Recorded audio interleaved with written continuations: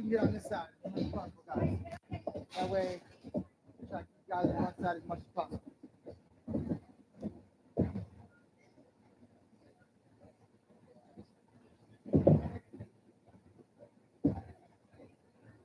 Fill in.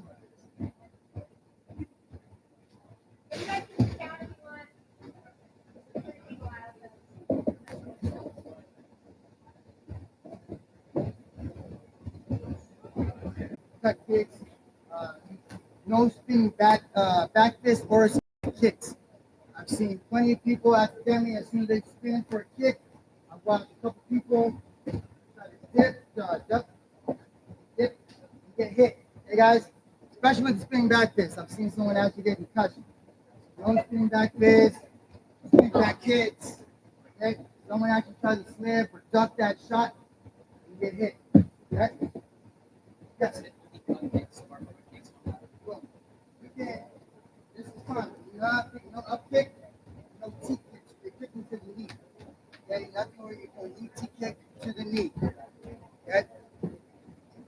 Any other questions? Any uncertainties? Good. No, you don't get points for that. Anything below the knee, you don't get points. You only get points for the knee up to hip. Hip to wrist. Okay, if you get a blocked shot, it doesn't count. It has to be an unblocked shot to the body or to the leg. Okay? You got a question?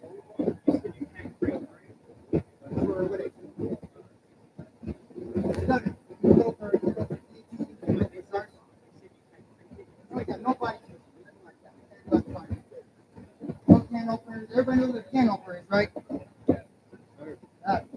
Nothing where you're manipulating the spine itself. Okay, nobody whispers, nothing like that. Any other questions?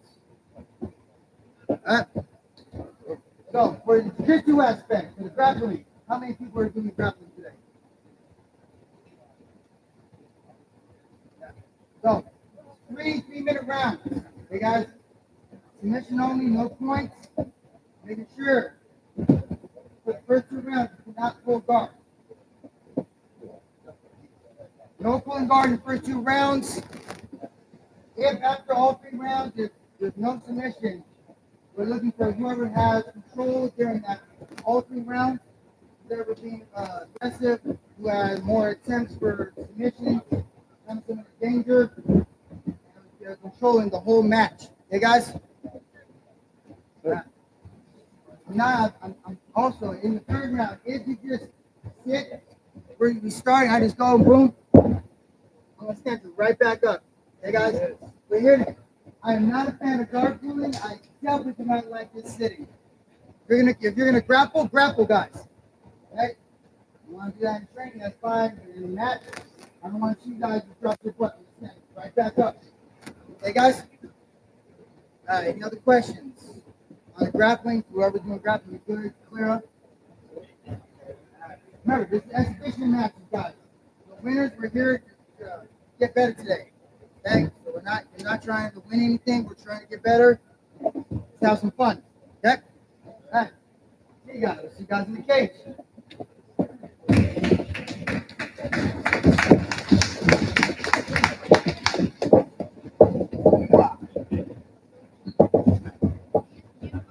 Oh, that's what it smells like. I got my cookie.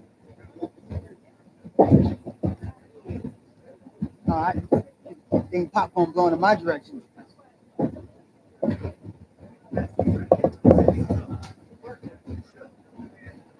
Yeah, are you doing this next? Doing both.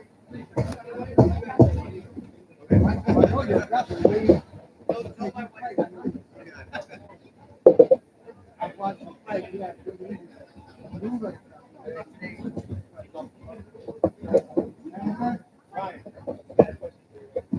Yes. Yes.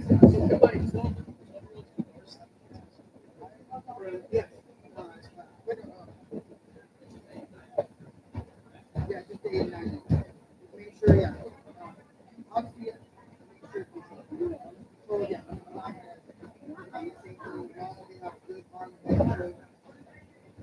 Julian. Yeah.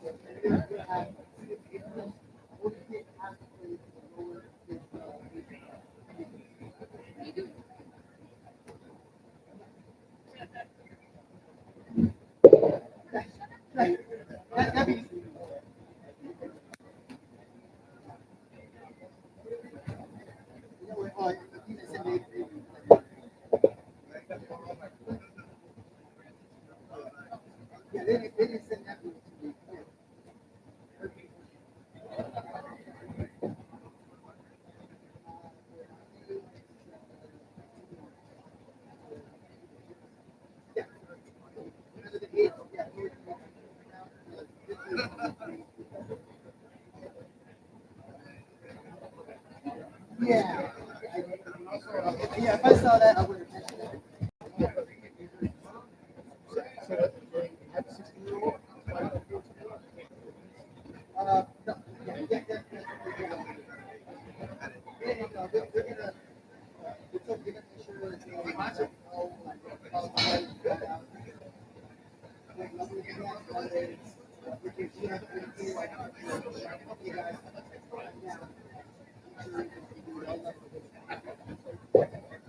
No, yeah,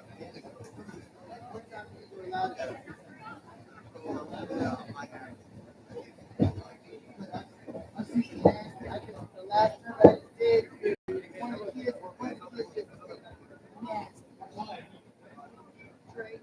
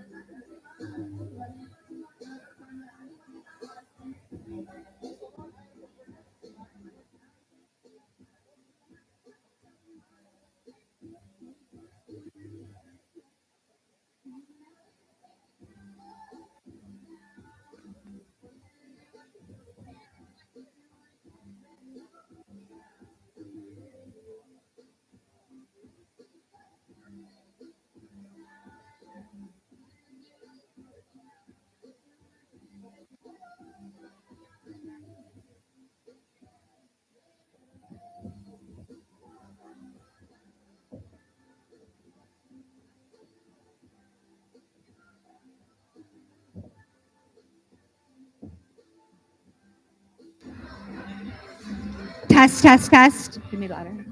Test, test, test. Mic check 1, 2, 3. Mic check 1, 2, 3.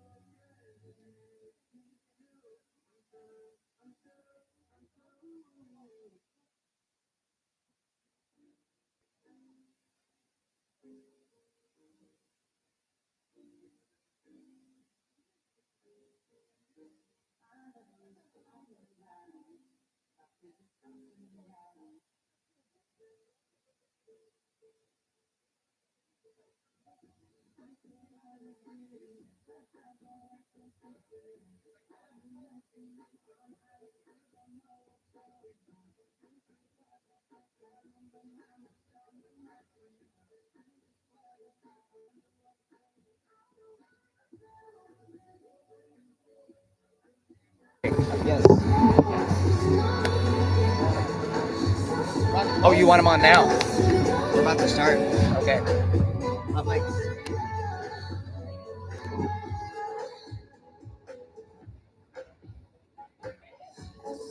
All right. Just a heads up to those that are watching on our live stream of the Big D Beatdown, both in Dallas and around the world. Welcome to an incredible event. We're so excited to bring this to this incredible venue, Southern Junction, Texas. Our first few matches will be the grappling matches, the submission-based grappling matches. And we're going to start those in about 3 or 4 minutes. Thanks very much. And we appreciate your viewership.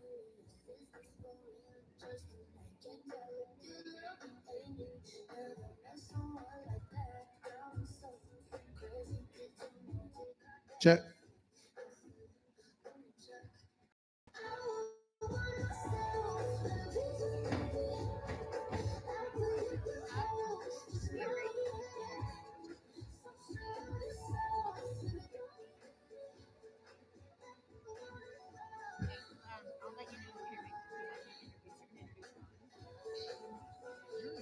Picking up what I'm putting down about this. Do we have towels nearby? In case we have a water spill.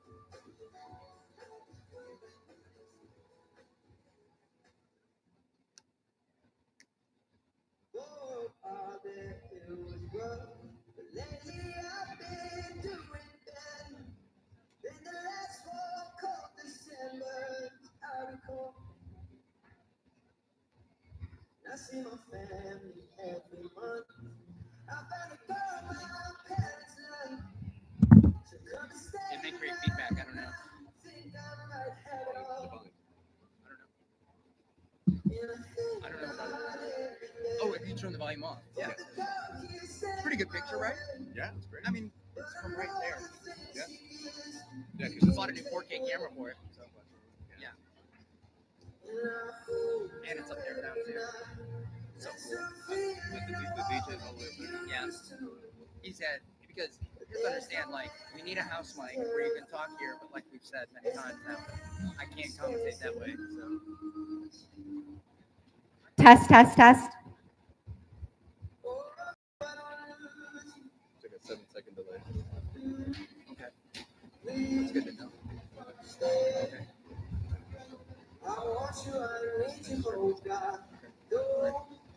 Let's turn that one off.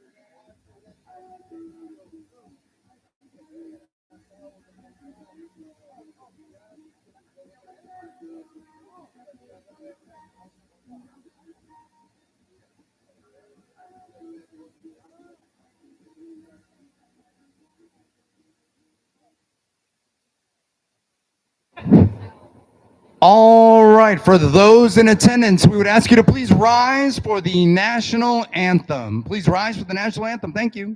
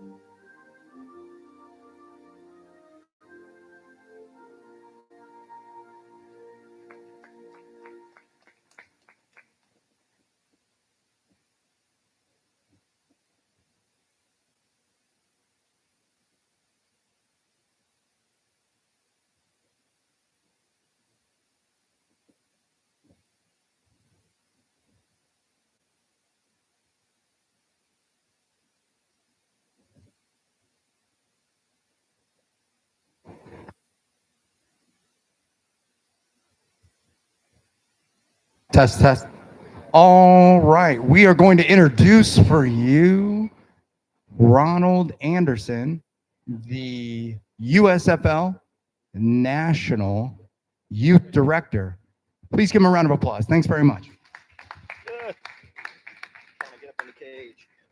Testing. Hello, everyone. First of all, thank you guys for all being here. Great opportunity for the kids to come and work on their craft. Just want to kind of let you know some of the things that are going on in the USA MMA / USFL. I'm the national director for that organization. We're getting ready to go to Abu Dhabi on August 6th or something like that, the 6th through the 10th.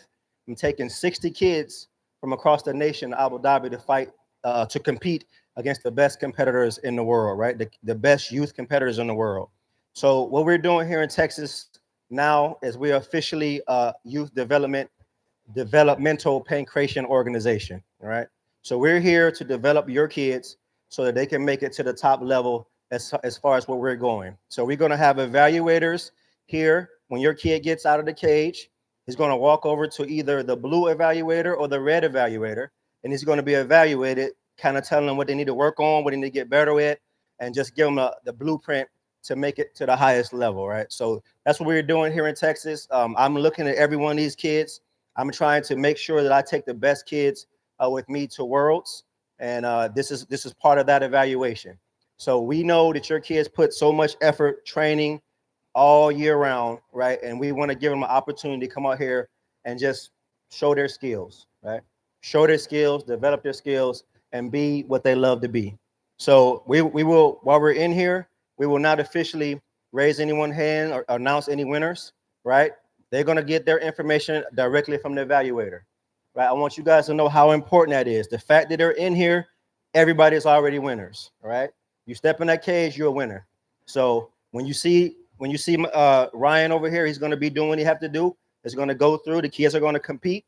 They're going to get out. They're going to go over to the evaluators, and they're going to get some much needed information from an outside party.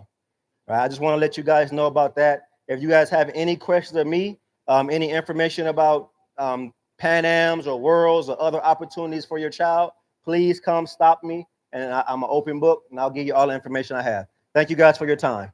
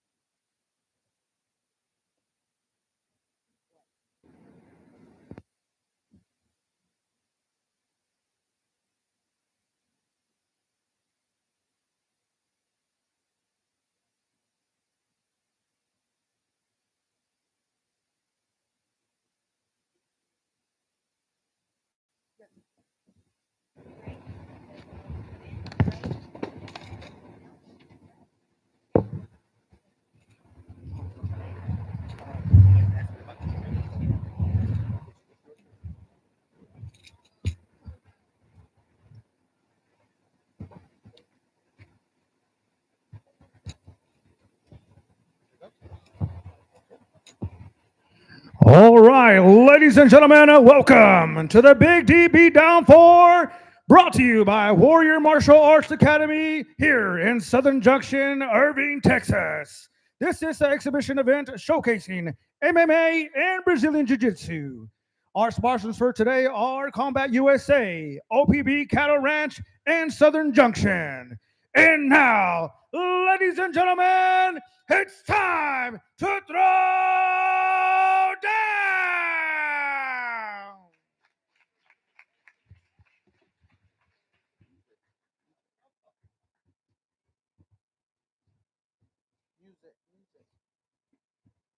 Music. I'm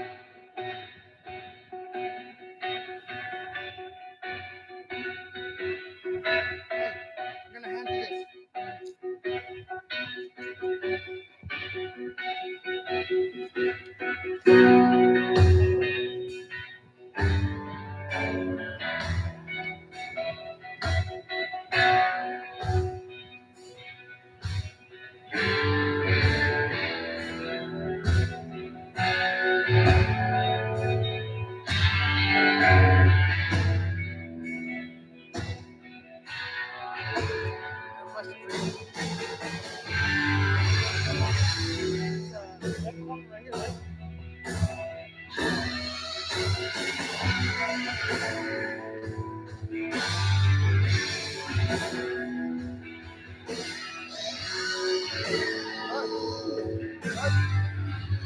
This is it right here, right, Michael?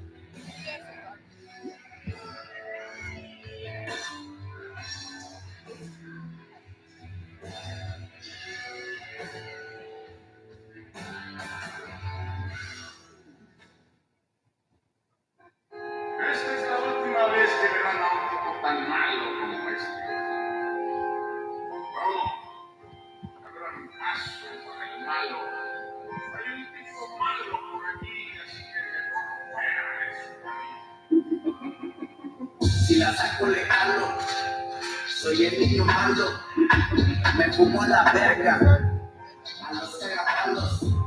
Si la saco le jalo, soy el niño malo. Me fumo la verga a los cagapalos. Si gasto es porque tengo y porque puedo, hago lo que quiero. No tengo problemas con nadie, pero el que quiera que diga, no tengo miedo. Soy el más loco de la familia, tocas a los míos, te quito la vida. Me gusta el peligro y la adrenalina, puro vato firme conmigo camina. Un día me dijo mi padre, en tu día nada vale. Un día me dijo mi madre, el que no es humilde no es nadie. Yo soy And now, ladies and gentlemen, competing out of the red corner, standing at 5'1", weighing 105 pounds, training out of Trenton Fight Center by way of Sapulpa, Oklahoma. Here is Michael Matazo. And his opponent, competing out of the blue corner, standing at 5'1", weighing 85 pounds, training at a Unity Training Center by way of Elmendorf, Texas. Here is Jose the Beast Viale. All right, we are so excited about our first Brazilian Jiu-Jitsu match. Actually, it's really a submission grappling match, a no-gi affair with 3 rounds, 3 minutes each, no guard pulls in the first 2 rounds. Really, really interesting to see what happens here. And beautiful double leg or single leg takedown there very quickly. And we get Jose the Beast Villarreal to side mount. He's got his opponent up against the cage here. He's got an interesting grip in front of the legs. Goes for a gable grip here at this point. He's really got Michael locked up. Michael looking for an opportunity to escape here. And a beautiful move to mount position for Jose the Beast Villarreal. Looks like he's looking for a mounted triangle here. Leans forward. If he can get this connected, I think Michael's going to be in a pretty bad spot. And it does look like he got the lock. If he gets that angle properly, I think Michael's going to have a problem getting out of this one. It looks pretty tight. It seems like he's able to manage through it. Is Michael? Jose looks for the armbar here. Tries to straighten it out. Now tries to go for a Kimura lock. It's close, but not quite there. Oh, tap, tap. All right. Wonderful. What a beautiful display from Jose the Beast Villarreal.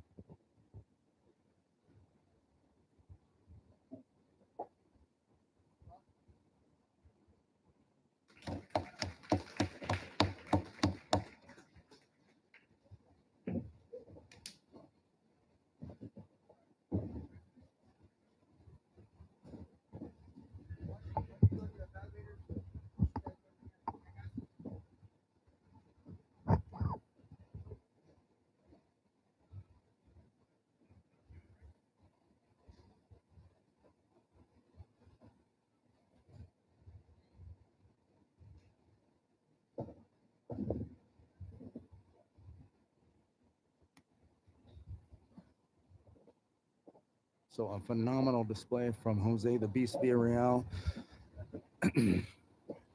And what I loved about that performance was not only did he get to a fabulous position with a really technical move to neon belly followed by mount position, but in addition to that, he moves for a somewhat high risk mounted triangle.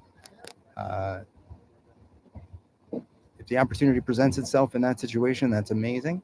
And he took advantage of it. So congratulations to him, and that's what got him the victory. Man, you can't get me to wear no mouthpiece. On to our next bout. Yeah, I don't like it. We're going to have Jade Sandoval in the red corner, fighting Sophia Romo, or rather, sorry, competing against Sophia Romo in the blue corner. Two young ladies at roughly 100 pounds, both fighting out of Texas.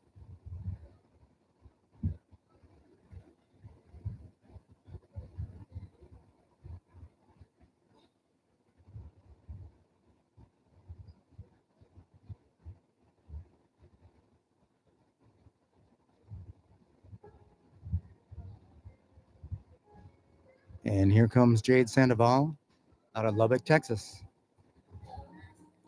Different breed MMA, the gym she's repping today.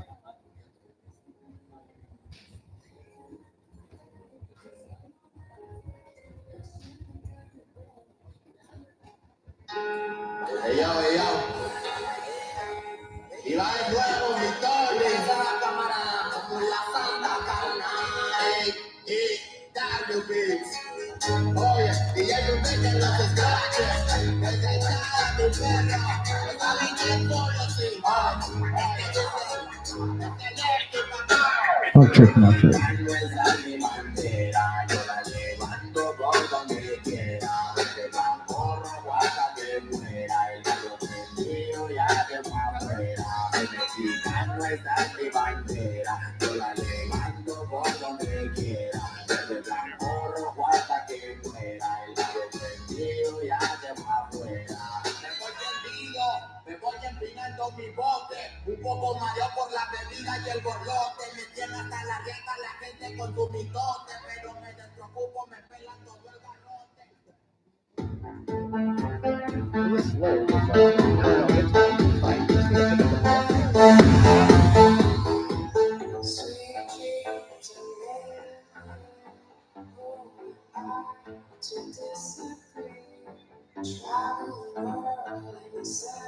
No. Everybody's looking for something. Sweet dreams are making me who I to disagree. Travel the world in 7 cities. Everybody's looking for something.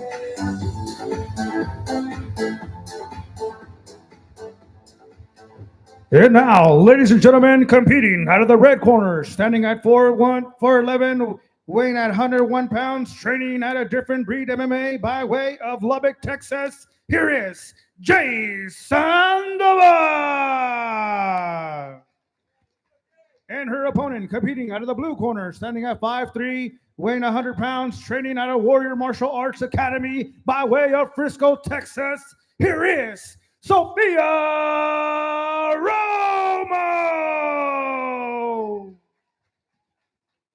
All right, we are ready to go for this bout. Again, Jade in the all black outfit, and Sophia Romo in the black with yellow sleeve. Very much looking forward to this contest as these ladies evaluate each other here. Keeping low, again, no guard pulls, no jump guard allowed in the first couple rounds.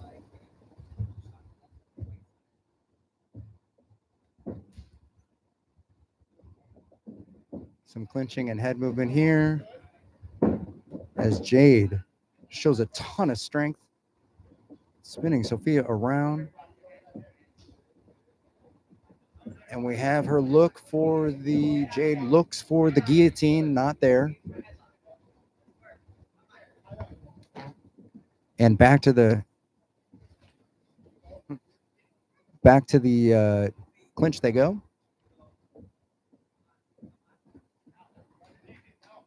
We're looking for a single, a double. And Jade has on a couple occasions looked for this guillotine. She grabs the neck. It looks like she had a chin strap there, but it's hard to tell. She's fighting the hands, fighting the grip as the coach is in her corner is telling her. It looks like she has an arm on the inside and an underhook there. And she's almost in a half guard position here. It doesn't look just yet like Jade has the clinch for the submission. And Jade looks to move to mount position. So she's got a knee on belly here.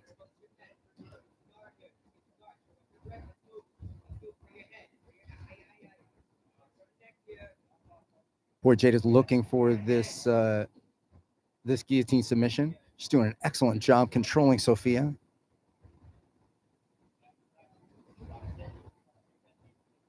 Sophia defending nicely. I mean, there have been a couple opportunities here that that Jade has had to finish the fight, and Sophia has been able to defend, and she continues to do so.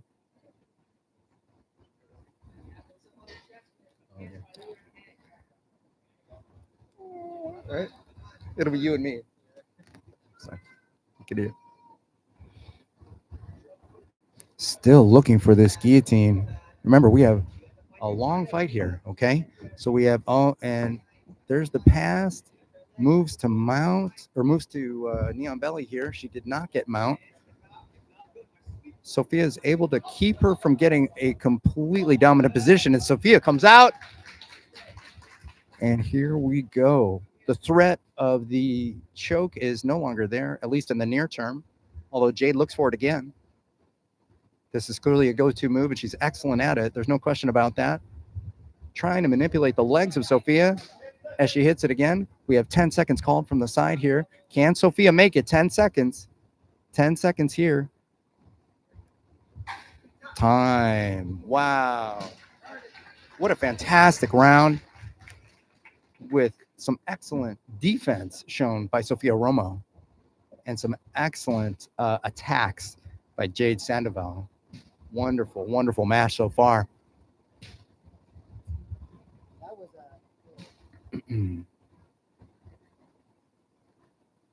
Sophia chooses the stool. Jade does not. Give these ladies 60 seconds to recover before we start the second round.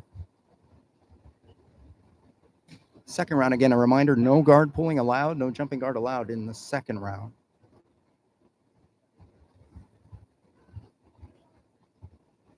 And the referee is evaluating the performance of the competitors using a 10-point must system similar to MMA on a round-by-round basis. Ladies move back to the center. Doors are closed. Round two is underway. And here we go again. Sophia had some trouble, I think, with getting her head controlled quite a bit by Jade this past round. Let's see if she can work to avoid that in this situation. A double clinch. Jade looks to take Sophia down. Not available. Sophia's here now. And she's pushed against the cage. Sophia is. And now she begins to fight back.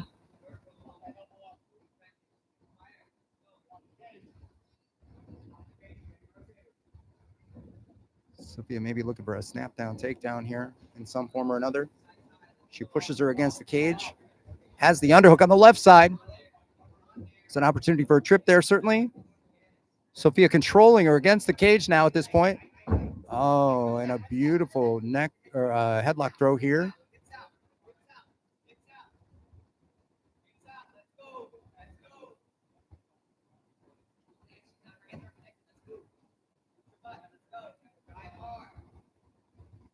And Jade again has this beautiful headlock throw that she's been able to keep until, or rather while they hit the ground here. Sophia defending nicely. Again, Sophia gets one leg in here. We do have one hook in from the back. Sophia looking for the other one. I don't know if that's going to be available to her. I think the cage makes that a bit of a problem as well. As they move to the center of the cage, there's more of an opportunity as Sophia figure fours the right leg of Jade in an attempt to prevent this bulldog choke.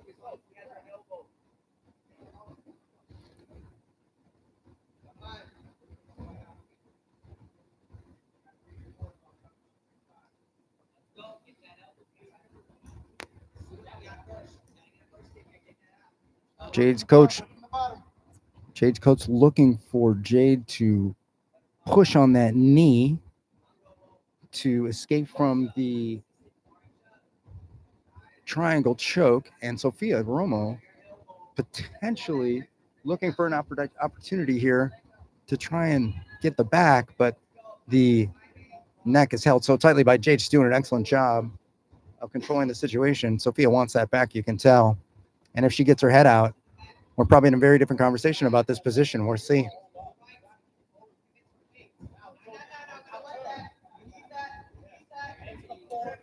All right, 10 seconds again. 10 seconds again. Here we go. It looks like Sophia will have an opportunity to see a third round. Okay, so this is where it's interesting, right? Because we have two fighters. It's a submission-only match here. I would be surprised if we didn't see 10-9, 10-9 to Jade for the first couple rounds, but I'm not a judge. I don't know. But regardless, having the opportunity now to pull guard is very different sometimes for these younger jiu-jitsu fighters who have a lot of experience taking advantage of that opportunity to pull guard and then work a sweep or begin to attack a submission immediately.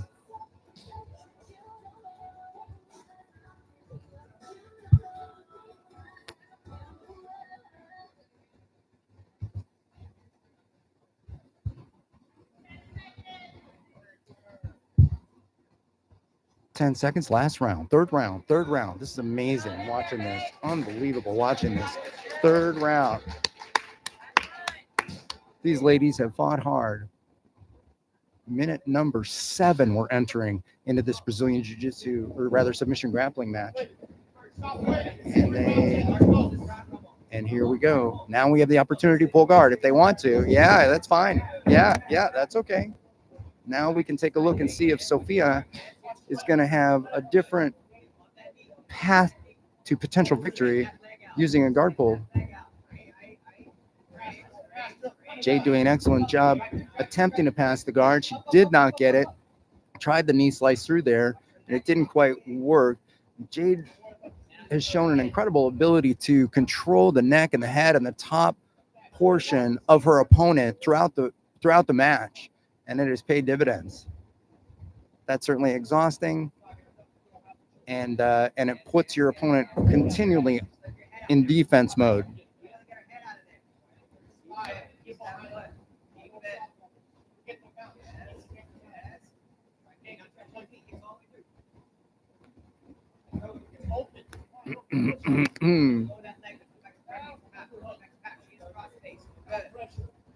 Jade with the crossface underhook here and a ton of pressure. And she's in essentially right now 3/4 guard, or 3/4 mount rather. If she can get that foot out, there's going to be a huge opportunity for a submission here.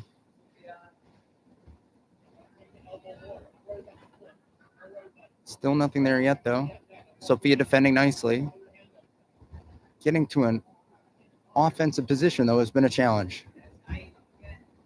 Oh, Jade makes every effort to try and get that mount position, and Sophia will not let that happen. She's doing a pretty incredible job defending. Okay, so Sophia Romo moves to a top position here in some sense, but she's definitely being threatened here. It's hard to see from this broadcast position. Okay, here we go. There's an opportunity here for Sophia.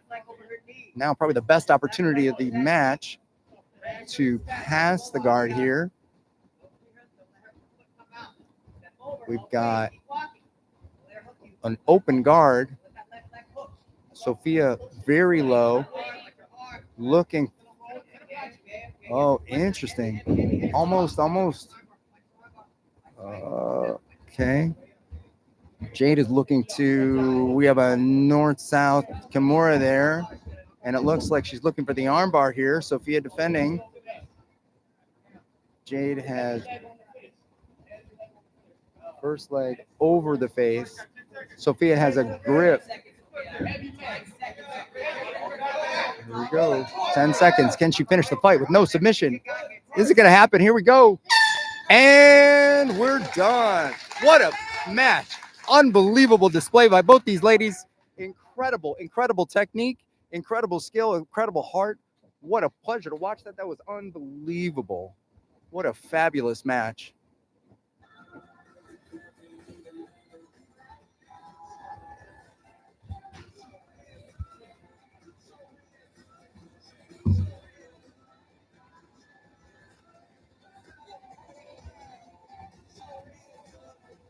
And the verdict from the ref.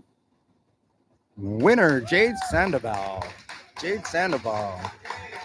Beautiful. What a performance she put on today. Really tough fight. Sophia Romo did an incredible job defending submissions today.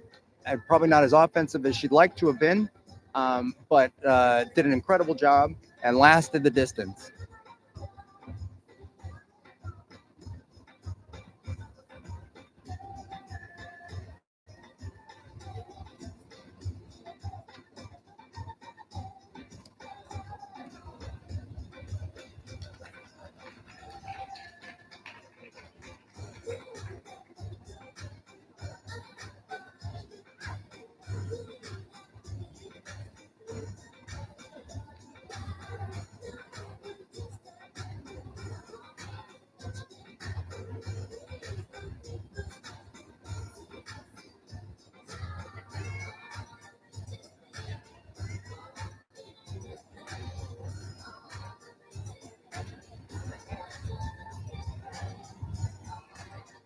Ladies and gentlemen, one of our sponsors, OPB Cattle Ranch. Experience the difference of pasture to plate with OPB Ranch grass-fed beef, crafted to elevate every family dining experience. OPB Cattle.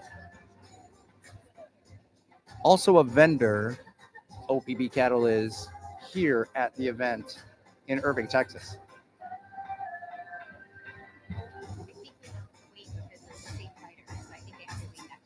Oh, Michael Matazo.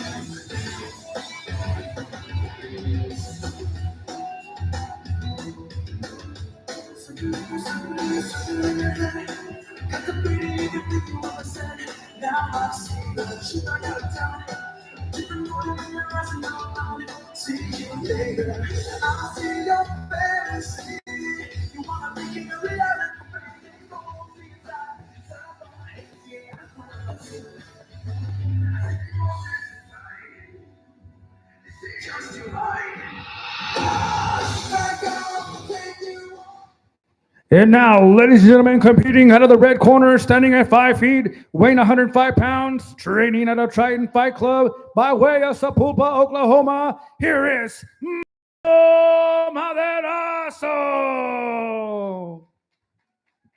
And his opponent, competing out of the blue corner, standing at 4'10", weighing 87 pounds, training at a mixed martial arts center by way of Dayton, Texas. Here is Rudy McDow.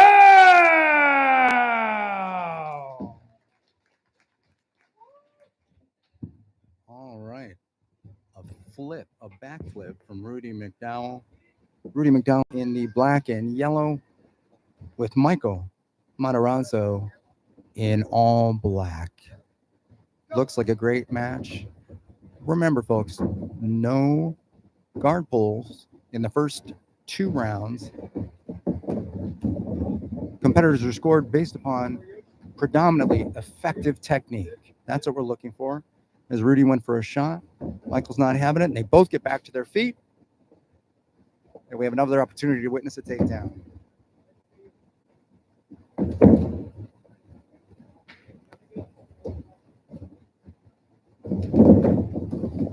I believe it's the second time now that Rudy has shot for that leg, and Michael's been able to stuff it. Back to the feet they go. And what looks to be some head clinch here. Back and forth. Rudy has looked for that takedown now on a couple different occasions. Michael doing an excellent job of stuffing it, but Rudy does have him now, and we did have him in a potential triangle opportunity. Michael looks to pass. Rudy's not having it, and back to the feet they go yet again. Wow, what a fabulous display so far from these young men. Rudy moves fast. Oh, and he was looking for a... Rudy was looking for a headlock throw and ended up getting tripped into a takedown by Michael as Michael consolidates and side mount, moves knee on belly. Oh, and maybe a little bit fast looking for the mount there, but no worries for Michael. And back to the feet they go yet again. What a match.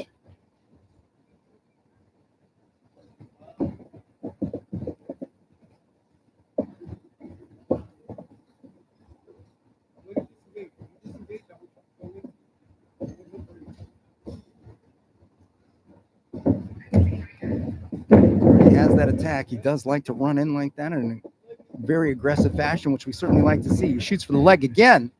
Not able to grab it, but he does a fabulous job defending himself if he gets out of position following the shot. There's a brief De La Riva there for a second as Rudy continues to circle, and Michael takes the center of the cage.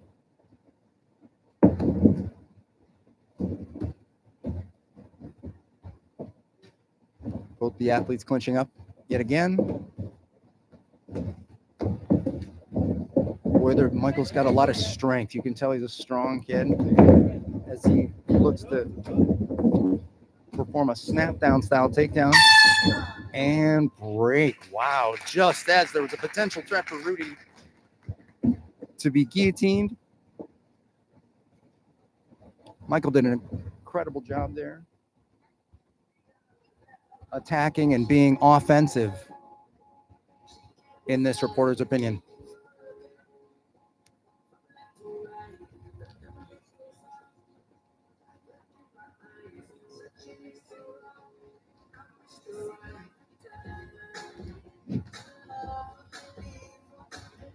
Attendees, we just want to thank Southern Junction for this incredible venue. We appreciate the opportunity to have these contests here. Please have a drink. Get yourself some incredible food. Breakfast tacos, eggs, bacon. They're doing an incredible job with the food. So please go check out the food. Southern Junction, Texas. Thank you.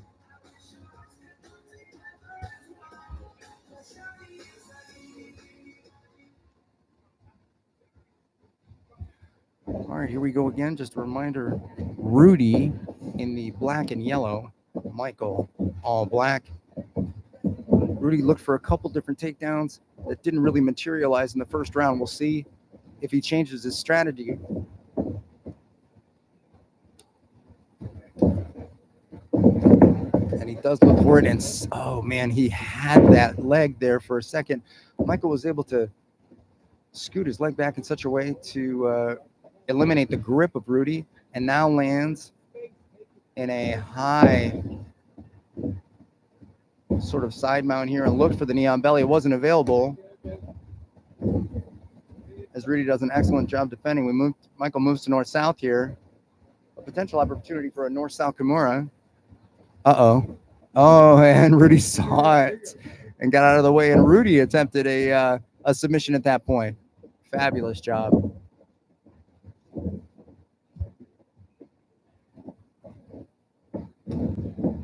Both young men yet again back to their feet. Incredible display here. Again, no guard pulls in the first couple rounds. 10-point must system scoring. Referee looking for effective technique. Effective technique.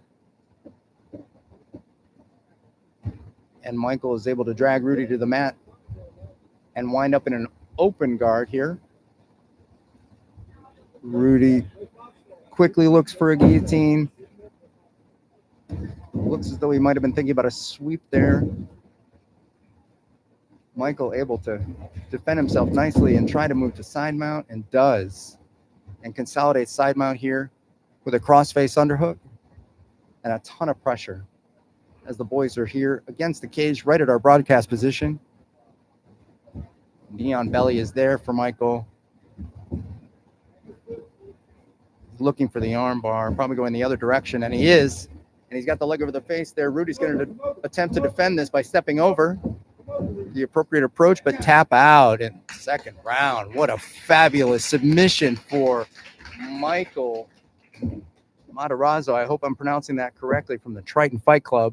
Awesome job for Michael.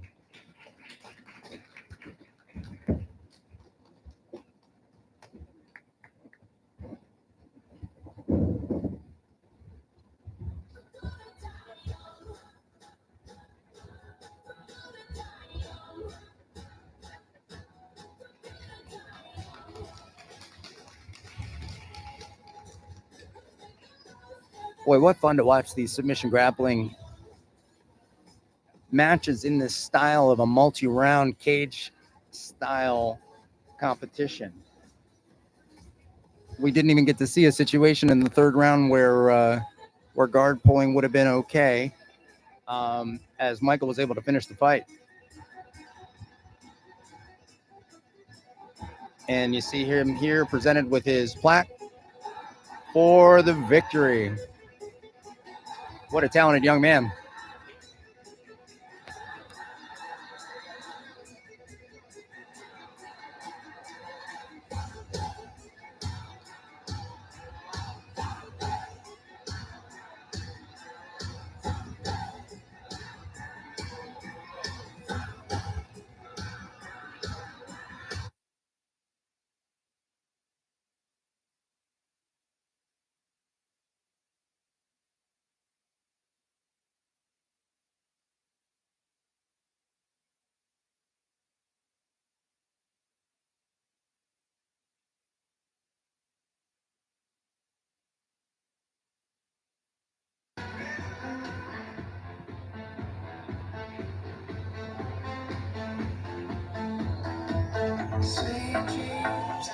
Marcher.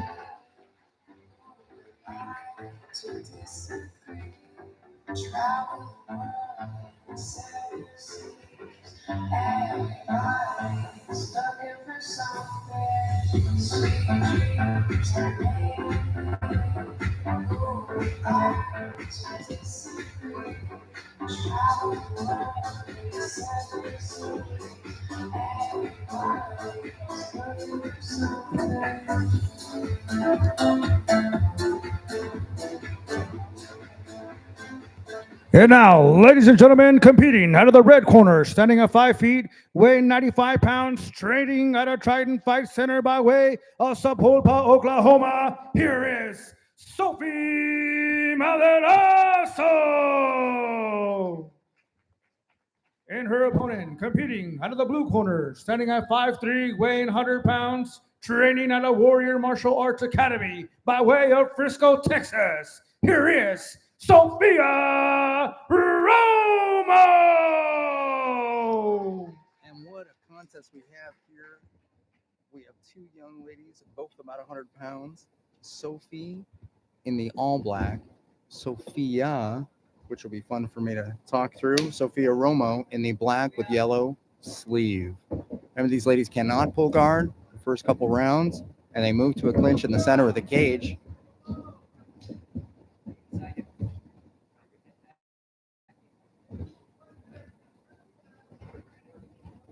Back and forth they go as Sophie is able to secure the single leg and end up in an odd situation here, not quite guard. Sophia Romo with the heel and the left hip of Sophie, attempting to prevent her from passing.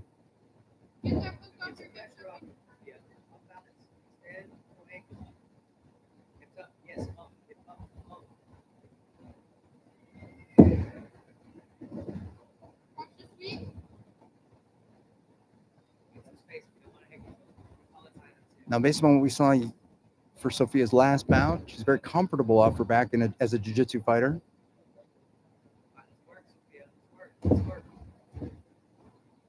So this is her wheelhouse here. Obviously looking for a sweeper submission at this point.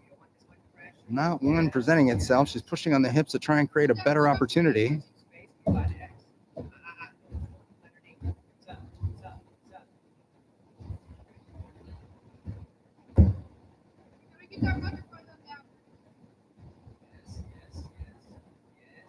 I think Sophie in the all black would look for some sort of knee slice to get through this all the way, as she reaches for Sophia's left foot to see if she could potentially move that out of the way and move the knee shield of Sophia to pass and find a position in side mount, but not yet.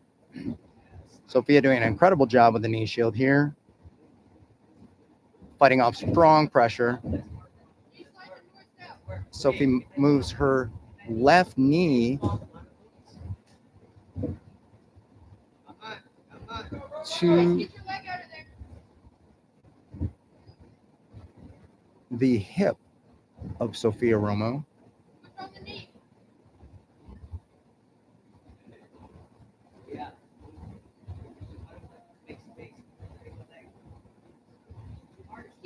Maybe an opportunity here for her to knee slice on the left side. Sophia defending nicely. And the round ends. Wow, these ladies show incredible technique. Incredible technique.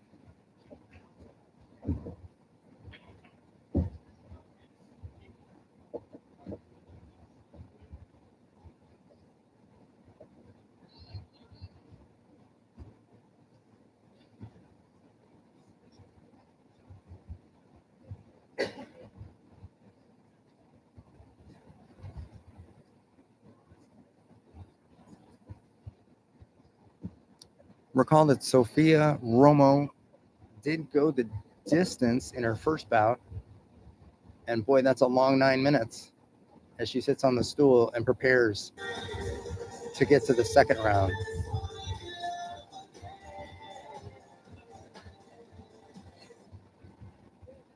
Fighters return to the center of the cage. Oh, and back for a moment. Cage doors are closed, and we'll begin the second round. A reminder, still no guard pulls allowed. The incredible referee, Ryan Giroux, helping us with this contest. And the ladies clinch up yet again.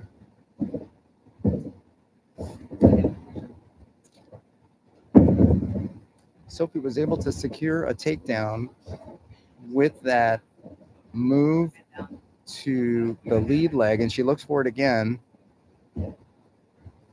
and decides instead to lace her arms underneath Sophia's. Both ladies using some strength here to try and find an advantageous position.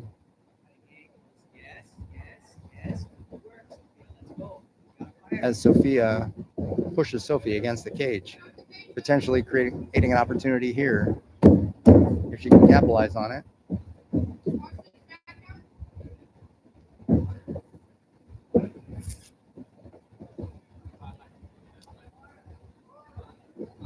And Sophie looks for that single yet again. She did not get it this time, but she's got Sophia against the cage, and she is attempting to control that leg. Down goes Sophia Romo, and it looks like it looks like Sophia may have an opportunity for a guillotine here. It looks pretty tight. It's pretty tight, but Sophie is defending with a knee right across the hips of Sophia Romo.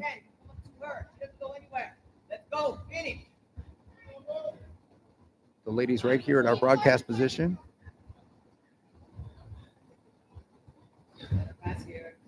Oh, it's looking tighter. From my position, it's looking tighter as Sophia looks to cinch the clinch and finish the match here. It's challenging against the cage, and it's challenging because she does not have a real true guard position here. Not required, of course, for a guillotine, but helpful certainly.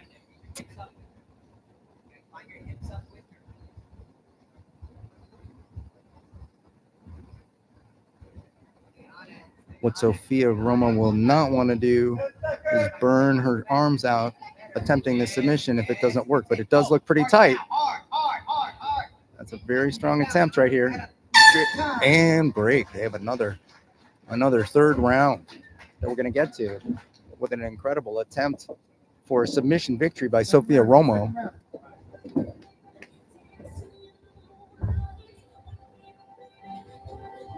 Third round here. Third round coming up.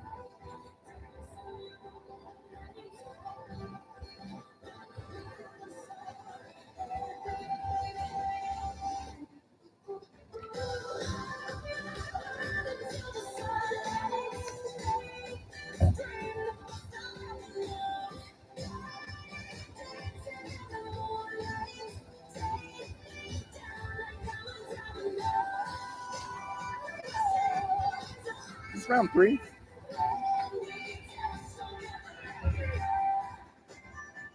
Right. Round 3. Okay. All right, third round here. Ladies are able to pull guard if they wish. This can change the complexion of the match entirely as they are. And there goes Sophia looking to get the guard here. She is on her left side. She is controlling the foot of Sophie, but that's about it.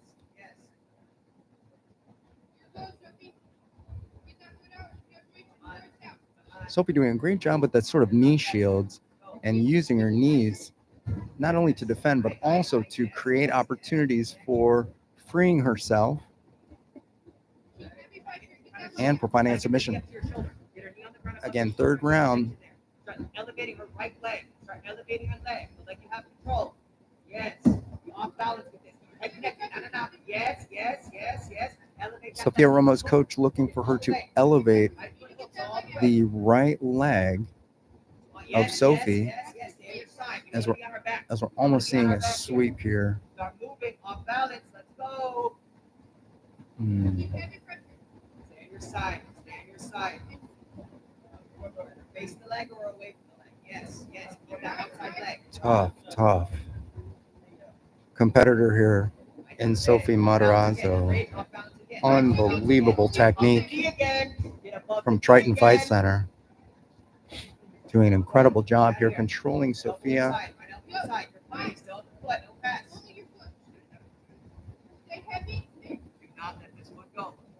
fine here. Get that elbow inside the knee. Elbow inside the knee. Let's go.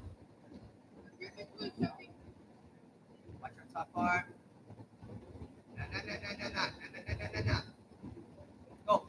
Sophie looking for an armbar there. Opportunity was not available. Attempted to move to a mount position and she couldn't secure it. But very aggressive and a ton of pressure. This young lady has an unbelievable skill. And she is looking for this armbar. If she can get that.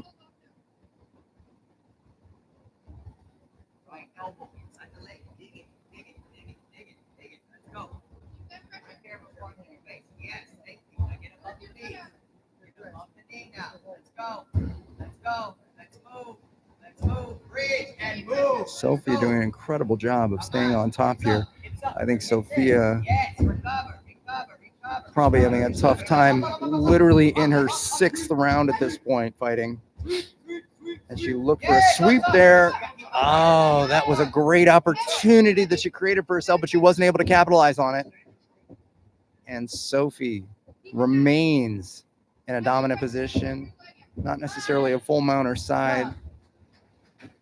And the match is over. What a fantastic, fantastic contest. Unbelievable. Sophia Romo doing an incredible job defending, and Sophie Matazo an incredible job attacking.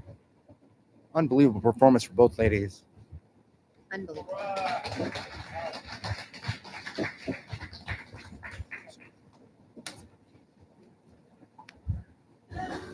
And Sophie grabs her plaque, enjoys the benefits of being the victor, and out they go to be checked by the medics. What a fabulous performance by both these young ladies.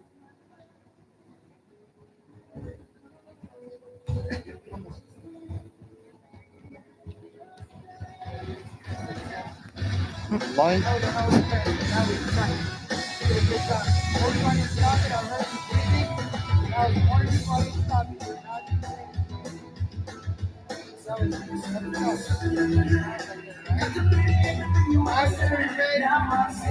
Deep breaths, and I'm like, wait, I'm gonna let him fight. One for Southern Junction. Did you hear it?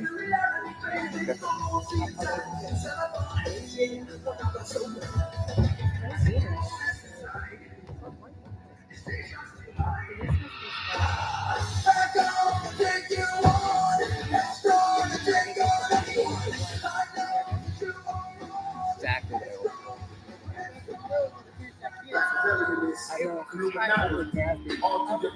I've heard her take like breaths. I'm like, she's breathing. I'm like, Yeah. Hey, guys, it's one thing I come with me.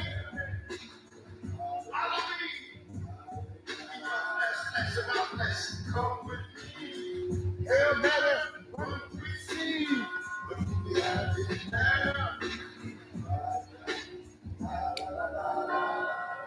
Rudy McDow, followed by Jose the Beast Viale for yet another submission grappling event here. Really excited to see these two fighters go. I think it's going to be great. I think they're both excited to go. Looks like a great matchup. Looks like an even matchup. And now, ladies and gentlemen, competing out of the red corner, standing at 4'10", weighed at 87 pounds, training out of the Mixed Martial Arts Center by way of Dayton, Texas. Here is Rudy McDow. And his opponent, competing out of the blue corner, standing at 5'1", weighing at 86 pounds, training out of Unity Trading Center by way of Elmendorf, Texas. Here is Jose the Beast Viale. Unbelievable matchup here. We have Rudy McDow coming out of the red corner in the black with yellow trim. And we have Jose the Beast Viale, the gray and black outfit for Jose, as both fighters approach the center of the cage. Looking to get started again. A reminder, no guard pulls in the first round and the second round. Both young men looking for a strong clinch position. Back to the center of the cage they go. And Jose looks for the leg, can't find it. Another scramble. He looks for the neck, it's not there. A knee slice past the side mount and was not successful. Changed it up to another double and is able to push Rudy into the side of the cage as he intends to lace up his legs again. Rudy may have an opportunity there for a guillotine choke, but it doesn't look like he really has it. Jose continues to push Rudy against the cage and grab the leg. Down goes Rudy yet again, with Jose landing in the traditional guard position. Rudy looks for the guillotine choke here. He really is going to have to move more on a hip in order to finish. It's definitely an opportunity, though. Jose looking to stack Rudy. Probably open that guard, which he did, and look to pass. And there's an opportunity right there. Rudy, with a butterfly, is able to return to his feet. What an excellent display of technique by Rudy McDowell. And back to the center of the cage, the competitors go.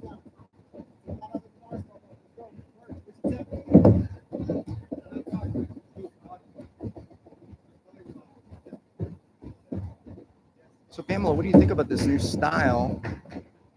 No guard pulls in the first couple rounds. I think it's really interesting. I think it brings out the real jiu-jitsu. I think it allows the fighter to test their skills and see who really knows and their skills and who really has it. Rudy has an opportunity here. Knee on bellies. These boys scramble like crazy. Incredible grappling skill on display as Rudy looks briefly for a De La Hiva there. Or rather, does Jose, forgive me. And back to the center of the cage they go. Literally. Man, I mean, this is a great match. Unbelievable. Every single jiu-jitsu match, every single submission grappling match has been excellent. No guard pull changes the game as these young men look for the takedown in the center of the cage. Yep. Very aggressive, both of them. Rudy on his second fight here. Woo! Wow, look at that attempt at a single. Amazing. Continues to chain. Wow. Back to the center of the cage they go. And the round ends. What a phenomenal display of technique. My goodness.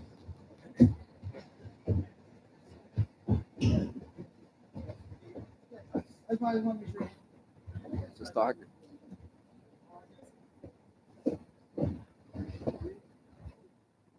Wow. Both boys breathing heavy. There's no question. It was an unbelievable pace that they set. And a reminder, I believe this is Rudy's second fight. Is that not true? Are you familiar with the fight card? Is it? It is Jose Villarreal's second fight, and I believe. I know Rudy's been in the cage already. Oh, then it's both their boys' second fight. Absolutely. Okay. And they both look tired. They're going to go the extra mile. And you know what? I think ref Ryan Giroux is having just as much fun as these boys. Yeah, he is. He looks like he's having a great time. Told you, brother. I knew it was going to work. We're super excited about these jiu-jitsu matches. I think that it's a really great format. I mean, what fun to watch these kids, top of their skill from all over the country, come to Southern Junction, Texas for the Big D Beatdown for this kind of a grappling opportunity. And we move to the second round. Yet again, a reminder, no guard pulls in this round either. These boys are looking for takedowns. I don't think I've seen such smiles on the referee's face as the boys are trying to tap each other out. Yeah. It's pretty impressive. It's very impressive. Every single move, an opportunity. Wow. As Jose attacks Rudy's neck here and brings him down to the mat. Rudy defending. Jose looked to get to his back, but he wasn't able to. Rudy may have full guard here, but no. Jose passes and moves around to a north-south sort of a mounted position. He may have a triangle. He may have a triangle locked in here in a reverse mounted fashion. He may Wow. not be able to get that. It doesn't look like he's got it locked yet. No, Ian, can you do that at 52 years old, man? Yeah, absolutely. You'll Very see me doing this impressive. in the gym all the Oh, I time. love it. I love it. Are you able to do it at 56? I cannot. Rudy looks now Oh. for a Oh. triangle opportunity and looks to find the Kimura, potentially a straight armbar here too. But certainly a Kimura is an opportunity if Jose is not able to escape the situation. Oh, he's trying to grab the It's- cage.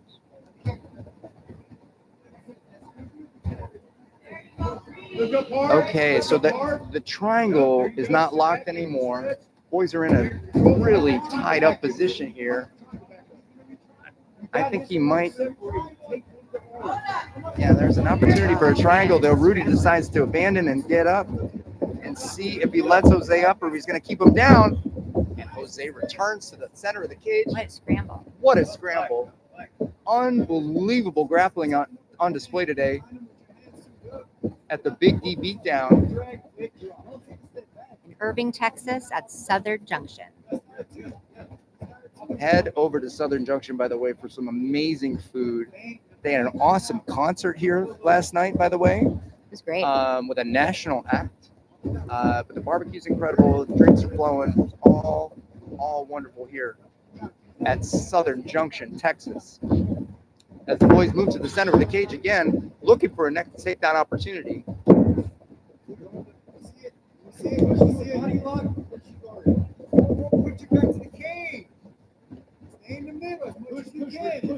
Interesting, not only the challenges that the no guard pull presents, but also the challenges that just the cage itself presents.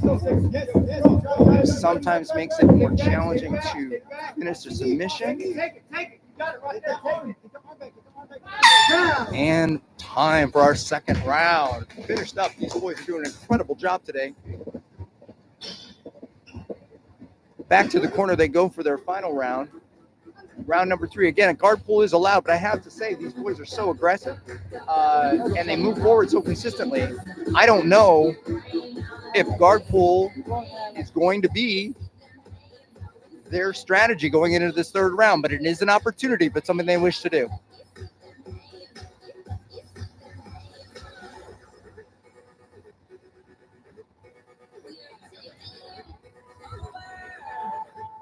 Both the boys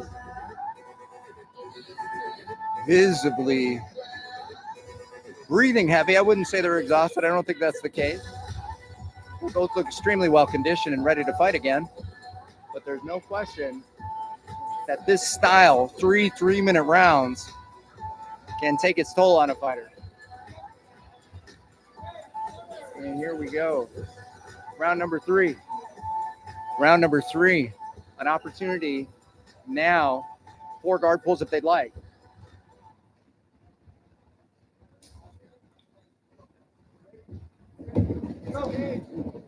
Both fighters looking for an opportunity here. Rudy constantly circling, constantly looking for angles. Rudy in the black with yellow trim. Jose in the black with gray trim. Rudy finds an opportunity, looks for the single, and may have gotten his head caught here by Jose. Jose looks for the guillotine. He's got an arm in, loses it. Wow, and what a... Will Rudy let him up?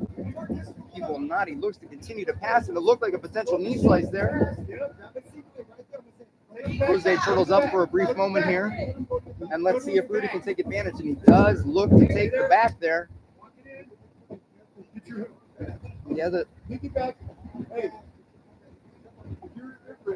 yes, Rudy looks, but he's very high on the back here. I don't know if there'll be an opportunity really for a back take. Oh, and there might be. Oh, and it's deep. It's deep. He's got one. And we have 2 hooks in here. 2 hooks in and a nasty choke coming on right now in the third and final round. Will this be an opportunity for, wow, an opportunity for Rudy to hit mount position here at the very least. He's low and in control and wants the armbar. Is he able to capitalize on this opportunity? He's got the leg over the face. It's a pretty deep armbar here. I don't know if he'll have the time. And as he straightens out, Jose looks to defend. And Rudy with the opportunity to finish the fight right here. Can he get that armbar? Jose defending nicely. Oh, and it looks like he did not have the opportunity to finish the armbar. Rudy decides to move back to a closed guard. And opens the guard briefly. As he attempts to find a submission here on the far side, it's a little difficult to see from the position I'm in.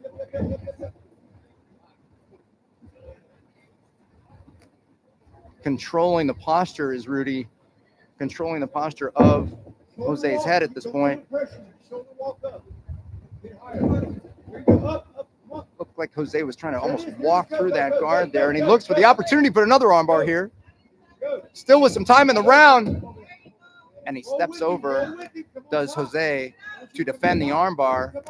It's still a threat, though. Still certainly a threat. And Rudy lets go. Wow. Back to back to the feet they go. Back to the center of the cage. These two young athletes putting on a display here at the Big D Beatdown. Unbelievable grappling technique. Jose shoots. Down goes Rudy. And break. Wow. What a fantastic grappling match. What a pleasure to watch the technique of these young athletes. As the plaque is brought in the center of the cage, interesting to see who gets the victory. And I'm joined here in the broadcast area by Ron Anderson. It's me.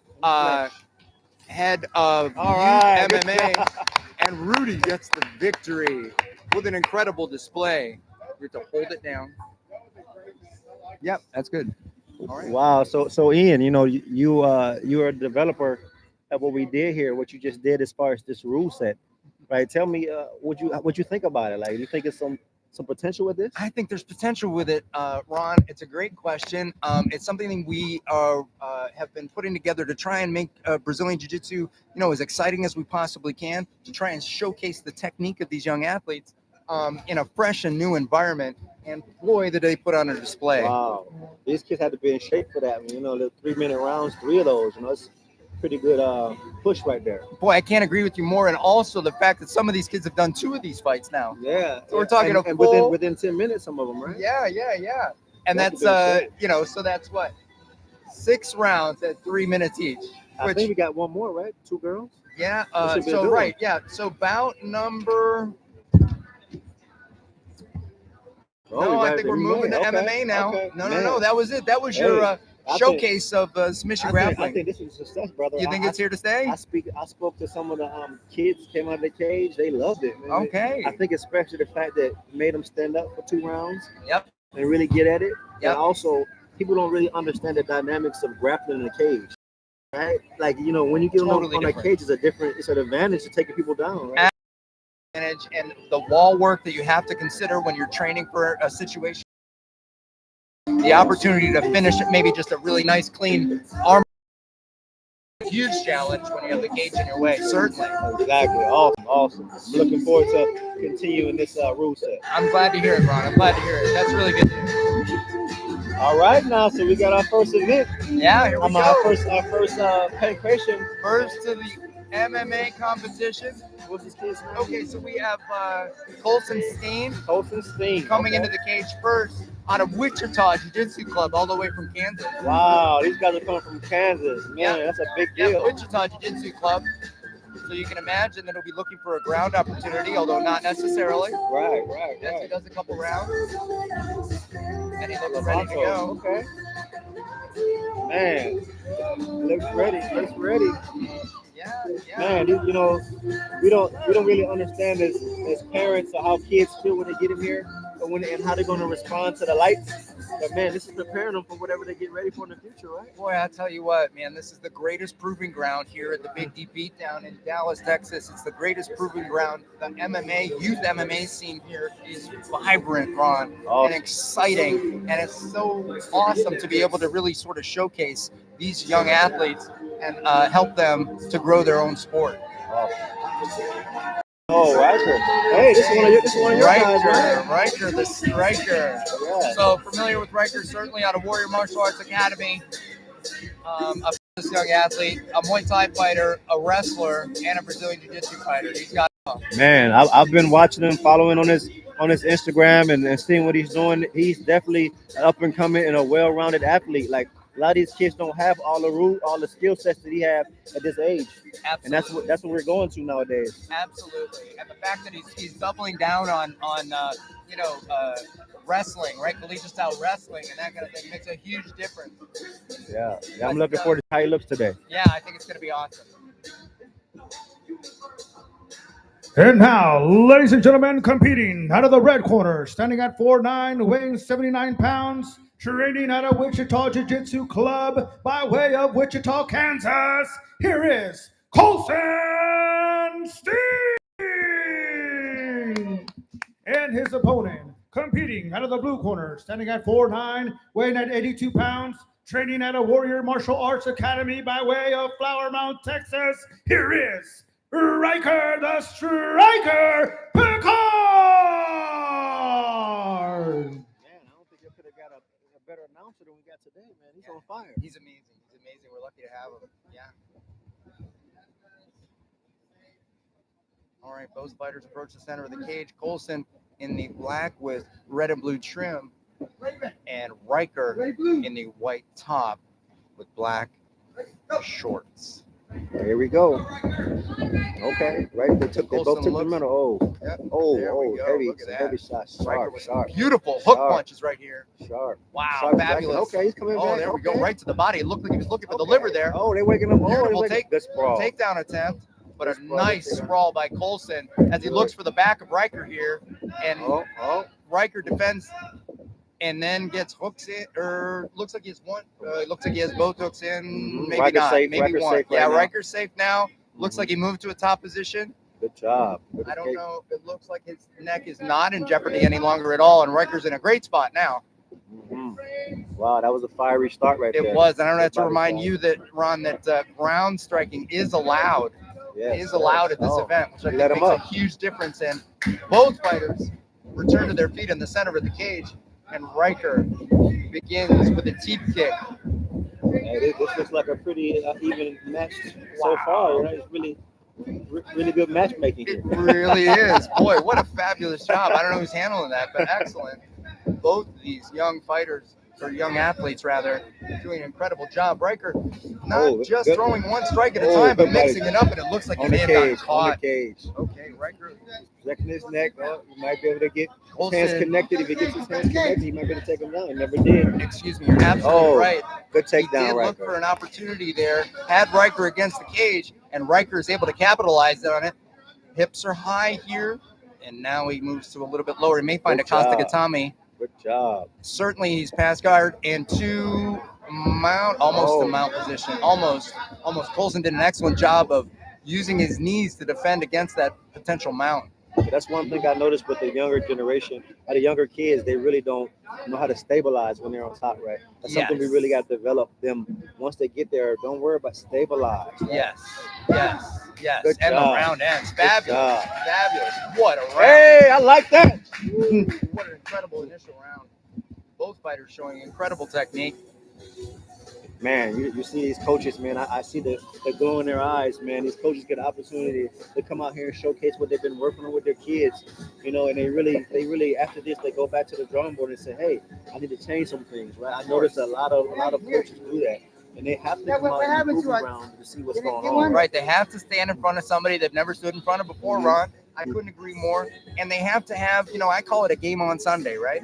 They have to be able to train for something, And these kids in Texas now are having the opportunity, because of the USFL, to train and then showcase their skills and test them, as you said, against someone that they aren't familiar with. Yeah, Which makes all the difference in the world. And let's give you some credit too, Ian, not only because of USFL, because of you and your fabulous wife, and you guys have been willing to join us, and join me, and be one of my best promoters, and I'm so glad we met, and when you came in and approached me, it's like, man, look where we are now, so Look where I'm we ready. are I just now. want to say thank you in public air. for what you Oh. guys do. You're very kind. You're very kind, Ron. And thank you as well, man, for getting this together.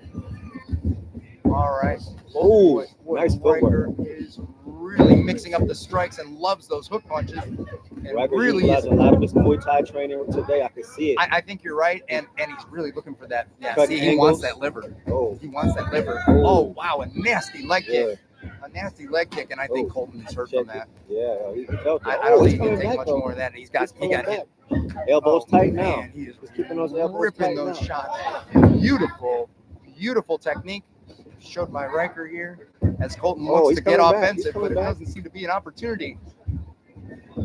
Oh yeah, this is going to be a striking Wow, match. this No is one's going to grapple. Unbelievable. Yeah, you would think certainly Wichita Jiu-Jitsu Club would want to try to get it to the mat, but he's doing an incredible job standing with Riker here. As both boys look to grapple, and Riker gets the advantage for that situation. And watch the armbar. I don't know if it's available here. Oh, it doesn't look like it, Ron. Oh, good. Moves the side mount though easily, and he's looking for a Kimura and a tap out. Great Wow! Great What fight. a submission! What a display from the striking to the takedowns to the grappling. Wow. A well-rounded fighter in this Riker picker. What a way to start off this Unbelievable. card. What a And way a to start off this card. fabulous fight, effort put on by Coulson as well. Good job. Wow. Tough kid. Man, Unbelievable. great job. Great job. Camaraderie that this builds You know? with teams and coaches, we just never underestimate that. We always underestimate that, but it's a lot of camaraderie between coaches and just coming in here and meeting people and having them connections is awesome. It's community building, isn't it? Yeah, Right? sure. It's community building. Right? You see these people are like, wow, you're of like mind and you've been doing this so much. I can't believe it. I've been doing it too. You know, it's a pleasure to see you and meet you and people coming from all over Texas. And all over the place. So right now, these kids should be going to their evaluators and getting some feedback as far as what they did. You know, this is very important as far as youth development and what we're trying to do. We at the end of the day, we want to have the best state. You know, although I'm the national director, I'm biased to Texas. You're not supposed to put that out there, man. What are you doing? Yeah, I'm biased. I gotta shake it off.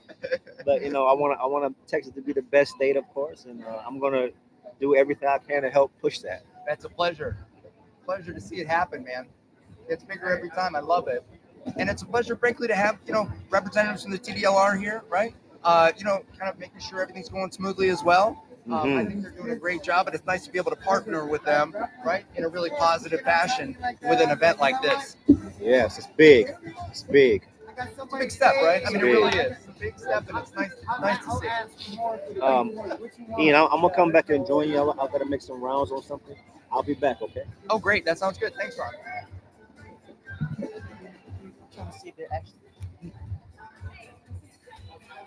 Awesome. What do you think of the grappling, brother?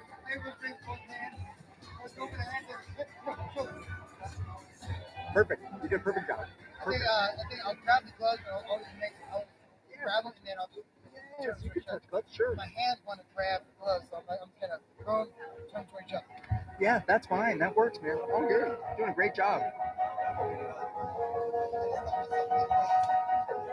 Say that I'm crazy.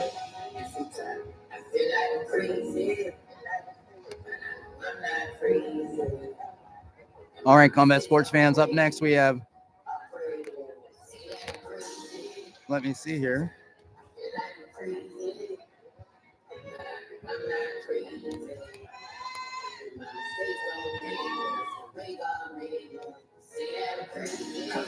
To book that here for 40 minutes straight. With my shit, so cut your face. Said I was in the court, I beat my murder case. They must forgot I'm the reason the whole hood ain't. Think I'm crazy and get baptized. Call me rapper. Hey, what's up, Mr. Riggs? It's a pleasure to see you, Straight sir. to school, but in the streets I was baptized. Jail charges back to back, they like go crazy. If you was facing that nigga, you would get loaded too. Business minded, now I'm shining, ain't it so real. Can't be crazy, I ain't got no 360 deal. Rapped about the court system, cause that's how I feel. Do wrong, I tell you about, that's how I feel. That makes me crazy. And we have Marcus Morales. I hope I'm pronouncing that correctly, Marcus, in the cage. Ready to go, having made his rounds around the octagon. Up next, Enzo Paralin. If you are what you say you are, a superstar, then have no fear. The cameras here and the microphones, and they wanna know. How much they weigh? If you are what you say you are, a superstar, then have no fear. The crowd is here and the lights are on, and they wanna show. Yeah, a fresh clean on you. Trying to catch my phone, shake 212. And now, ladies and gentlemen, competing out of the red corner, standing at 5'10", weighing at 207 pounds, training out of MTC Fight Club by way of Plainview, Texas, here is Marcus Mireles. And his opponent, competing out of the blue corner, standing at 5'9", weighed at 195 pounds, training at a Southside Fight Club by way of San Antonio, Texas, here is Enzo Paralin. All right, we have a great one for you this time. Yet again, we have two big boys here. Around 200 pounds. We got 195. My goodness gracious. 195 and a 207. Marcus Mireles. Two new ones. Looks like the blue corner might have some Muay Thai background, so this should be Yeah, it interesting. sure does, doesn't it? We have Yep, there it was. we have Enzo coming out with the Muay Thai shorts and the black top. Marcus looking to advance in the black and white outfit. Oh, it's gonna be some. I saw some leg kicks here and beautiful combinations, followed by the kick as Marcus advances. You can tell it's not gonna be no grappling. Yeah, we're going to probably have a stand-up war here today. Oh, wow. Unbelievable. As Marcus is able to get his hands locked, can he raise him? All right, it looks like there's an opportunity for a pretty big takedown here, although Enzo does have his neck. That's what we talk about. The technique of cage takedowns on the cage. It's different, right? It is Kids different. have to learn this. They can't run through it. They can't turn the corner always. That opportunity isn't always available to them. Marcus able to literally pick Enzo up off the cage wall, and Enzo dumps Marcus on the mat and pushes him into the corner with his hips against the cage. A tough opportunity in a mounted style position here against the cage, and some lashing blows by Enzo to both sides of Marcus's body. Marcus needs to get to his feet here, Ron. This is the importance of grappling, right? These kids get in this situation, and if they haven't been doing no grappling, like their outer element. Absolutely. Oh, It looks like a nasty choke here, and we tapped him out. Enzo taps out. Marcus, excitement. was that round one? Round one. Wow, round Great one. fight. Unbelievable effort from both gentlemen. Great fight. Wow. Great exhibition. It really was. Sorry. Man. Great exhibition from both Great gentlemen. exhibition. Okay, boys. And the winner, as we know, it's a learning lesson. Very Good nice. job. Very nice. Good job. Wonderful opportunity for both guys.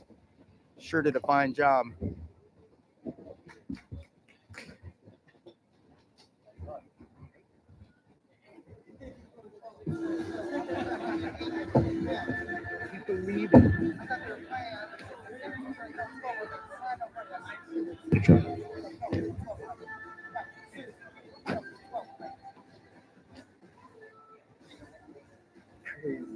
Crazy. Well, what a contest that was between Marcus and Enzo. An unbelievable finish by Enzo.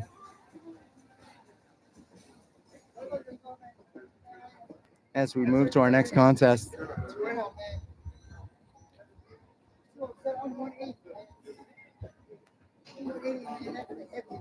That's my heavyweight.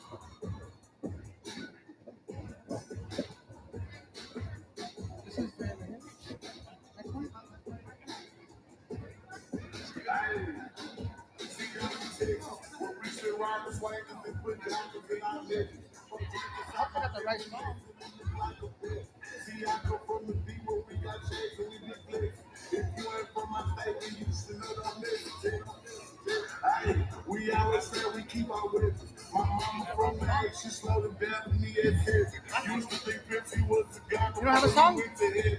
I knew what pushing D was before Gunna even said. You don't have a song at all? Hey, she zero taught me keep our weapons. And never took me. Because that's Oklahoma. No killer from the country. For lunch today, we have brisket, pulled pork sandwiches, tacos, etc. Please grab a wonderful bite to eat here at Southern Junction, Texas. Incredible food, incredible drinks, and an incredible venue. Also, please come check out our vendors. We have OPB Ranch. We have fabulous pictures available. Thanks also to the Face On Pictures. Yeah. I have a.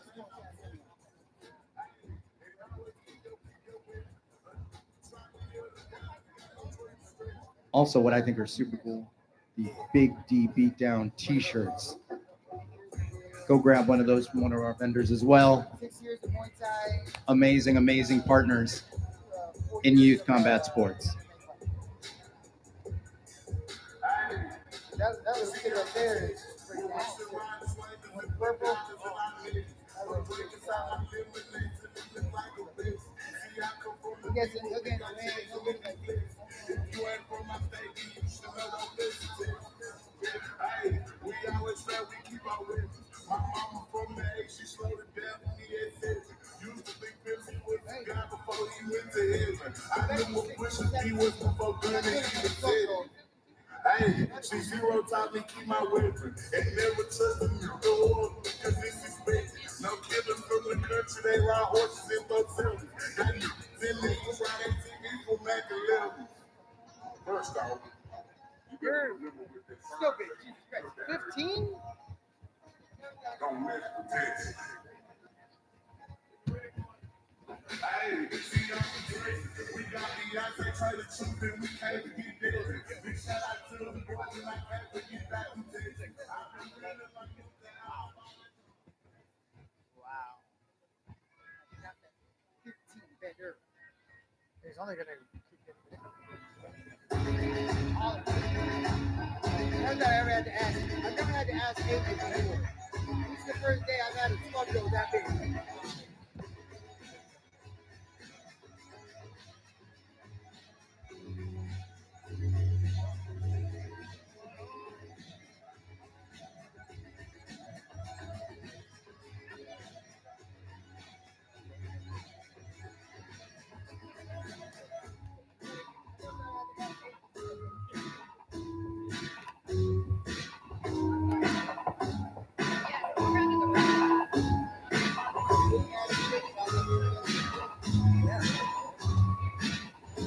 And now, ladies and gentlemen, competing out of the red corner, standing at 5'10", weighing at 217 pounds, training out of Outsiders Combat Club by way of Oklahoma City, Oklahoma. Here is Nelson Brown. And his opponent, competing out of the blue corner, standing at 5'10", weighing at 209 pounds, training at a Warrior Martial Arts Academy by way of McKinney, Texas. Here is Tejas Manoj. All right, an incredible contest. Another two big guys. We have Nelson Brown, the black and white top, and Tejas Manoj in the gray top. Nelson fighting out of the red corner. Tejas fighting out of the blue corner. The final instructions from the referee. And he looks to begin to bring them to the center of the cage. And off we go. Tejas takes the center of the cage immediately as Nelson looks to throw a shot.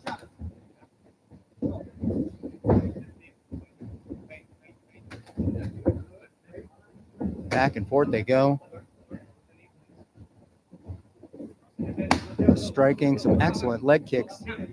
Wow, unbelievable. And it looked as though Nelson was interested in a takedown there. Manoj is able to keep it standing. He feints and throws an inside leg kick followed by an outside leg kick.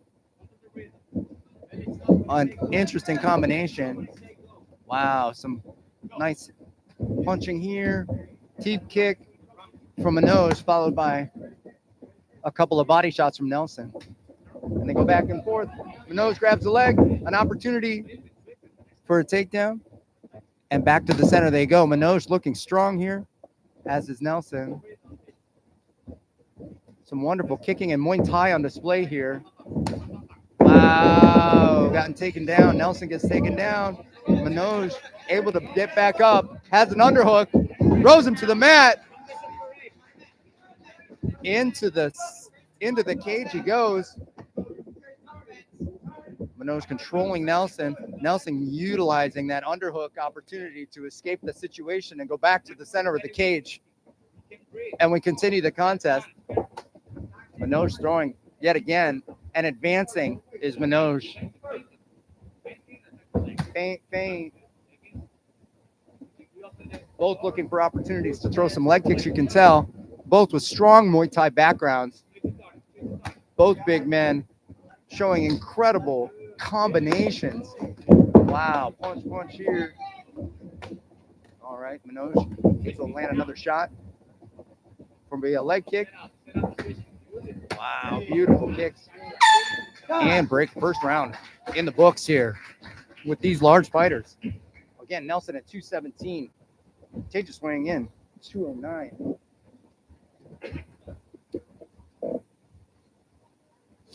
Both gentlemen taking the stool and a bit of water as they get some coaching advice.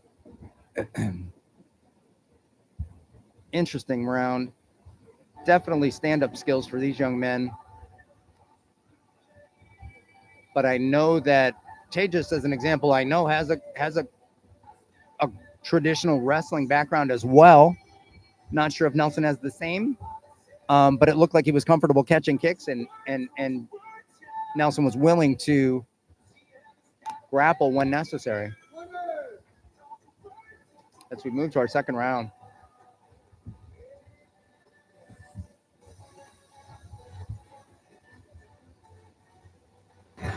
Number 6. Just knee claps. I need Niklaus Lewis to the inspection area. Niklaus Lewis. Manoj looks to take the center of the cage, advancing, deflects a kick and throws one of his own. Wow, beautiful combination thrown by Manoj here. And he looks to do it again. Wow, again. Nelson with a number of punches. Manoj able to walk through those. Throws the teep kick, does Manoj, and Nelson returns and looks to be feeling himself just a little bit here at this point. Starting to get a little more confident. Wow, he's making some progress as Nelson with the multiple shots to the body, the punches to the body. And it looks as though he's switching stances as well. There we go. Manoj finishes strong with a kick to the body and again to the leg. Hitting the midpoint of this second round. Manoj continues to advance.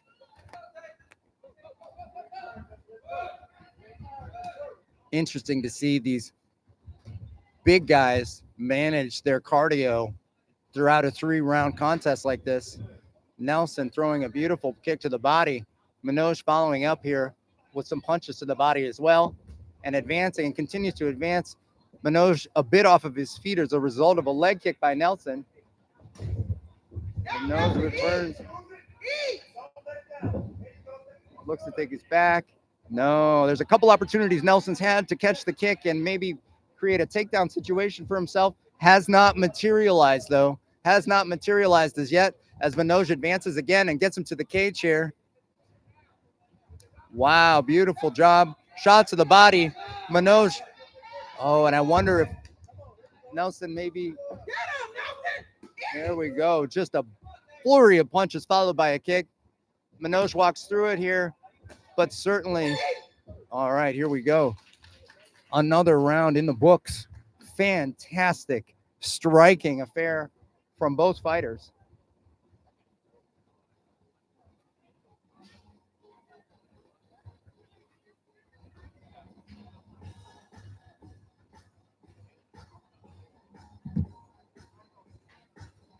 boy, interesting to see, right? So we have a couple big guys here, right? Managing that cardio is critical. Obviously, an adrenaline dump here in the first round or two. Both fighters getting the measure of each other. It looks to remain a standing affair. But let's see this third round.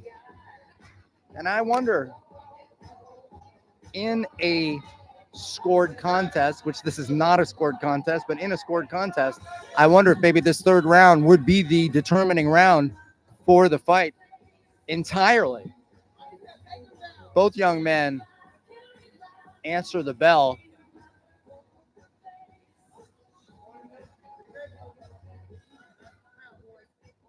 This could be a war of cardio here. Manoj faces or enters the center of the cage there, throws an initial leg kick.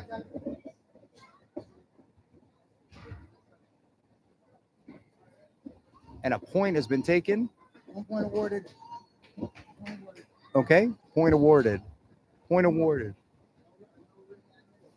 Okay. For excessive strikes by Nelson.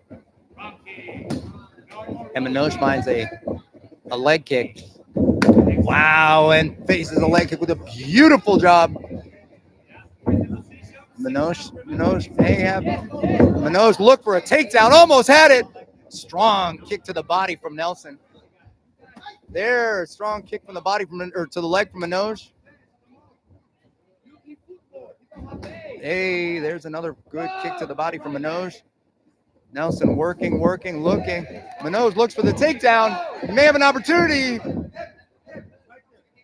Nelson is able to sprawl there, and it looks like he's got an anaconda, and then works to the back here of Manoj. Does not have hooks in. Manoj is going to have to work to get out of this position here. Nelson looks for a back, gets the submission at the end. Fabulous job by Nelson Brown, Outsiders Combat Club out of Oklahoma City. Congratulations. What an incredible contest.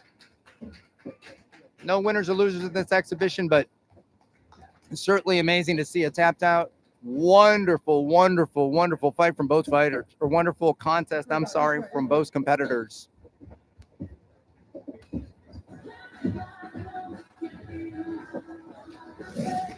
Great fight. Fabulous fights on display here at the Big D Beatdown. Unbelievable job. Yeah, no, you did the right thing. No, absolutely. Yeah, even though points don't cut, referee Ryan Giroux, the best in the business, coming over to the broadcast position here, saying, of course, points don't count in this exhibition, but we had to recognize just the brief foul of Nelson. But regardless, Nelson comes out with the victory with an incredible job, an incredible submission, and a fabulous display of not only striking, but grappling as well.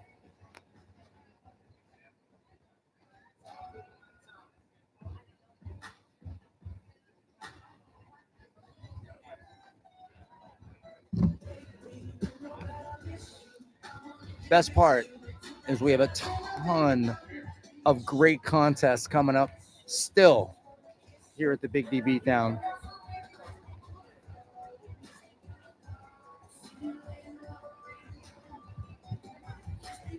Great opportunity to grab some lunch. Thank you, Southern Junction, Texas, our beautiful venue here, for offering the opportunity to some incredible food and drinks. Take advantage. Unbelievable brisket, pulled pork sandwiches, tacos. Go get your fill right now. I promise you, from personal experience, I know that this is awesome food.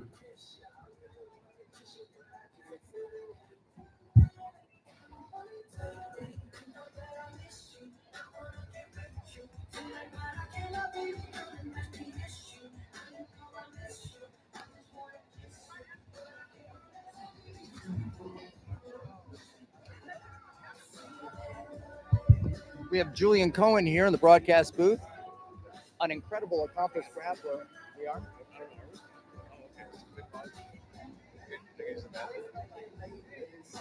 Julian Cohen in the broadcast booth with us, an accomplished grappler of his own right. Can you even count the number of jiu-jitsu fights you've had in your life, starting to compete at 4 years old? No, I've won too many. One, yeah, tons and tons. Followed by high school wrestling, right? And striking contests as well, yeah? So what do you think of the fight so far today? I think they're great. I think there's a lot of awesome competitors and a lot of skill coming into this spring, and I think there's like a lot of grit and integrity for all these fighters. So I think it's amazing. Show off their skill. Boy, what a great word. I think there's been a ton of grit. You're absolutely right. Absolutely right.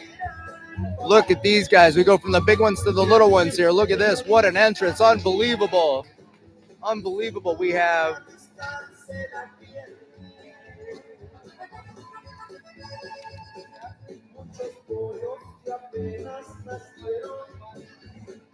Rank and Colson, but I'm going to double check those fighters or those competitors. I keep using the word fight, I shouldn't.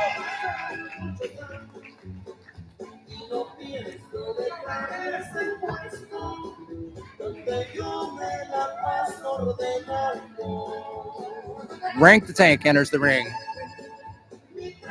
from MTZ Fight Club out of Tulia, Texas. And approaching the cage, Colson Steen, Wichita Jiu-Jitsu Club, already had, I believe, a contest, so he's coming back into the cage for another contest, and he's about to make his couple rounds, and we'll get this bout started.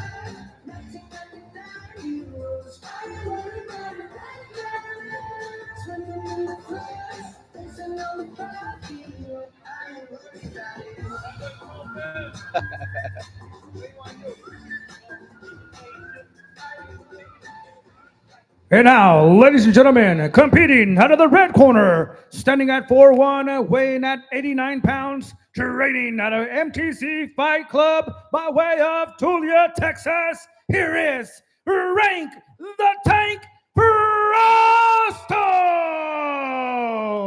Rank the Tank with a huge And his opponent, competing out of the blue corner, standing at 4'9", weighing at 79 pounds, training out of Wichita Jiu-Jitsu Club by way of Wichita, Kansas, here is Colson Steen! Colton Steen ready to go. We have Rank the Tank, all black apparel for him. Colton in the black with blue and red trim. Some final instructions from the referee, the incredible Ryan Giroux. Both fighters go back to their corners and approach the center of the cage. Wow, some interesting striking right off the bat here. As Rank is able to control the leg, throw some ground and pound in there. Colton looking to keep him away and not allowing him to pass the guard. Rank goes to a knee on belly and delivers some additional ground and pound. Colson looking to defeat the ground and pound, and oh boy, gives up a strong position and mount here for Rank the Tank. Colton defending. Colson rather defending. Rank moves to another position. Looks, I think, for an opportunity for an armbar here. Potentially a move to north-south, and he does. Kind of. Definitely has control over Colson at this point. A top position. He moves to knee on belly again and looks to deliver more strikes. This knee on belly position working extremely well for Rank. Over to the other side. More ground and pound as the referee watches closely. Colson scoots his hips out a bit and is going to look to get his right leg through to try and find an opportunity at the very least for half guard, which he has not found for himself yet and doesn't look like he'll be able to do it as Rank moves more to a Rank moves to a north-south position and back to knee on belly with the strikes again. mount position for Rank at this point. Colson going to have to get off of his back, bump, and shrimp out of here as the round comes to a close. Wow, an incredible display for Rank today. Colson able to defend it. He's going to have to find a new approach, a new strategy for this second round.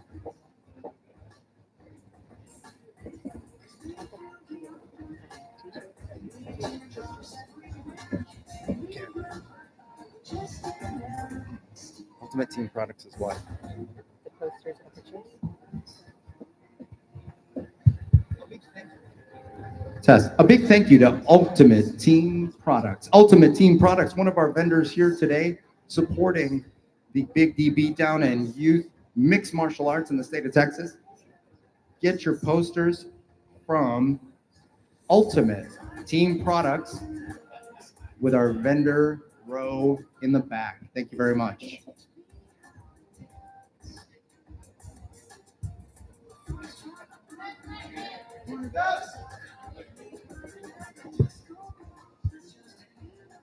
Back to our second round here.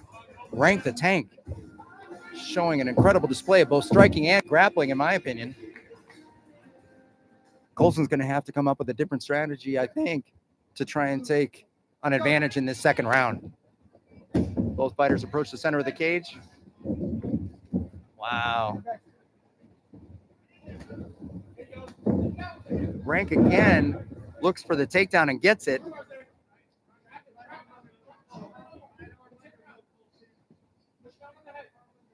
Flattening out. Colson is Rank at this point. It looks as though he's passed the guard that he has.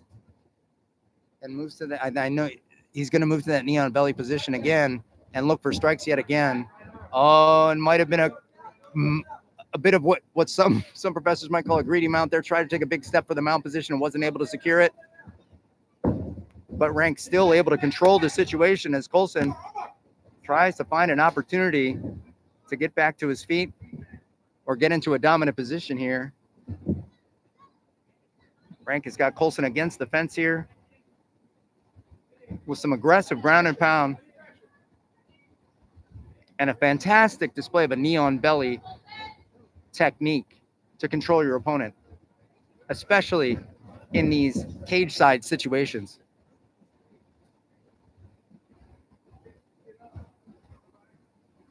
Colson cannot find an answer for this situation here as the referee looks on closely. Referee looking for more action. Rank moves to a mounted position here.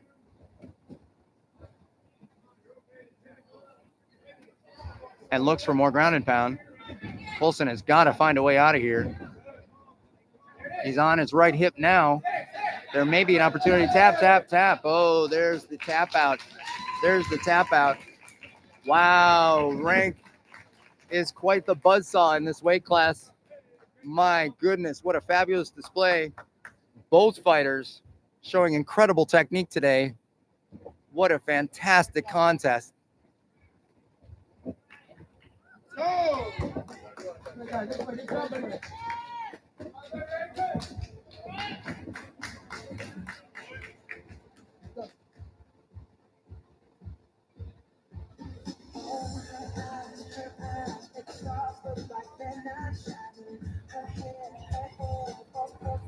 Time to give a shout out to Combat Sports. Combat with a K. Incredible grappling apparel, grappling gear, and sparring gear as well.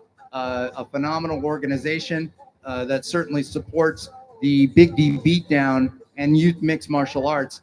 Combat has recently secured the opportunity to be the sole provider of martial arts gear to the United States Fight League, a recent accomplishment for that incredible organization. Combat Sports, martial arts gear. Get some when you can.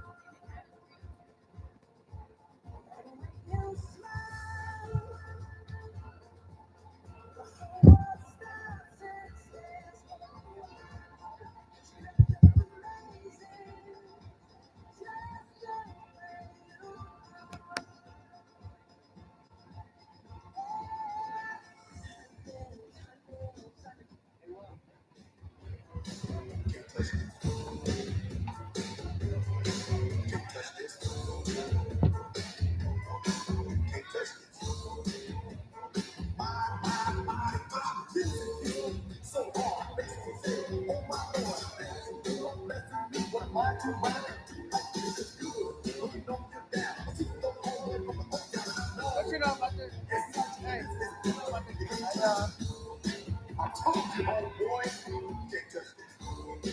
Yeah, that's how we live in it. No, can't touch this.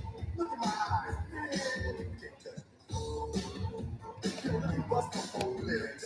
Fresh new kicks and lyrics. Got it like that, then you know you want to out of your seat. And get my dog and catch me. Keep on rolling. Hold on. Right in there. No more like that. Like that. Hold on, nigga. Like no.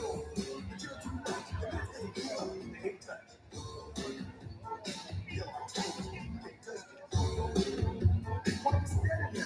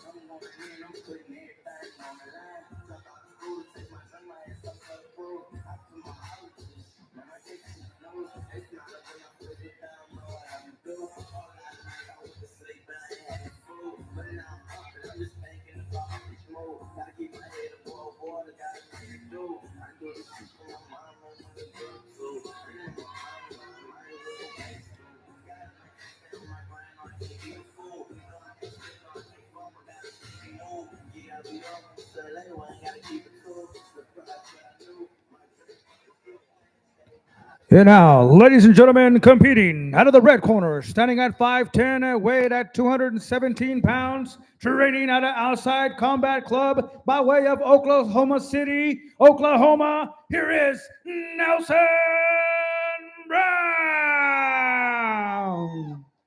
And his opponent, competing out of the blue corner, standing at 6'1", weighing 190 pounds, training out of MTC Fight Club by way of Plainview, Texas. Here is Sergio Mireles Jr.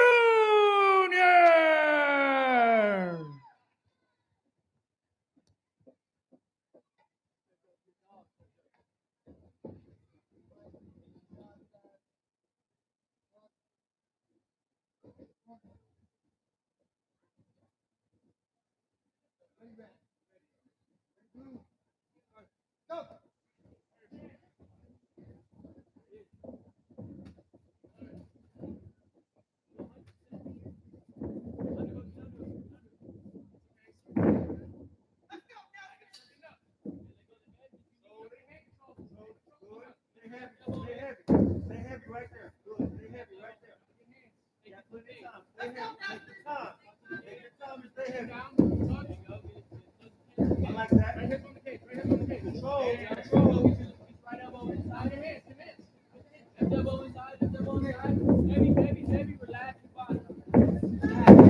Back up quick, quick, quick. Good. Stay heavy again. Stay heavy right there. Gotta get hands. Make them hold your weight for a little bit. Go 2-on-1 with the head. Make them hold your weight for a little bit. Good. Now control. Now stabilize when you're ready again. When you turn to the side, stabilize. Back to the cage. Nelson, work to get it hooked in. You get ready. Work to get your hook in. No. Yeah. Work to get your hook in, Nelson. Get a chance. Work to get your hook in. There you go. There you go. Hands. Hey, let's go 2-on-1 with the hands. Now left knee up. Let's go. Yeah, on that hand. I like that. I like that. Elbow inside. Elbow inside there. Yes, sir. Now clear it out. Hey, work to hook your right leg. Work to get hook. Good. Now roll. Good. Get it in there. Do it again when you get a chance. Stay heavy right there. You good. Stay heavy and breathe right there. When you get a chance, you can throw some punches with your right arm. Good. Stay heavy. Stay. I like it. Keep running. Keep running. Make her carry your weight. Good. Good. Make her carry your weight. Good. Keep running. I like that. When you get free, you should strike with your right hand. Right there. Hey, let's strike with your right hand. Change level. Change level. Change level. There you go. Change level. Time.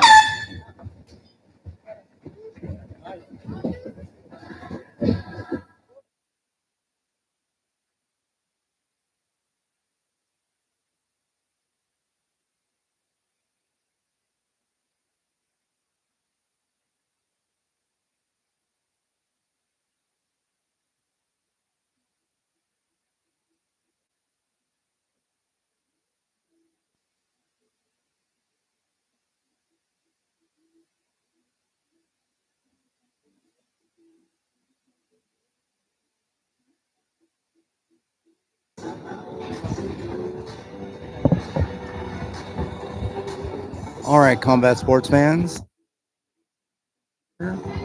Approaching the second round, we have Nelson Brown against Sergio Morales. Second round.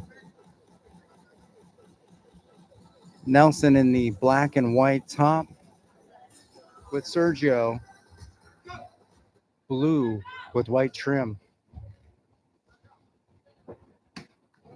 Sergio looks to take the center of the cage here and throws a substantial body kick here. Nelson in a southpaw stance.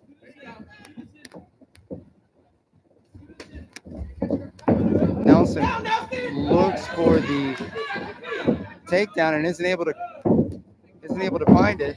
Sergio with a single is able to throw Nelson to the mat. Sergio on top at this point. Wow, these guys are grappling hard. Sergio looks to take the back here. May have an opportunity for a choke. He's high. He's high. He's looking for, he's looking to control that wrist, the right wrist of Nelson, and he does so. Pulls him away from the cage in order to provide himself with a better opportunity to take the back, and there it is. No hooks in yet, but certainly an opportunity to do so. Nelson turtling up at this point. Nelson rolling, and Sergio attacks, does not allow Nelson to get back to his feet. Sergio finding an opportunity for some ground strikes and a seatbelt situation here.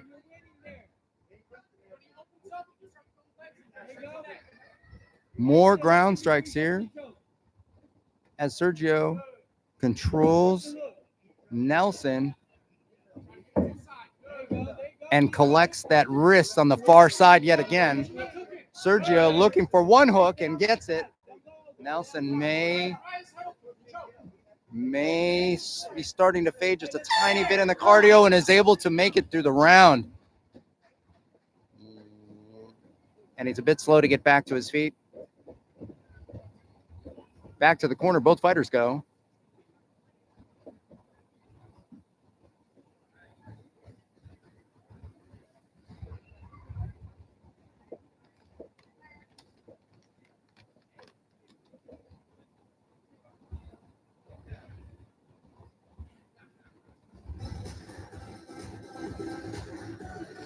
Please, ladies and gentlemen, take the time to visit the OPB cattle vendor that we have in the far area of the venue. Again, experience the difference of pasture to plate with OPB grass-fed beef crafted to elevate every family dining experience.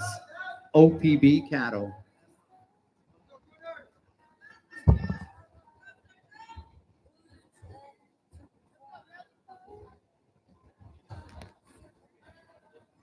As the cage doors are closed, we move to another round here. Nelson Brown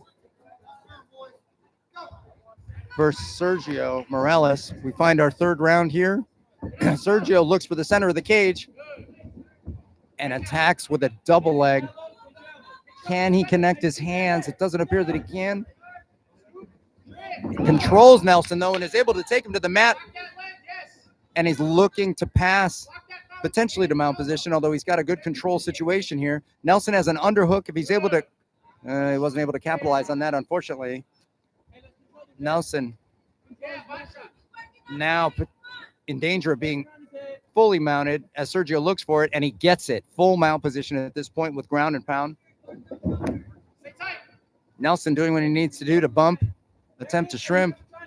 There's an opportunity for a mounted triangle here, as Nelson did move his arm underneath the legs, wasn't able to capitalize on it, and Nelson returns to his feet.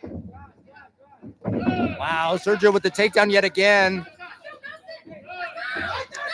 and pushed him right to the broadcast position. There was a quick opportunity for Nelson to grab a guillotine, but it didn't materialize as Sergio controls the situation here, close to the cage. and the broadcast position right now.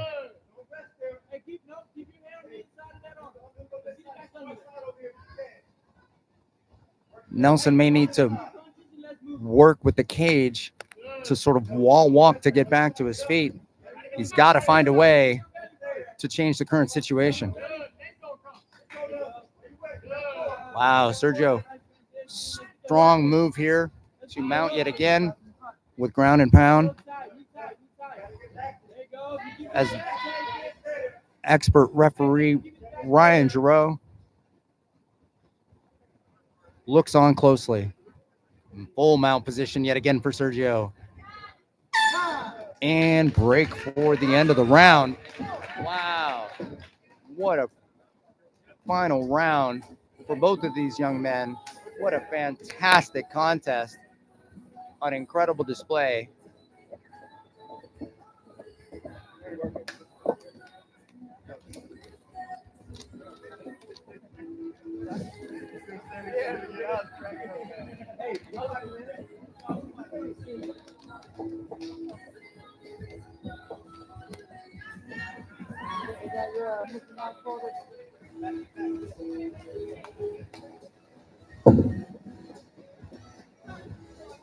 Well, I thought maybe you stole it from the kid. Hey,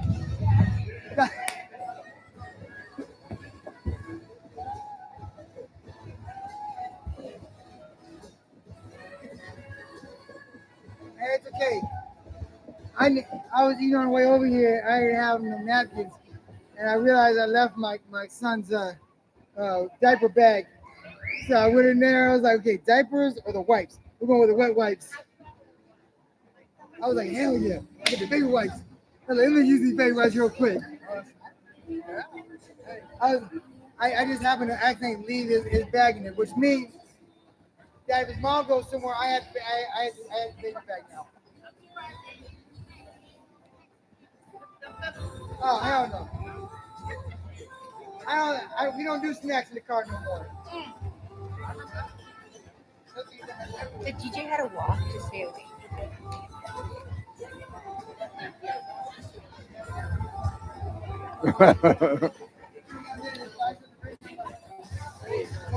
That's all I care about.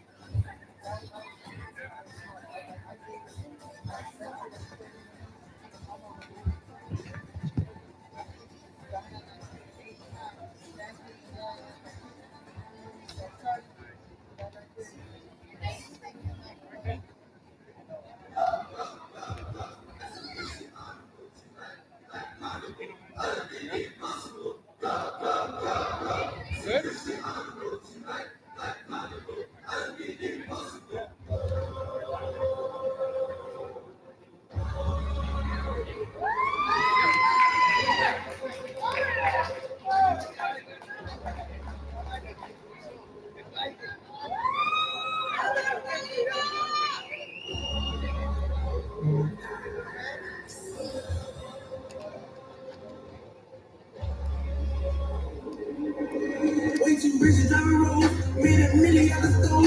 She let her put it in her nose. Pretty two white toes. I don't put her on the pros. I don't let her go. I don't put her in the cup. I don't ring up my gold. Yeah, pull up when you see that sign. I'm out of my business, I'm not a man. Pull up in the Gucci like Caliban. Pull up with a ring like never mad. I don't want you. Yeah, we got the goals. That is it. That she was a pro. You straight my teeth. I'ma tell her to go. Go. So she honorable. She ride it. Honorable. That's not impossible. So she honorable. She ride it like honorable. That's not impossible. She ride it like it's black.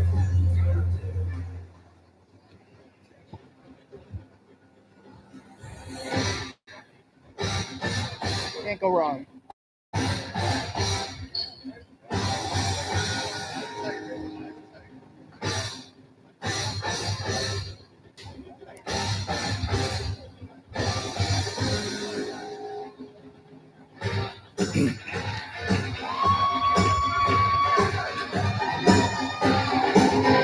We have Nicholas Lewis approaching the cage.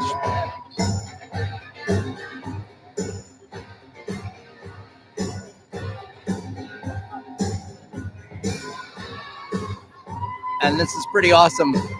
Going from the biggest guys to the littlest guys. Both of your fighters for bout number 6, 47 pounds. Ladies and gentlemen, not 147 pounds, but simply 47 pounds each. And I know I've seen Niklaus in the past in other combat sports contests. And now, he's done an ladies and incredible gentlemen, job, so- competing out of the red corner, standing at 310, weighing at 47 pounds, training out of MTC Fight Club by way of Plainview, Texas. Here is Marcelino Martinez. Fighting out of And Plainview, his opponent, Texas. competing out of the blue corner, standing at 3'7", weighing at 47 pounds, training at a Warrior Martial Arts Academy by way of Frisco, Texas. Here is Nicholas Monsoon Lewis. Ready for action.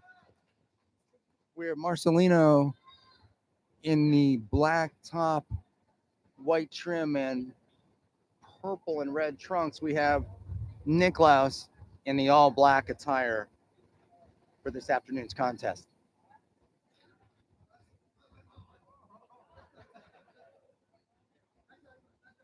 Niklaus approaches Marcelino in his southpaw stance. An interesting predicament for Marcelino to face. And then moves, does Niklaus. Now he stays in the southpaw stance with a beautiful teep kick and great contact here. Oh, he may have caught him there already. And a beautiful takedown. Oh, and he gets it. Wow. If he can get his head out here. Wow, what a fabulous takedown for Niklaus. As Marcelino looks for the armbar. Oh, and he may have it.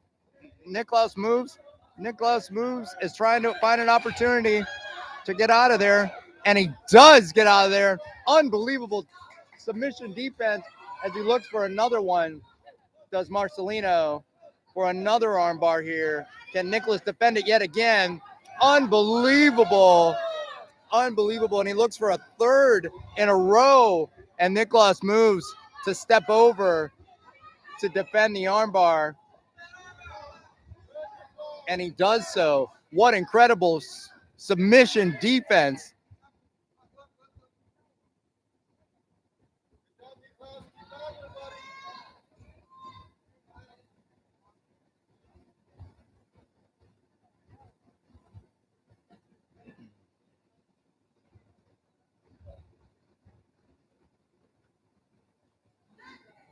And it looks like we have a bit of an issue with Niklaus's glove. And I think referee Ryan Giroux doing an incredible job managing the cage. And the fighters return to the center. Marcelino looking at, threatens a kick anyway. Uh-oh, and we may have had a low blow here. And the fighter will get some time to rest. All right.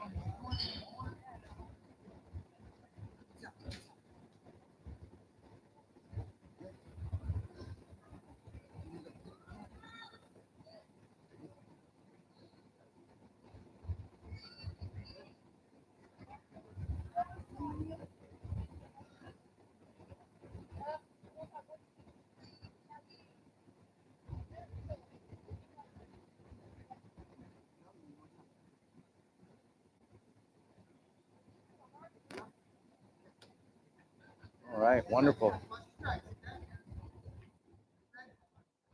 Marcelino fighting through, ready to go as they both approach each other in the center of the cage again. Kicks traded in the center of the cage. Oh, and Niklaus looked to attempt to get a leg as Marcelino throws a kick. Great striking happening here. There's a low kick. And Marcelino slowly but surely moves Niklaus to the cage.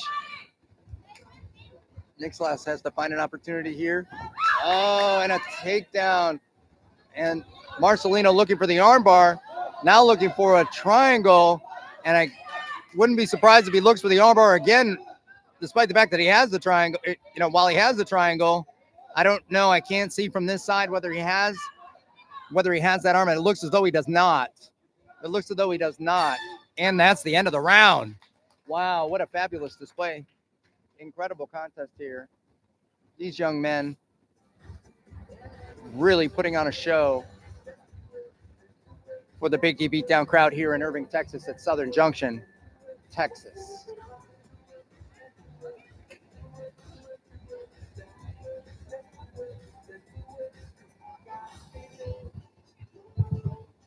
A shout out to one of our lead sponsors, Combat Sports. That's Combat with a K. Combat Sports martial arts gear. Incredible quality that we have seen and that we use, in fact, at Warrior Martial Arts Academy. Incredible provider of sparring gear, of grappling gear, and ancillary products related to martial arts. They did secure an agreement with the United States Fight League to be the sole provider of martial arts gear to the national United States team for the United States Fight League as they go to Abu Dhabi to represent the United States of America. So congratulations to that team, and congratulations to Combat Sports for that incredible partnership.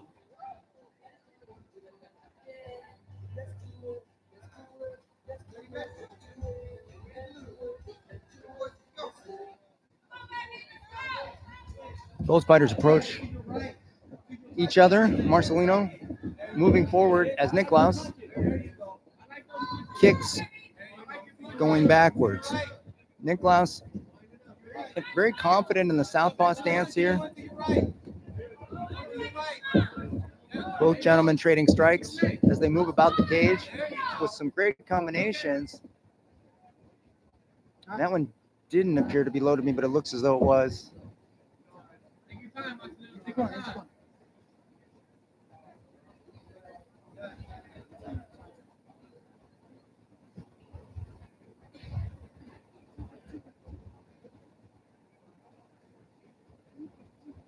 And Marcelino will get the time that he needs to recover.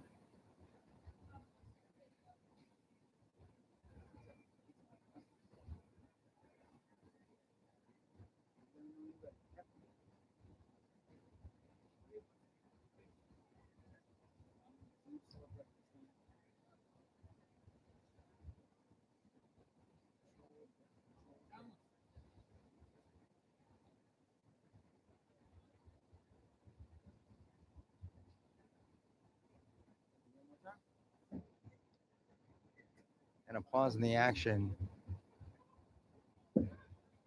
as we give Marcelino the time that he needs to recover. And another strong warning from the ref to Niklaus for that foul. All right, they approach the center of the cage, both of them. Niklaus on his bicycle here, moving around, looking for an angle, an opportunity to strike. And a beautiful kick from Marcelino. And another one he looks for as Marcelino advances and gets Niklaus to the cage. It looks as though he may have connected his hands up, almost. Niklaus looking to control the posture of Marcelino. And definitely controls the back of his head here, the back of his neck. Marcelino moving away with some punching as the boys continue. Marcelino looking for multiple kicks. Niklaus defending nicely. Oh, and Niklaus looks for another takedown. Looks down another takedown. He may have it. He may have it. Oh, and Niklaus drives Marcelino to the cage and throws some strikes. Unbelievable. And looks for another takedown here with a single leg. Can he complete it? Marcelino does not let him. Marcelino looks in here. Oh, and he may have that double. Oh, and Niklaus is able to take advantage. And the round ends. Wow, what an incredible round. back and forth they go. This would be a tough one to call if we were scoring a winner.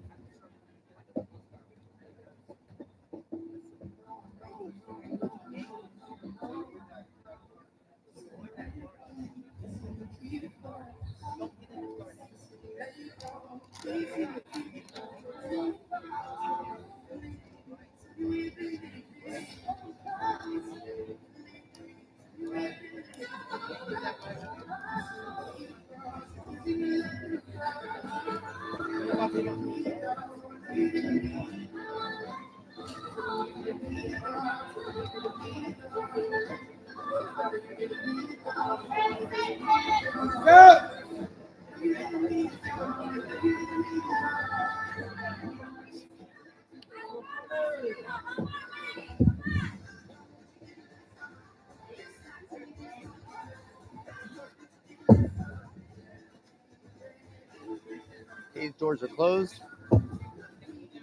And we're ready for our next round.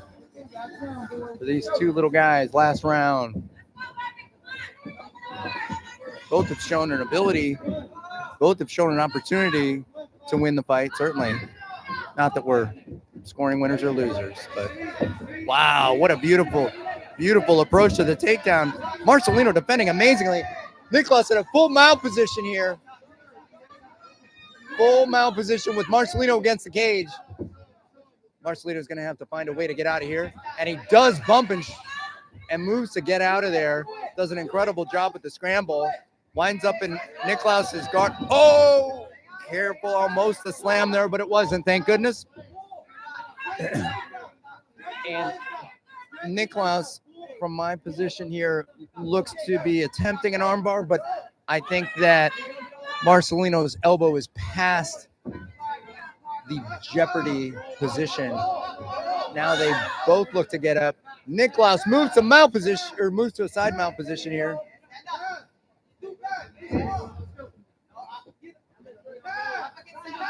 And finds himself, Niklaus does, in a triangle that's locked pretty good here. Uh-oh, this could be a real problem. Could be a real problem for Niklaus if he can't escape this. Marcelino really working to finish this submission. He's not able to.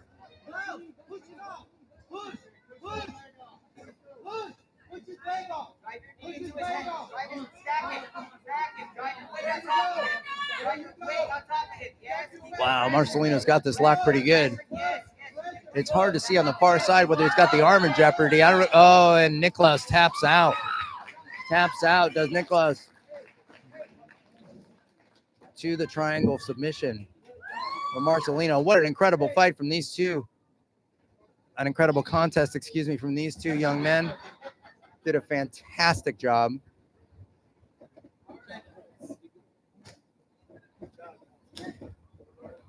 Marcelino with the submission today. Absolutely fabulous.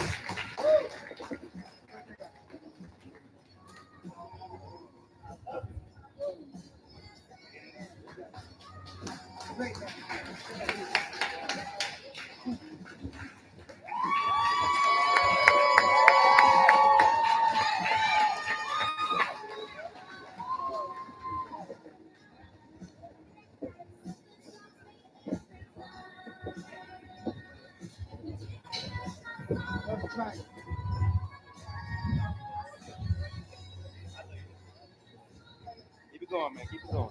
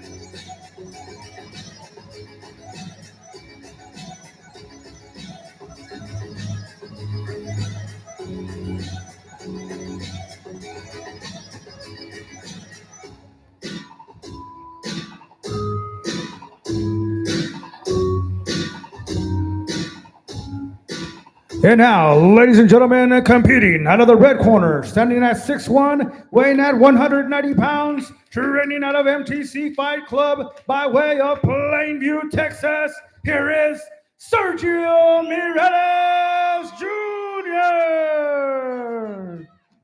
And his opponent, competing out of the blue corner, standing at 5'10", weighing at 209 pounds, training out of Warrior Martial Arts Academy by way of McKinney, Texas, here is Tejas Manoj. And we go from the littles back to the bigs yet again. Both of these young athletes have already had one bout.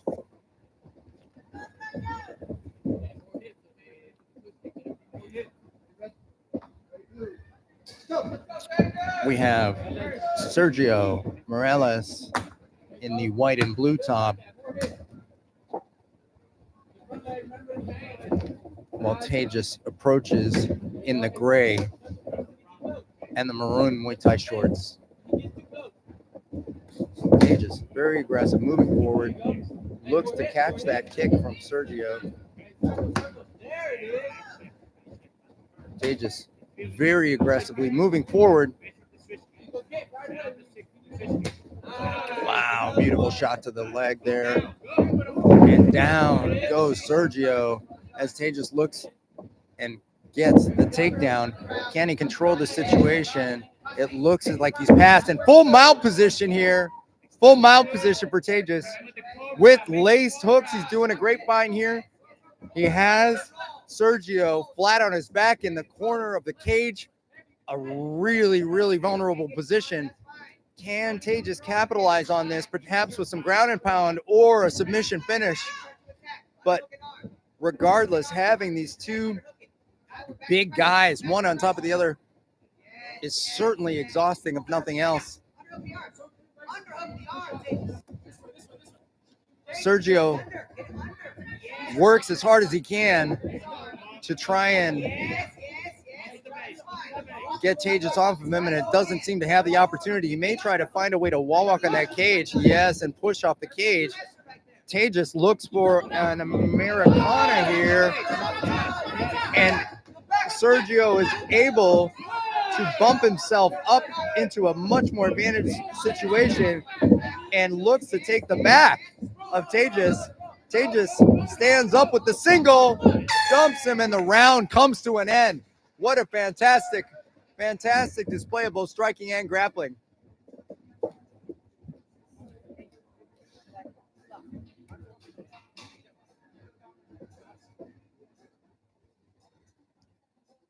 Sergio in danger on, I think, more than one occasion there of being submitted, or certainly being exposed to a dominant position with potential ground and pound.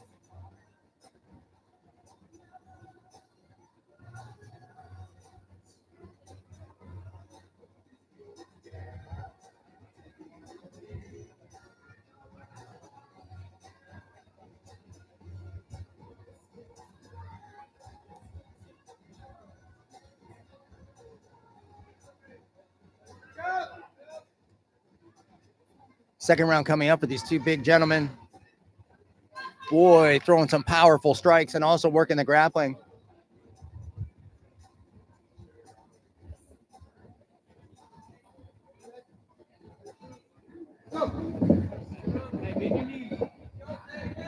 Wow, beautiful inside leg kick from Tejas.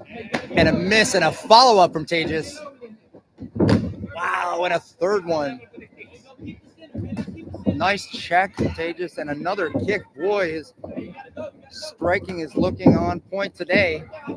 Sergio trying to find an opportunity to throw some combinations. Wow, a beautiful teep kick from Sergio. Down he goes. Tejas moving to a side mount position, controlling the situation here, and I think he's going to look for another. He's looking. There we go. We have an opportunity here for Tejas to complete a key locker Americana, but it wasn't available. Now he moves to full mount position, does Tejas, and back to side mount on the other side. Sergio's got to get out of here. Sergio does have an underhook, and Tejas moves back to mount position, full mount here, and throws some ground and pound. Wow. Sergio's got a bump. He's got a shrimp. He's got to get off his back. Not an easy task with all 209 pounds of Tejas Manoj on top of him, demonstrating excellent grappling skill here. Sergio has got a bump. He's got a shrimp. He's got to find a way as Tejas continues to attack the arm.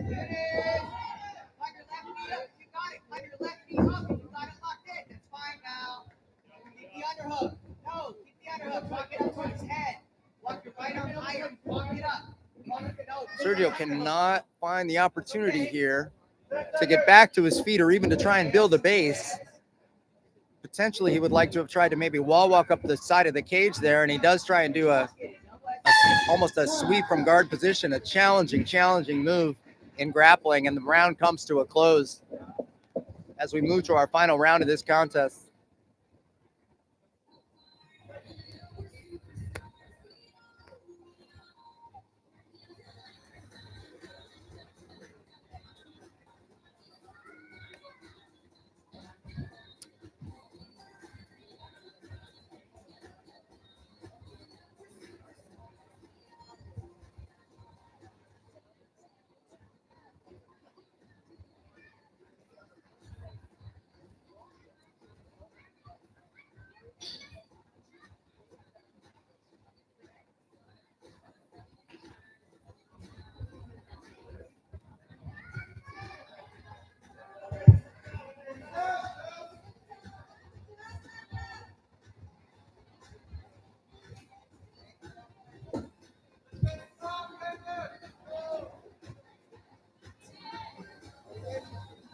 Last round, boys.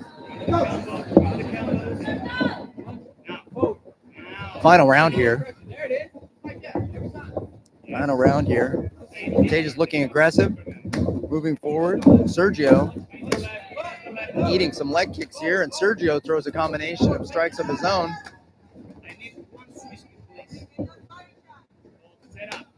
Wow.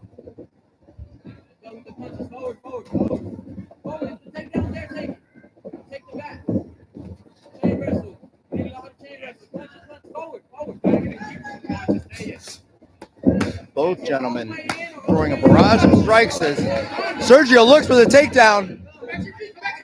Tejas able to sprawl and defend it. Back to the feet they go with Tejas pushing Sergio for briefly against the cage. Sergio returning, and they separate and go back to the center of the cage here. Unreal striking on display, both kicks and punches.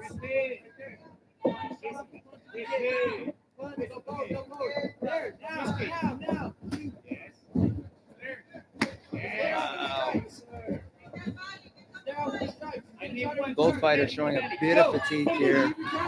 Naturally, second contest for both these athletes. They just flex that low kick from both sides. He throws it to the inside, he throws it to the outside. Sergio working his boxing, grabs the leg. Sergio looks to complete a takedown here. He had his hands clasped briefly behind the back of Tejas. Wasn't able to capitalize on it though. Back to the center, both athletes go. Wow. Some punishing low kicks. Wow, wonderful contest. Unbelievable.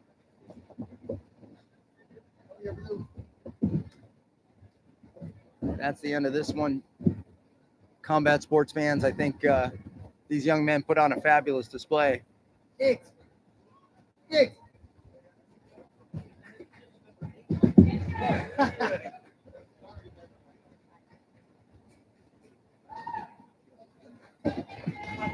Unbelievable exhibition of mixed martial arts today.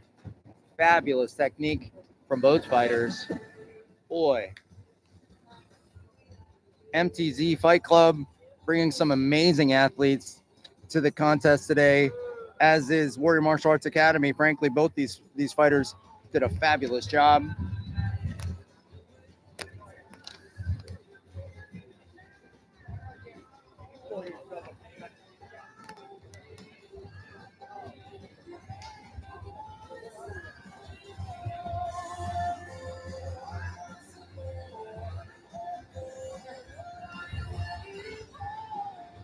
Ladies and gentlemen in attendance, if you're enjoying the Big D Beatdown, please consider coming back to our next events. We have one coming up September 14th here at Southern Junction, Texas. And also we have one December 14th here yet again at the greatness of Southern Junction, Texas. Stop by and check out the incredible food and drinks that they have on offer for this afternoon's contest.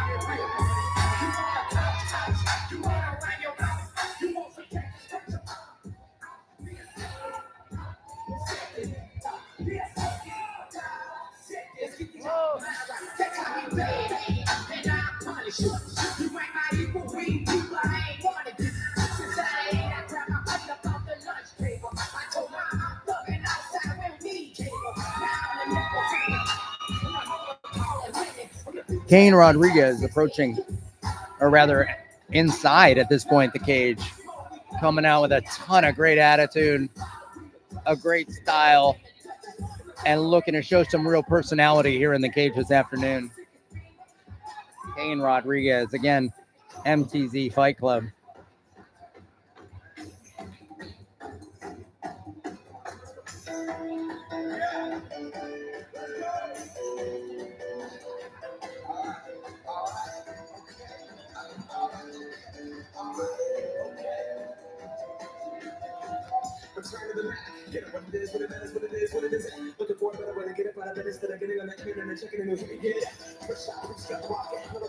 Hardy Steen approaching the cage now, ladies and gentlemen.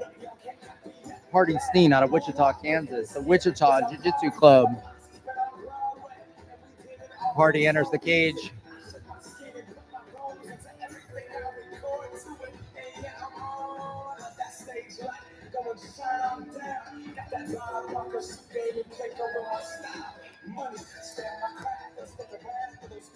And now, ladies and gentlemen, competing out of the red corner, standing at 4'2", weighing at 66 pounds, training out of MTZ Fight Club by way of Plainview, Texas, here is Cain Rodriguez.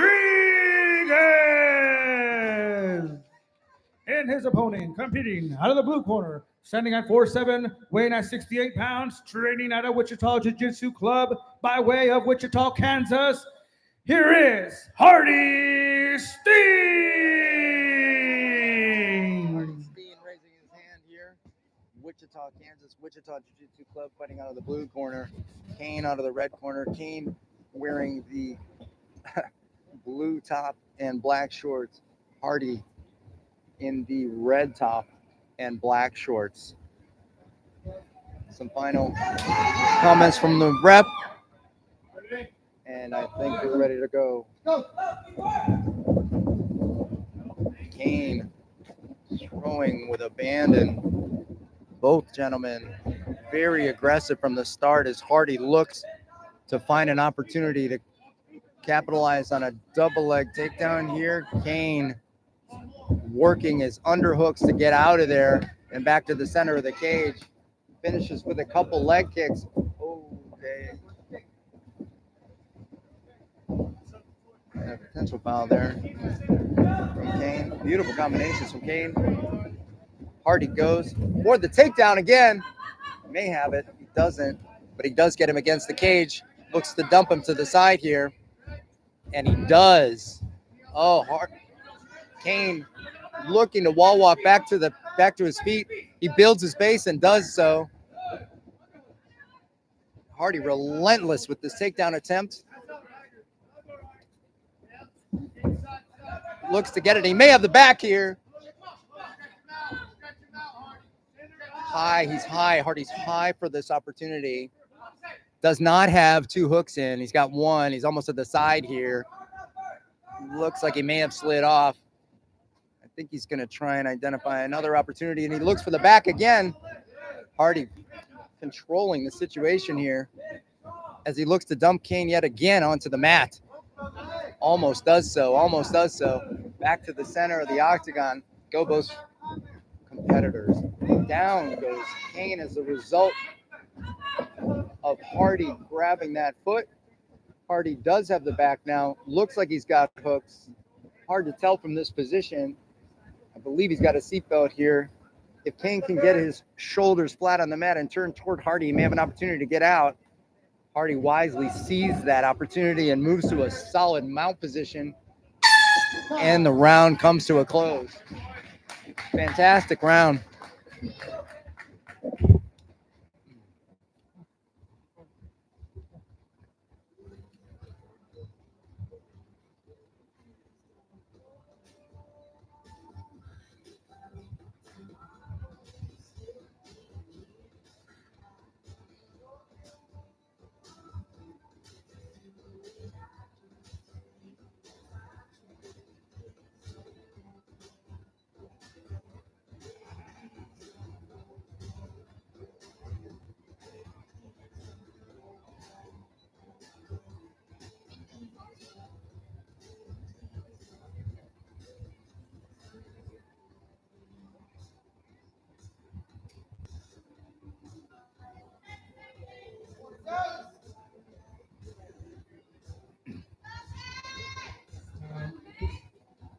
Both fighters seem to be ready to go. Fitness and cardio, not a problem for either of these young athletes. They both move to the center of the cage, and a wonderful kick from Kane right from the jump there. Looks like Kane is comfortable fighting out of both stances. Hardy working to make this a grappling contest yet again.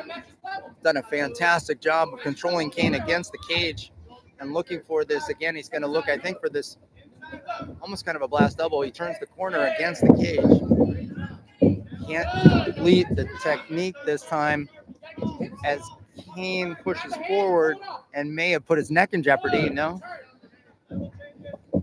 Back to the center they go. Wow. With some striking.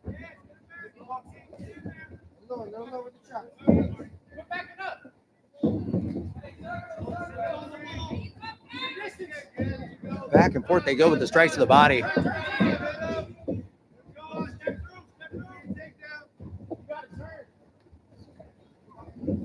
Oh, and Kane looks for a takedown of his own. And he may have it. He's locked his hands. Hardy's got a problem here. Yeah, down he goes. Sure. Yeah, tough situation here. Kane ends up on top and gives him some ground and pound. Hardy rolls to a full mount position. A full mount position and loses that position. Kane doing an excellent job of defending it. Triangle opportunity for Hardy here if he can connect. Oh, and that's getting tight. He looks like he has the arm across too. Oh, and he lost that connection. I think it's a challenge with those. It's a challenge with those particular shin guards to really lock down that triangle. He certainly does have it pretty tight, though. My goodness gracious. Hardy's in a bit of a problem here. Or no, Kane is in a bit of a problem here. And the round comes to an end.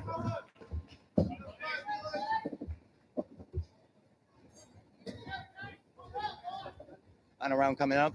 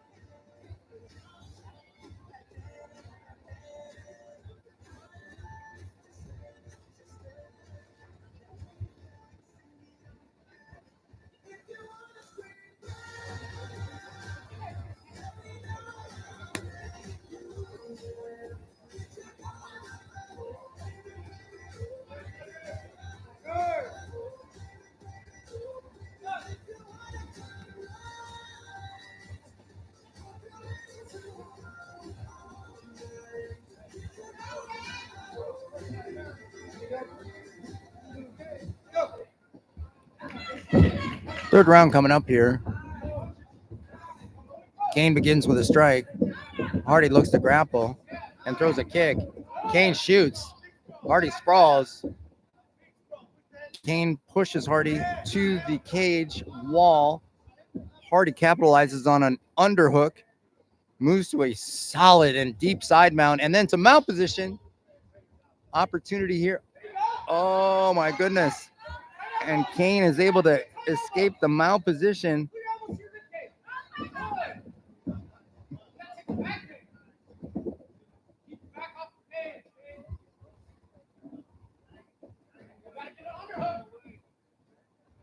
Hardy driving Kane to the edge of the cage here, looking for an opportunity to bring Kane, I think, at least to his back as they approach the corner of the cage. Nothing there. Kane makes a turn. Hardy continues and chases the takedown, throws a strike for his troubles. Kane throws a leg kick as well. Wow, look at this. Both boys go back to the center of the cage, and it looks like Hardy may have had an opportunity very quickly for an armbar.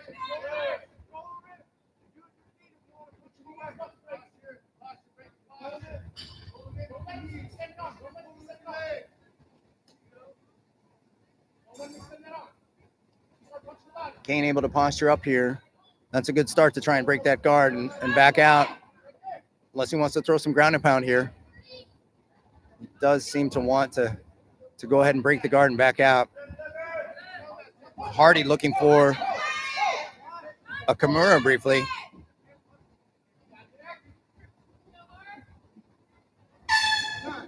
And the round ends. Wow. Fantastic contest there.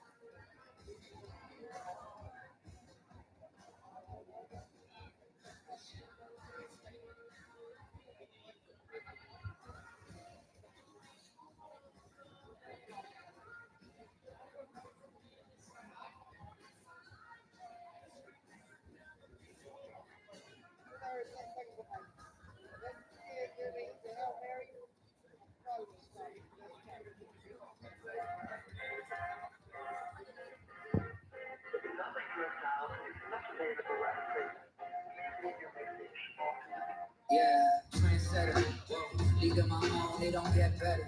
No, read what I wrote, I'm a bestseller. Yeah, reach for my goals, hit it dead center. Hit it dead center. Bullseye, hit it the most, there's no missing. It's something like fish in a barrel, it's no different. Blindfold on me, I still got the most vision. Trendsetter told it before, but they don't listen. Better, bring it better back because I'm bigger, better. Solo figures selling several shows at every single second. Peter Piper, pick the pack, pick up, it's time to king.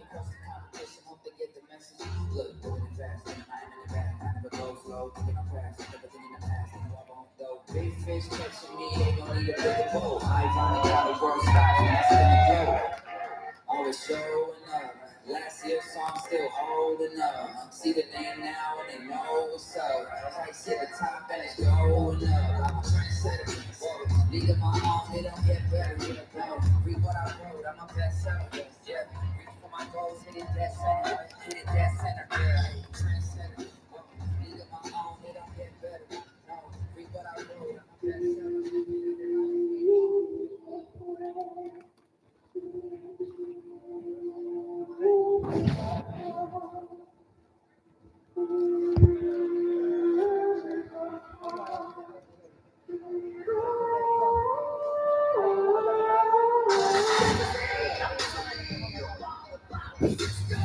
Oh yeah, we're fine with it.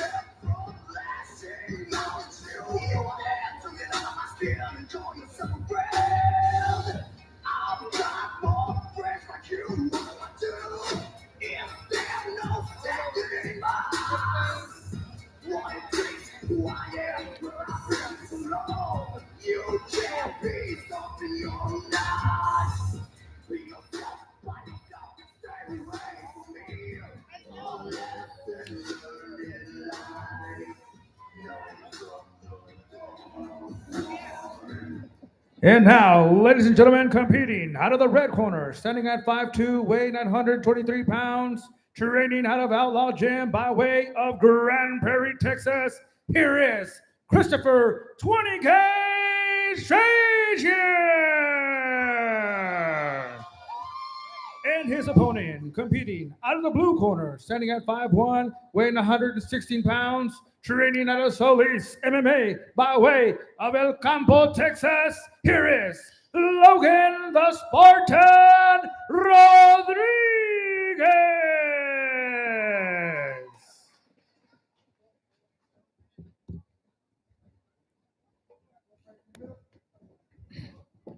Next one up, ladies and gentlemen, we have Christopher 20 Gauge Tracer versus Logan the Spartan Rodriguez. We have Christian coming out black top and gray and black shorts.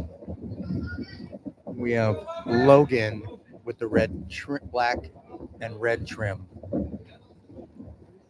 Christopher very, very, very aggressive and moving forward. Can't wait to see him to start this fight as Logan finds an underhook to keep himself off the cage. And both fighters return to the center of the cage. Christopher with a couple kicks here. Logan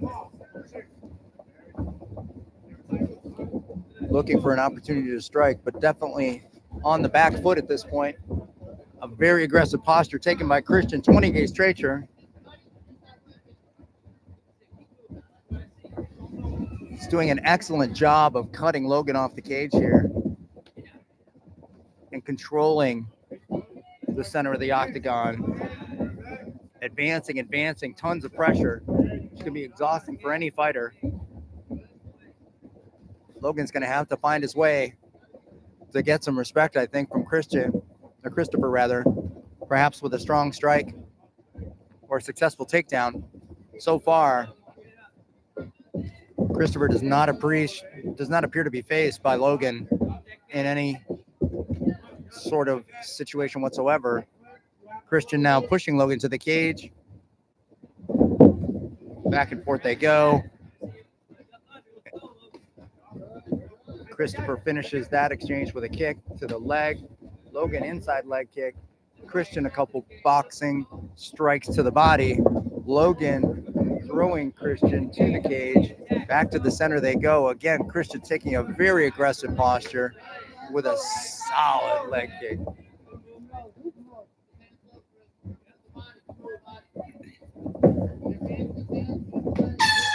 And the first round is in the books. Christopher showing some incredible pressure. But Logan able to use footwork and mobility to counteract that.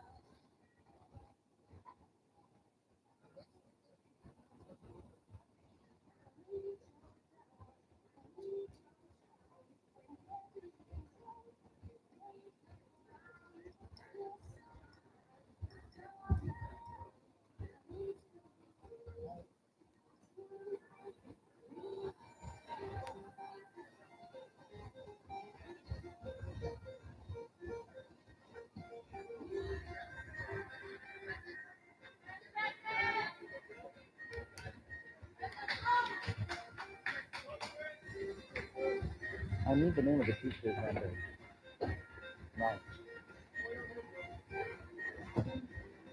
Second round for these two young men. Christopher again, very aggressive, ready to fight. Logan finding himself retreating here and fighting off the cage as Christopher attacks and attacks, punches, strikes, moving forward, spinning around. Logan able to capitalize on a scramble and move to a full mount position here. Logan immediately working, it looked like almost to an S mount there. Tough to do with, and he's against the cage. Christopher working to get his side on his side. Ideally trying to push and shrimp, as they say in jiu-jitsu, out. He does so and moves to a half guard with the underhook on the left side. If he can get to his right hip, he may have an opportunity to build a base here, either to a dogfight position or get to his knees and get to his feet from here. Right now, Logan flattening Christopher out, controlling both of his shoulders flat on the mat, which is not allowing him to really utilize that underhook to his best advantage.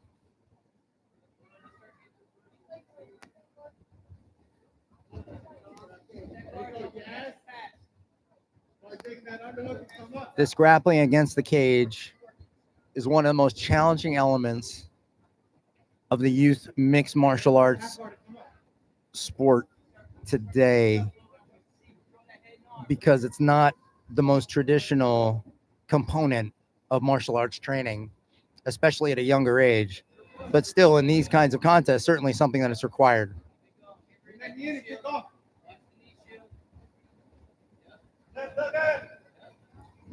Logan looking to capitalize on a top position here, throwing ground strikes and break. We have the end of the round yet again, with one more on the way.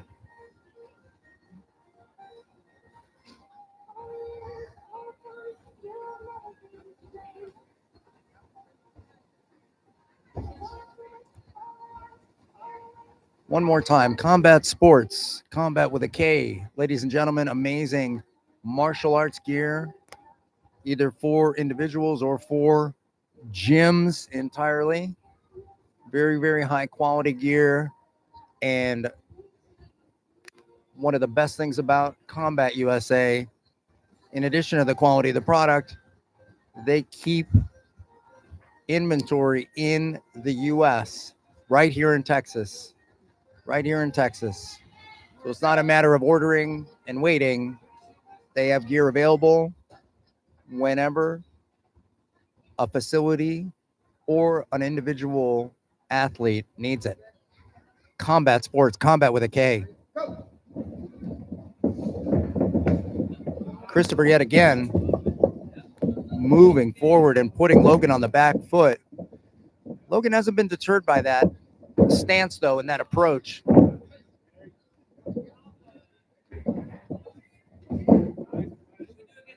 baby, what are the options? Put the hands in the cage.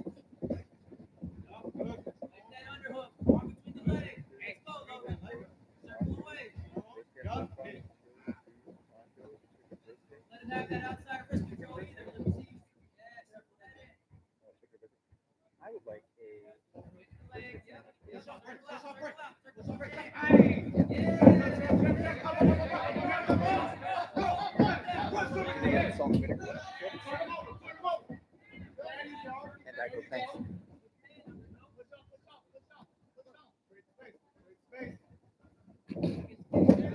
Wow. Christopher showing some incredible strength, I have to say. Just in some situations, he's able to just kind of throw Logan almost, as he just did recently, as both athletes exchange shots to the body. Wow, and a beautiful kick on the break from Christopher, and back on the forward motion, standing right in Logan's kitchen is Christopher. Loses an opportunity there to be successful. Logan moves to it looks like a half guard situation, top half guard for Logan. Can he flatten him out here and continue to advance, create a real opportunity for either some ground and pound or a submission to finish the fight, finish the contest rather.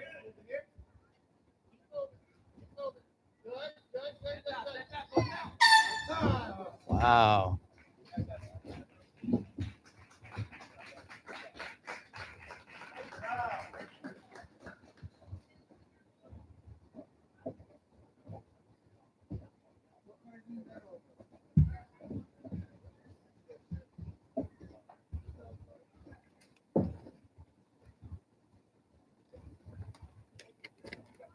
Stay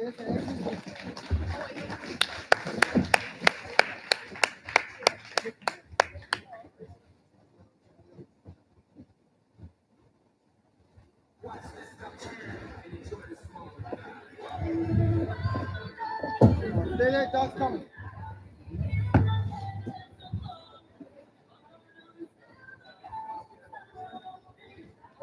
Yeah, that's fine. Let me check what we are time. Justin didn't beat me all.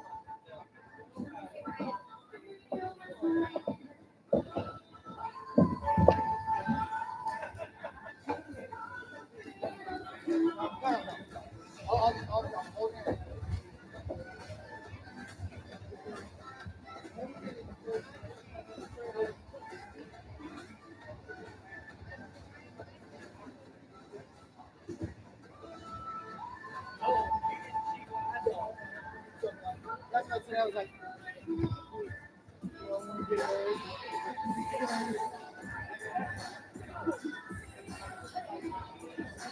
A shout out to one of our sponsors for the Big D Beatdown, the incredible OPB Cattle Ranch. Unbelievable premium beef. You can buy cows by the half or by the whole.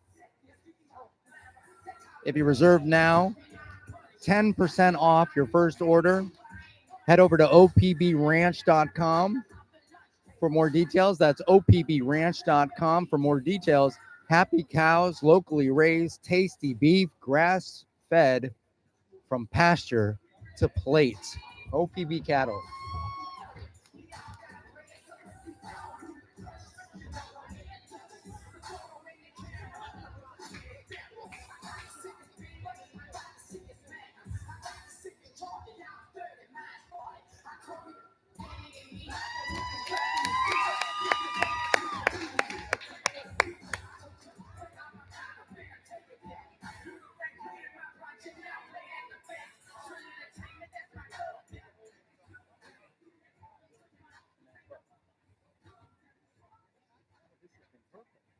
Yeah, let's take yes for an answer. These fights were good. I think the grappling was oh, I knew the whole time.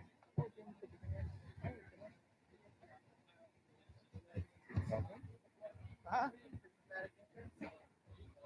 How about the other guy?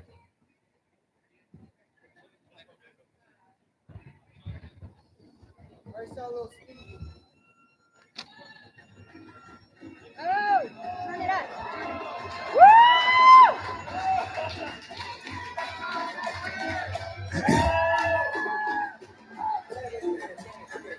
Jalen Salmaron with the incredible walkouts.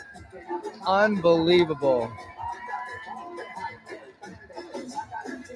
All the attitude, all the confidence.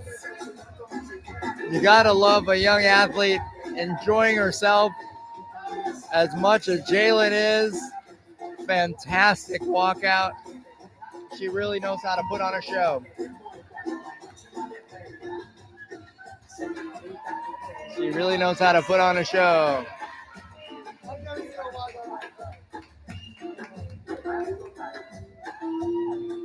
Into the cage goes Jalen.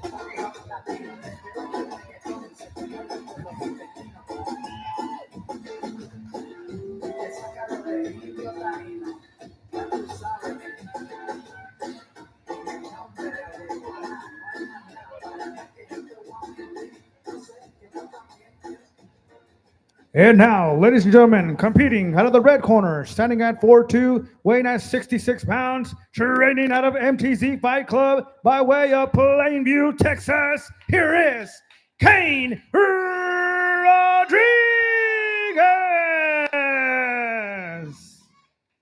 And his opponent, competing out of the blue corner, standing at 4'9", weighing at 77 pounds, training out of Warrior Martial Arts Academy by way of McKinney, Texas. Here is Jalen Simon.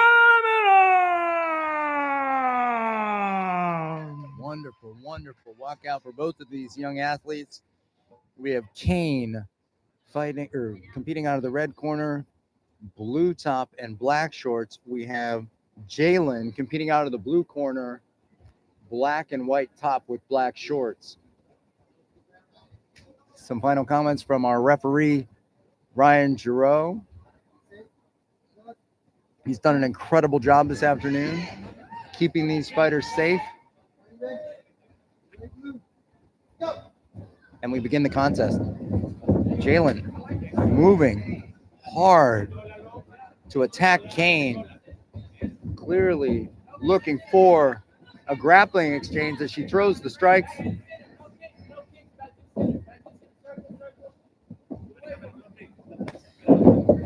Very aggressive is Jalen, looking at apparently for a neck here. Cain may have may be in trouble here, but he's able to defend. Throws a kick. Jalen with the punches to the body.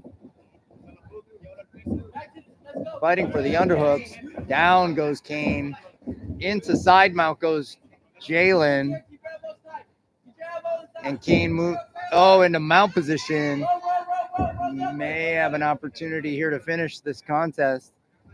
Does Jalen, if she continues at this pace?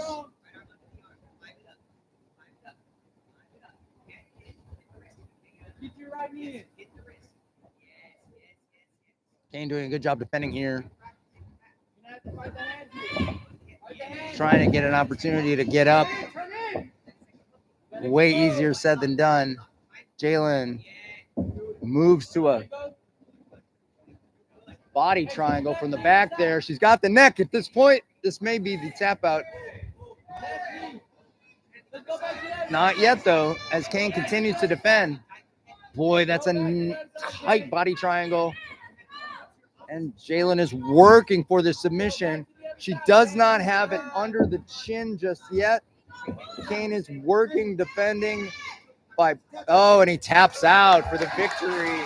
Jalen taps him out for the victory with the rear naked choke. Boy, it got super tight and super nasty with that body triangle.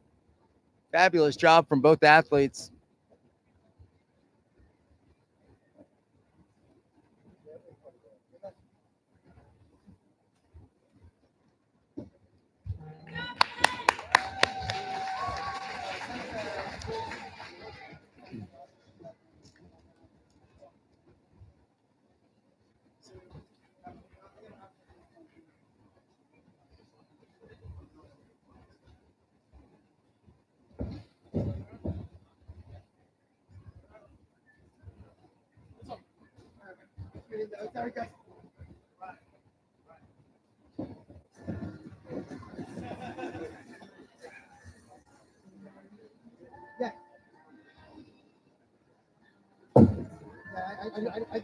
I'm grabbing some.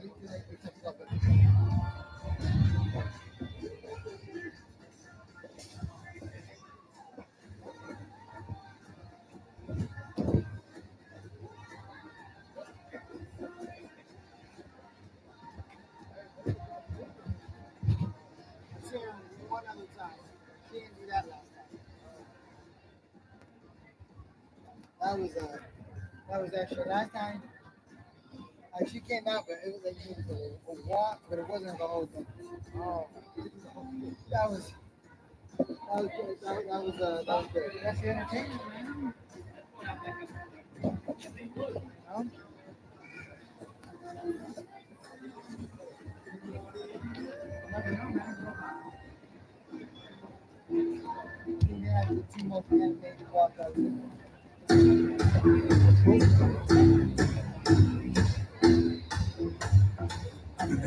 About 18, 17, something like that.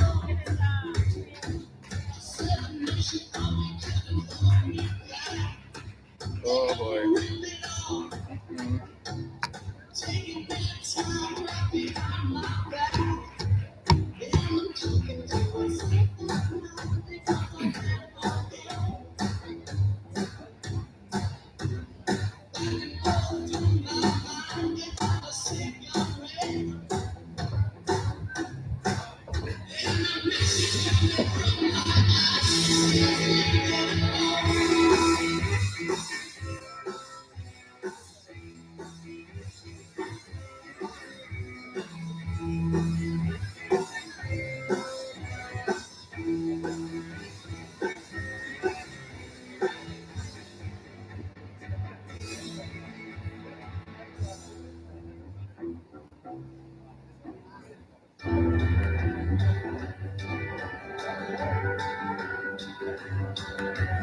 Daddy wanna rainbow, headed to the country.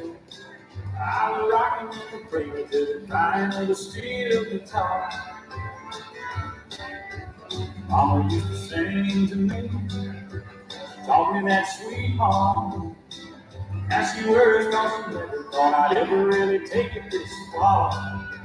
Singing in the bars and chasing that neon rainbow, living that honky-tonk dream was all I've ever wanted. With the biggest guitar song, just trying to be somebody, just wanna be heard and seen. I'm chasing that neon rainbow, living that honky-tonk dream. And now, ladies and gentlemen, competing out of the red corner, standing at 5'8", weighing 128 pounds, training out of Southside Fight Club by way of San Antonio, Texas. Here is Caden Padilla. And his opponent, competing out of the blue corner, standing at 5'4", weighing 130 pounds, training out of 3D Riggs MMA by way of Haltom City, Texas. Here is Dalton the Blue Devil Riggs.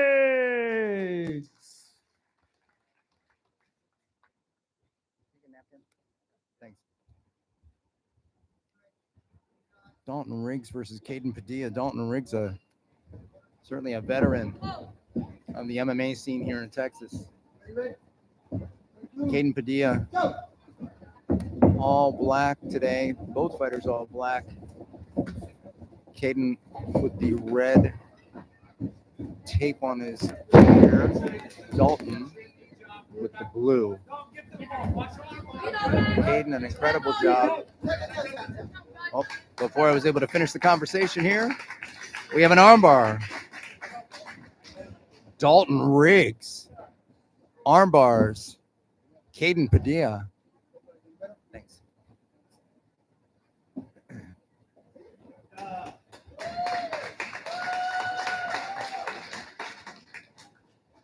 After a vicious takedown, too, my goodness.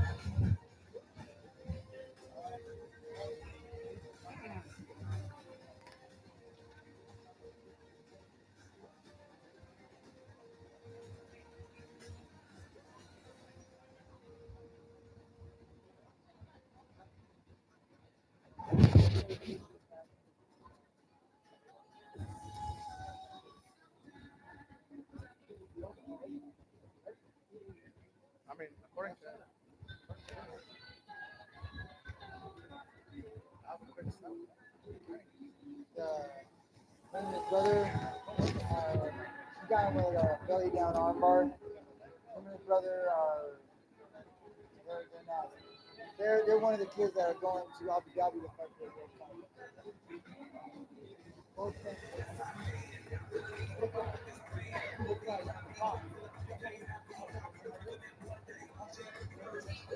Yeah.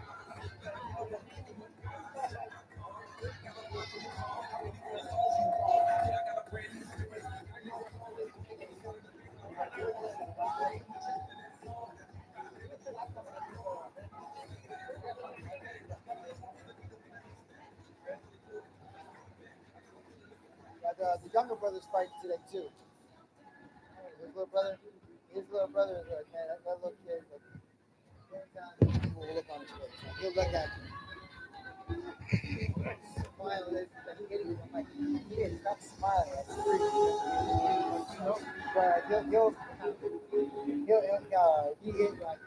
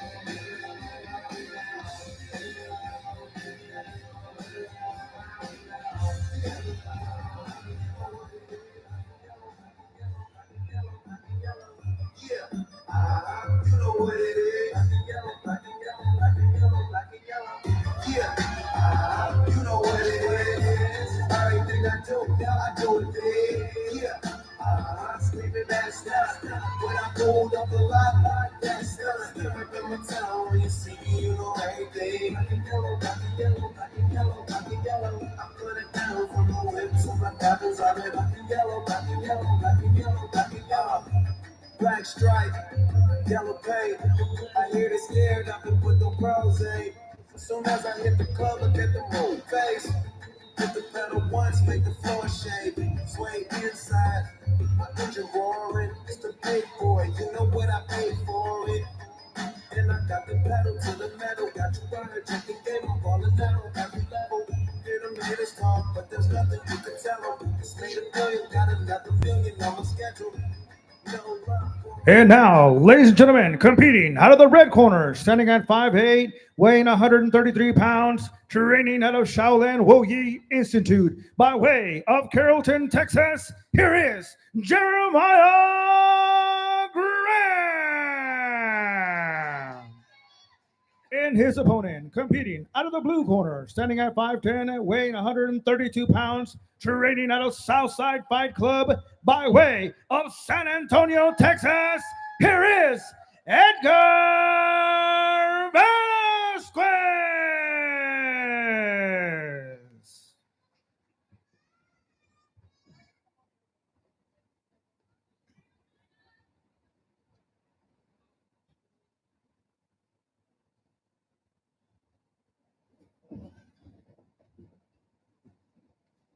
You ready? Ready, go.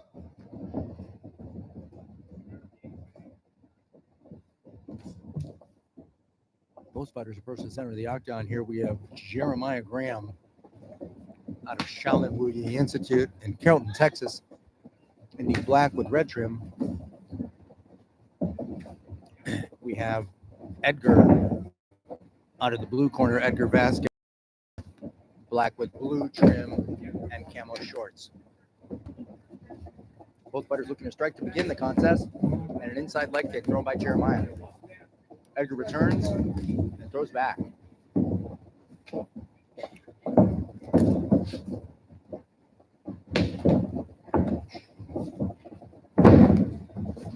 Wow, some feints, some beautiful feints from Edgar. Then he looks to feint again. And there comes the team. Didn't find a home this time. Jeremiah seems comfortable in the pocket though here and looks to potentially grapple, throws a knee.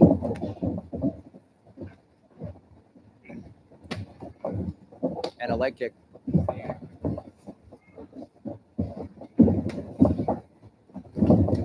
1-2 straight down the pipe for Edgar.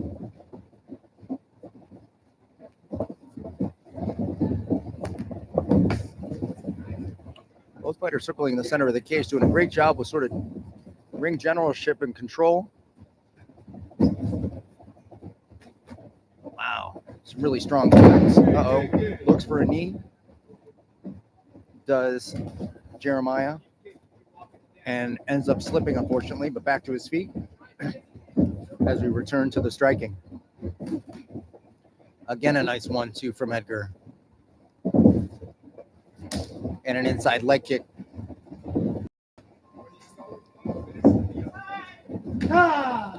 And that's the end of your round.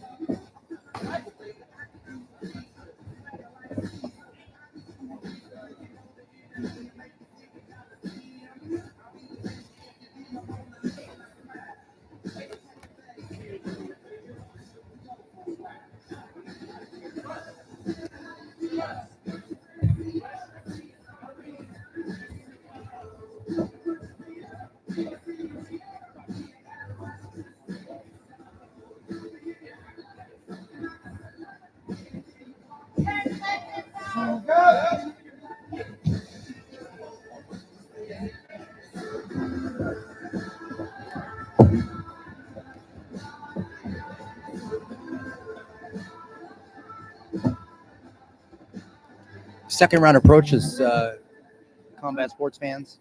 Here at the Big D Beatdown, number 4, in sunny Irving, Texas, at the Southern Junction, Texas venue. Both young gentlemen striking extensively, a lot of punches thrown to the body. There's a kick from Jeremiah, returned by Edgar, and again by Edgar, or by Edgar, yes. And they move back to a grappling situation. Jeremiah able to get Edgar to the cage, and then a trip takedown, moves to a full mount position here. A full mount position does Jeremiah get? Looking to move potentially that elbow across the center line and work for the armbar. He switches, it looks like, more interested in a back take. Here he has one hook in, followed by another one. Hey.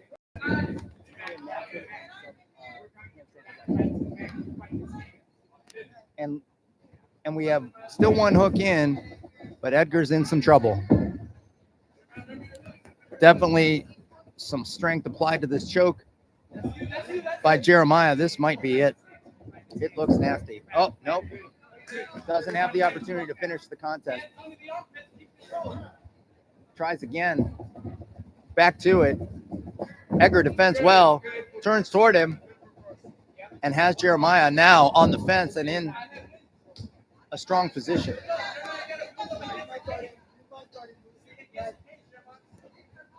Jeremiah's going to have to figure out a way to get his hips to the mat and then back to the corner of the cage here in order to build a base to get back to his feet. All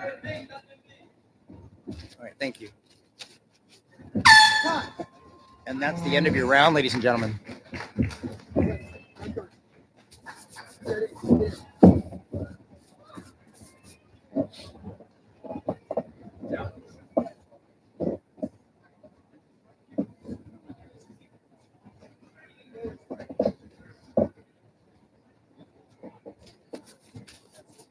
A back and forth match for this one between Jeremiah Graham and Edgar Vasquez.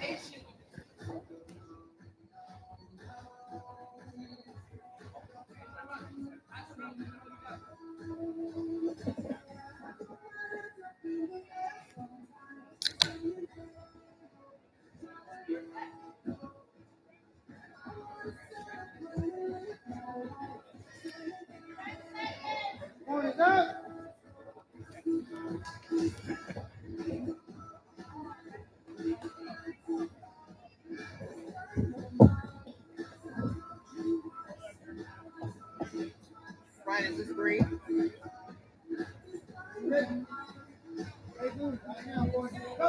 Last round. And what a set of rounds it's been thus far as Edgar moves. Both gentlemen looking for an inside leg kick.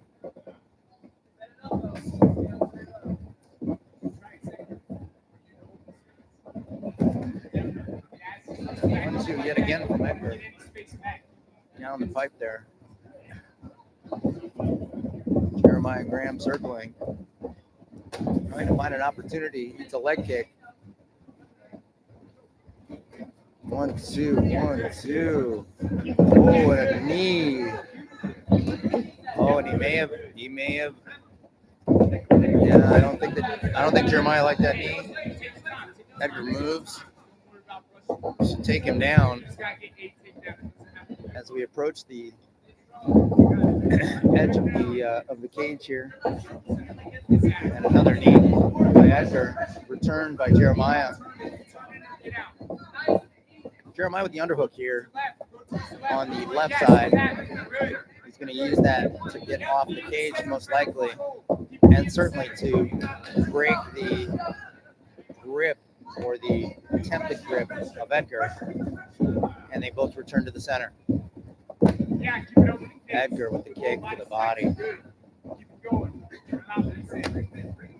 Jeremiah with the return.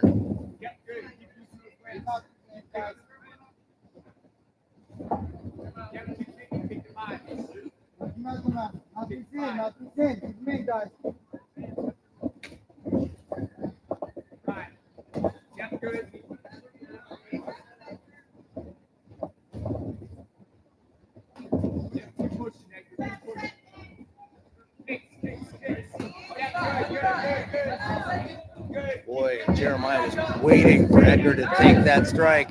Jeremiah and at the end of the round there, Jeremiah looking for an aggressive takedown, wasn't able to capitalize.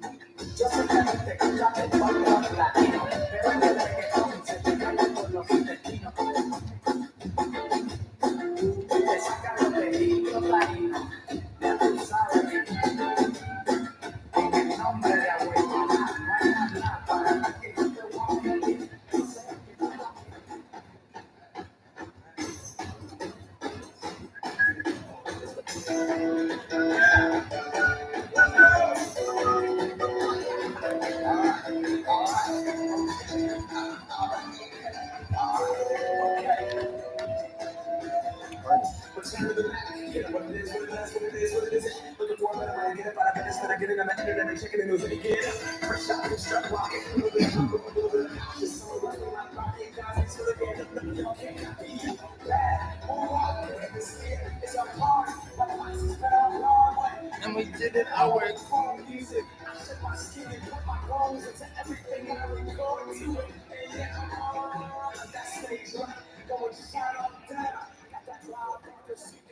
And now, ladies and gentlemen, competing out of the red corner, standing at 4'9", weighing at 77 pounds, training out of Warrior Martial Arts Academy by way of McKinney, Texas. Here is Jalen Salmon. And her opponent competing out of the blue corner, standing at 4'7", and weighing at 68 pounds, training at Wichita Jiu-Jitsu Club by way of Wichita, Kansas. Here is Hardy Steen.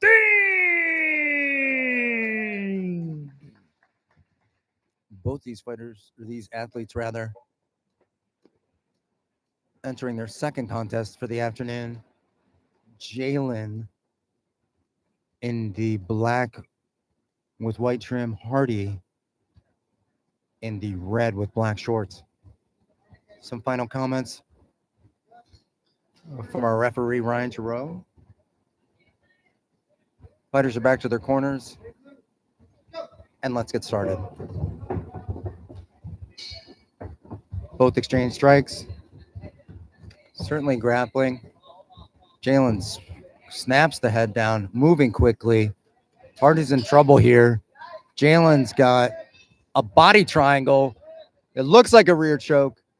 I think she's may have it.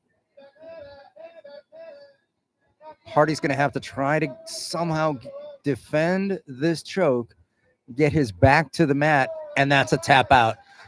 for Jalen. Another victory.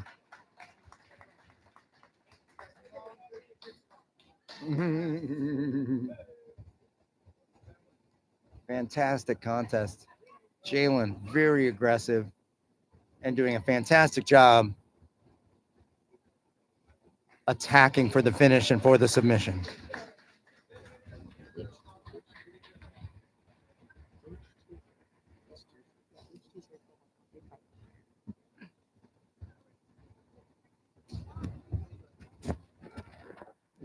Ladies and gentlemen, check out our vendor H2 Shirts. H2 Shirts offering a variety of wonderful fight apparel, most notably the Big D Beatdown 4 exclusive t-shirts with fighters' names on them.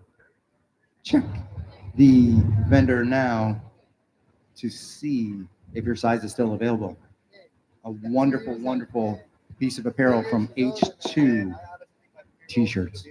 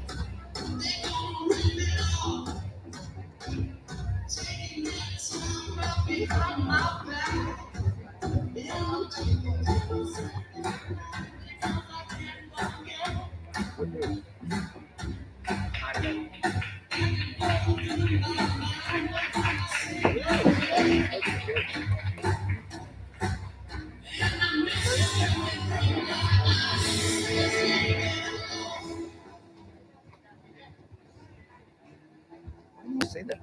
Yeah. It's not true. Like, I don't know what you're watching.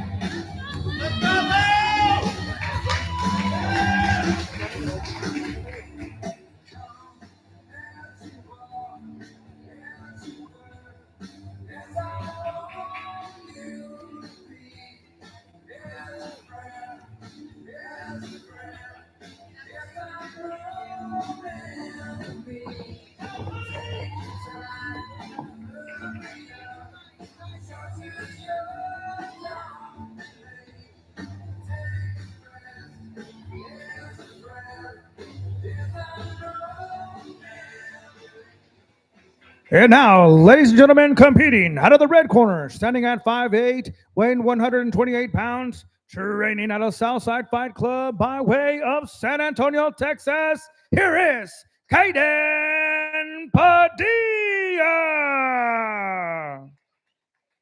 And his opponent, competing out of the blue corner, standing at 5'8", weighing 126 pounds, training out of Shaolin Woyi Institute by way of Plano, Texas, here is Luke Alsbach.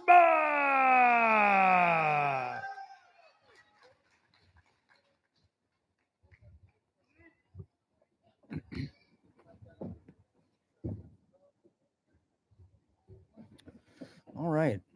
Next bout, Kaiden Padilla out of the red corner, wearing all black.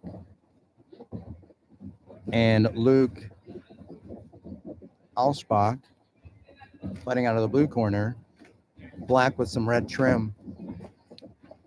Both throwing strikes extensively, kicks and punches to the body.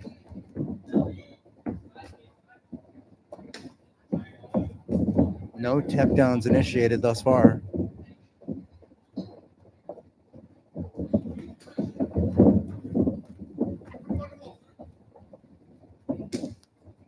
Luke with a solid shot to the body there.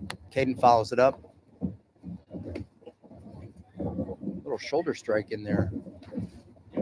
Throwing to the body is Kaiden. Luke now throws some punches followed by a kick and then a teep to the center. A teep to the center yet again as both athletes continue to attack. Offense, clearly the strategy for both of them. Oh, I think that Caden may have caught Luke in the side there, not on the liver side, but on the other side. He appeared to grimace at least briefly, did Caden, as a result of that strike. And a beautiful kick to the body, and another one followed up. Luke is able to catch the kick, throw a punch, dump Caden to the mat. He's high here, but looking for the back. He's looking for the rear choke here. He has one hook in. He may be able to finish it here. It's deep under the neck right now. Caden's going to have to really fight this off.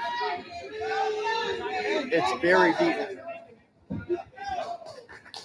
Wow, what a quick tap out. Luke Alsbach from Shaolin Wu Yi Institute, Plano, Texas, with a fabulous performance this afternoon. Certainly congratulations to him on that incredible submission.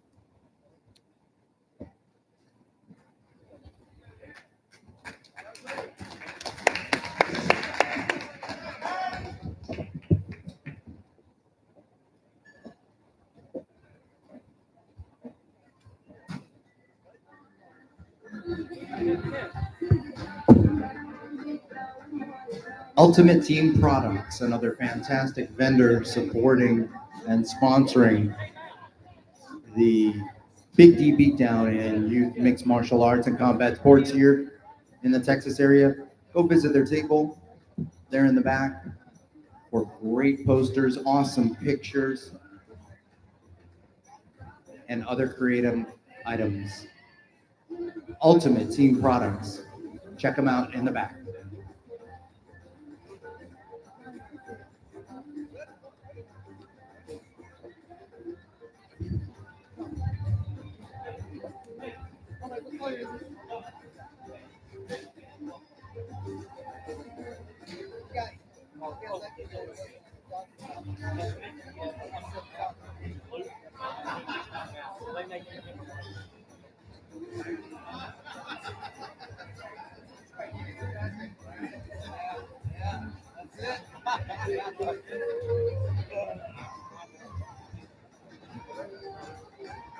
You're gonna figure out this.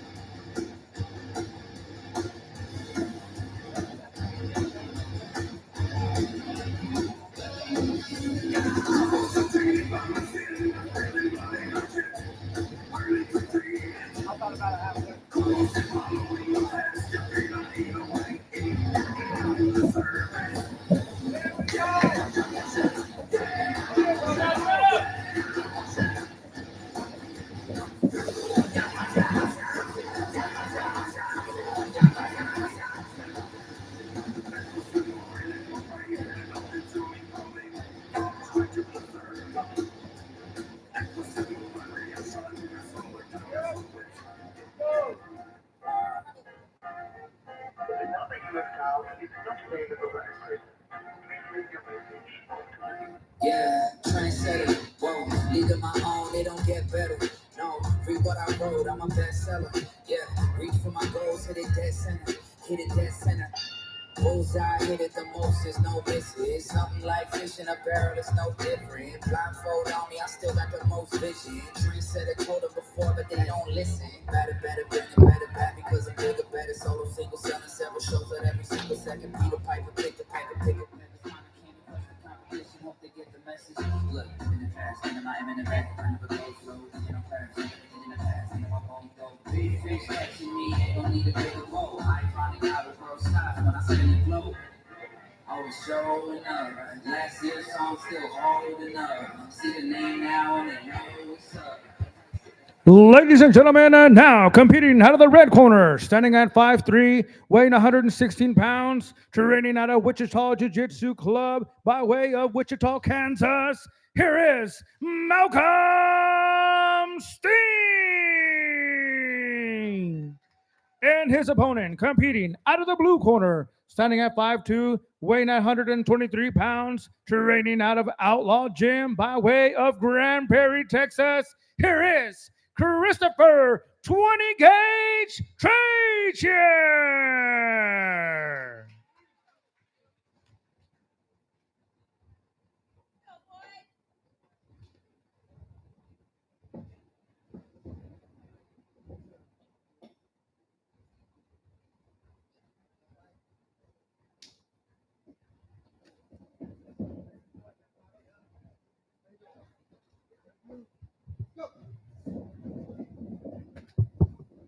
Christopher comes in strong.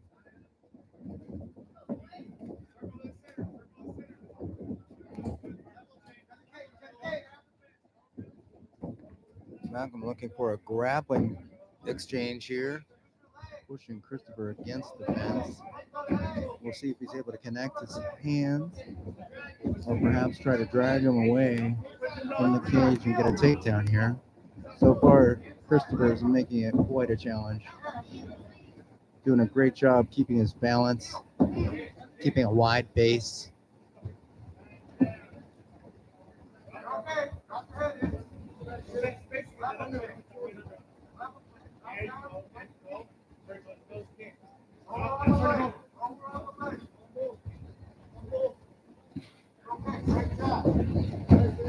Christopher able to get away and back to the center.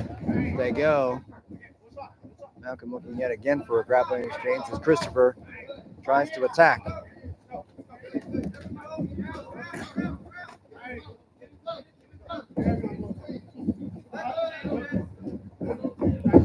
Christopher goes back against the fence yet again. Malcolm looks for the takedown.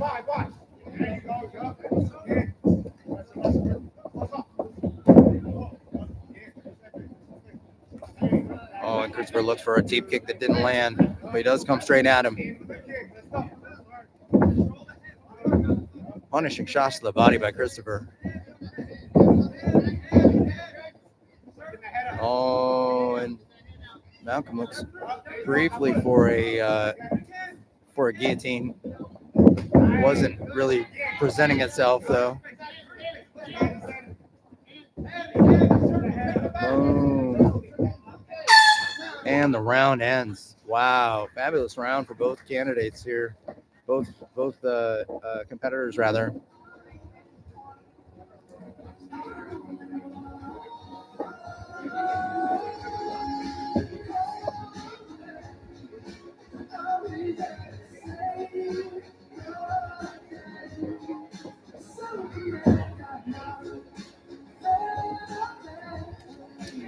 Another big thank you to the fabulous venue, Southern Junction, Texas, here in Irving, Texas, serving fine food and spirits, and an incredible venue for combat sports, incredible venue for a variety of activities. Had a wonderful music selection of music acts last night.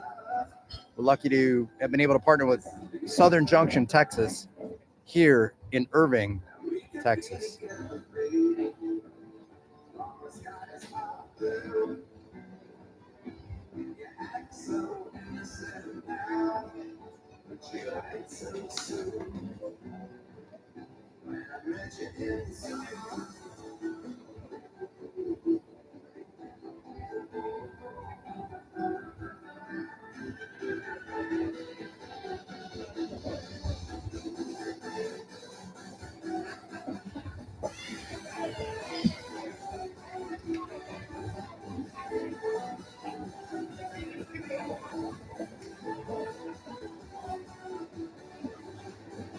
Yeah, when they're up against the cage.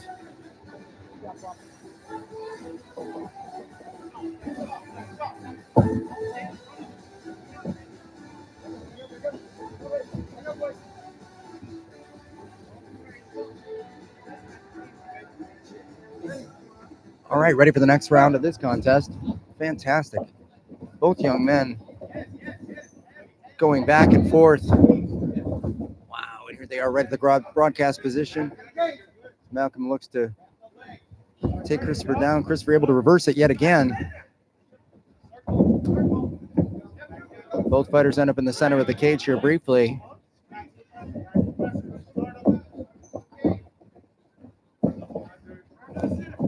Back and forth they go, ladies and gentlemen. Back and forth they go, both looking for a takedown, looking for a potential advantage here. A stern warning it appeared to be from the ref regarding grabbing the cage.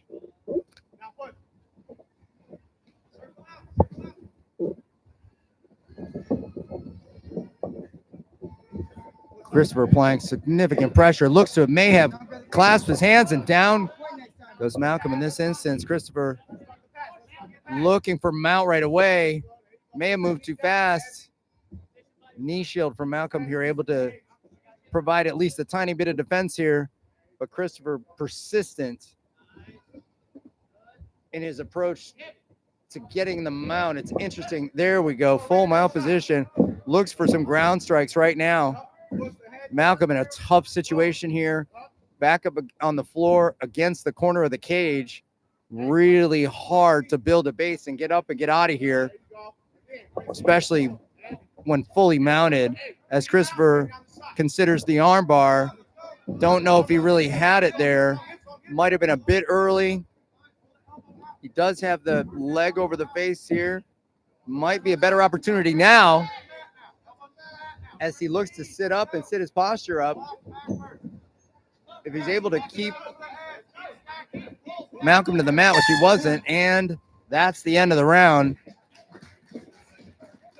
Certainly Christopher threatening an armbar.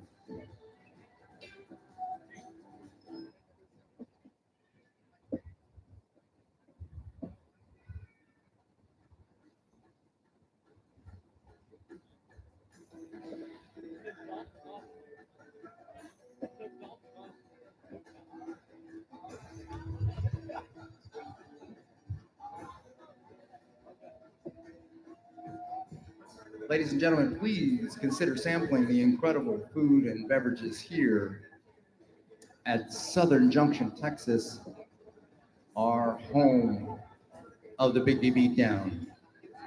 Southern Junction, Texas.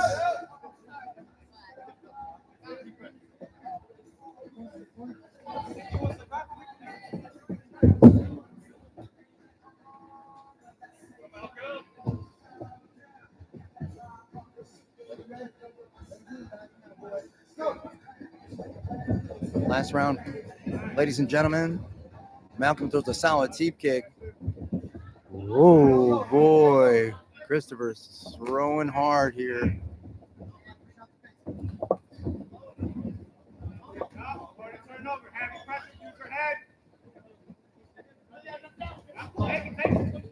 Christopher looking for the takedown with the single, and he may have it. It looks as though he does.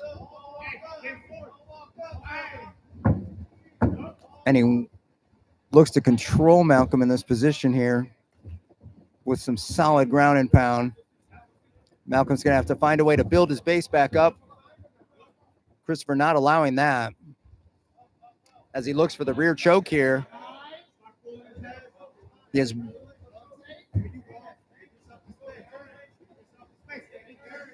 Christopher looking for more opportunities for ground and pound here. One.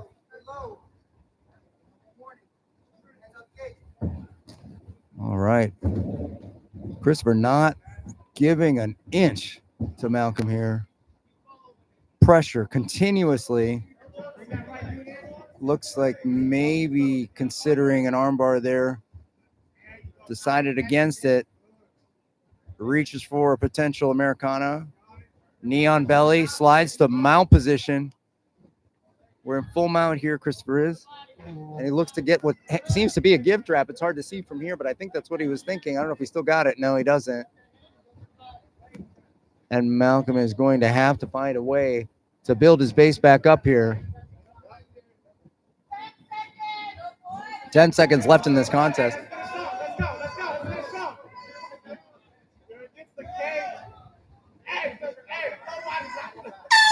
And that's the end. Wow. Goes the distance. Fantastic. Back and forth with both competitors.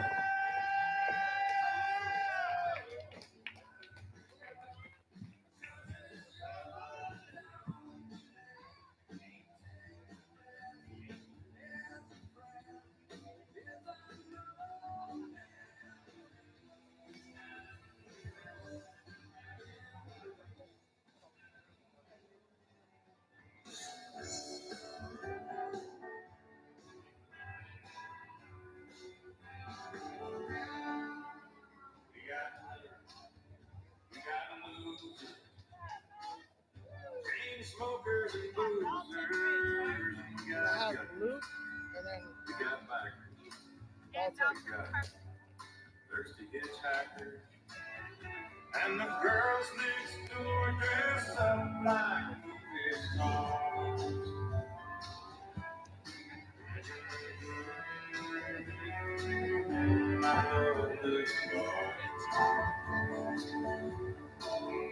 We got cowboys, we got truckers, broken-hearted fools and suckers. We got hustlers, we got fighters, early birds and all that. And now, ladies and gentlemen, competing out of the red corner, standing at 5'8", weighing 126 pounds, training out of Shaolin Wogi Institute by way of Plano, Texas, here is Luke Alsbach. And his opponent, competing out of the blue corner, standing at 5'4", weighing 130 pounds, training out of 3D Rigs MMA by way of Haltom City, Texas. Here is Dalton Blue Devil Riggs.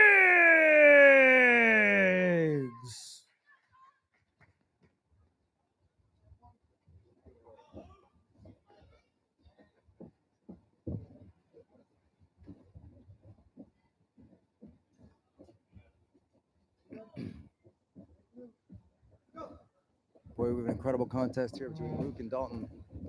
Wow, Dalton Riggs aggressive with the takedown opportunity. Wow, moves to look to mount position here on Luke and gets it.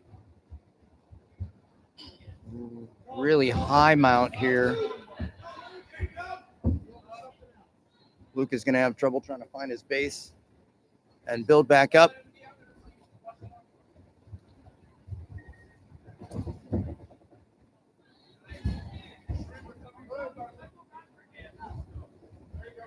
Back to a half guard situation here, but Dalton is working on an Americana. Does not have it. Does not have it. But again, slams Luke to the mat and moves to a dominant position. It looks like full. It is full mount. He goes to the armbar. No armbar yet, but boy, it looks nasty. It looks nasty. It looks nasty. Not yet. It looks close though. My goodness, what defense from Luke at this point. My goodness gracious. Dalton has this tight.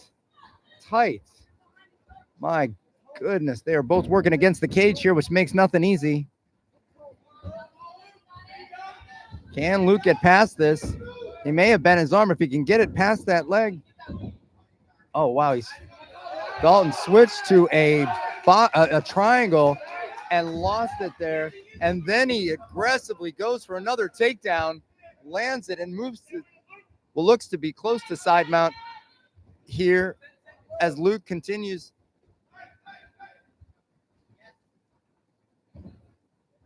Almost back to Malo here and break. First round in the books. My goodness, what a fast-paced round. Very aggressive from Dalton Riggs. My goodness, he moves quickly. Good grief. Chaining takedowns and submissions, followed by takedowns and submissions. Unreal.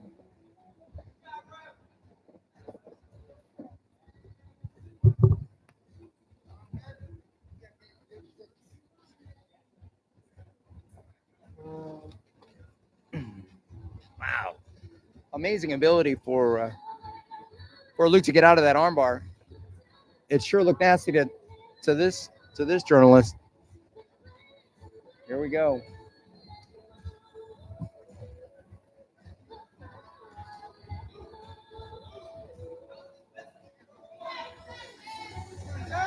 Ten seconds left before we start another contest here.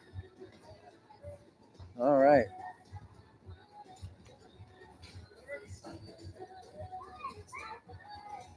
Dalton ready. Luke's ready. Combat sports fans, are you ready? Wow. Boy, Dalton wants that takedown. And he looks to get it again. Luke trying for a guillotine here. Dalton not having any of it. Already to side mount here, which should neutralize that. And then moves, does Dalton. Interesting. He may be trying a Von Flute choke here. And no, it looks like he's moving to a, it's hard to see from this vantage point, but it looks like he's attempting a head arm choke here. It's not flattened out here. Wow, unbelievable, unbelievable. Wow, what a performance by Dalton Riggs yet again. Unbelievable submission, the aggression, the pace of the contest, the pressure that Dalton will put on an opponent is just, it seems to be overwhelming. Certainly not an easy thing to deal with in the cage. When you're in there with that guy, Dalton Riggs a problem in this weight class, no question about it.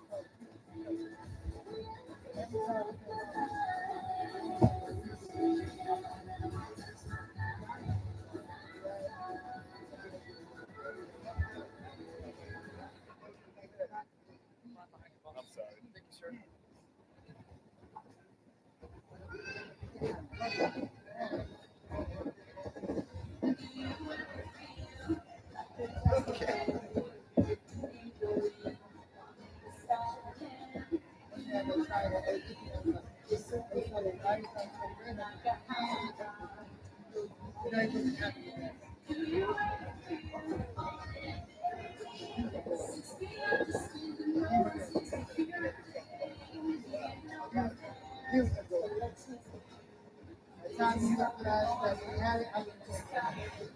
and gentlemen, check out Ultimate Team Products in the back. One of our vendors and incredible partners for youth sports here in the Texas area. Ultimate Team Products, incredible posters, incredible pictures, everything you need to remember this wonderful afternoon.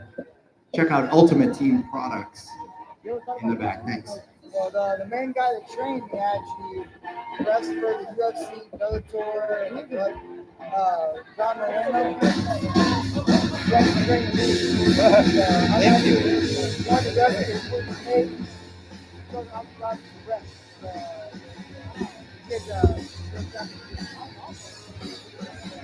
I've done like over 100 fights in like 2 years.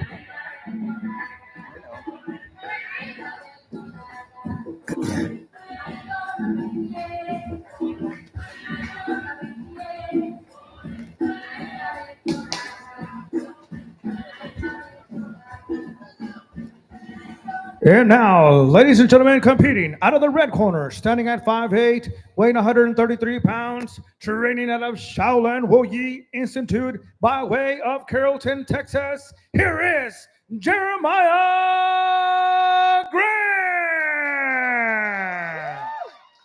And his opponent, competing out of the blue corner, standing at 5'9", weighing 140 pounds, training out of 3D Rigs MMA by way of Fort Worth, Texas. Here is Abraham El Diablo Bustos.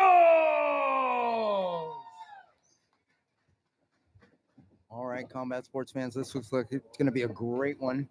We have Jeremiah Graham, black with the red trim, competing against Abraham Bustos in the purple gear. Abraham approaches with a southpaw stance.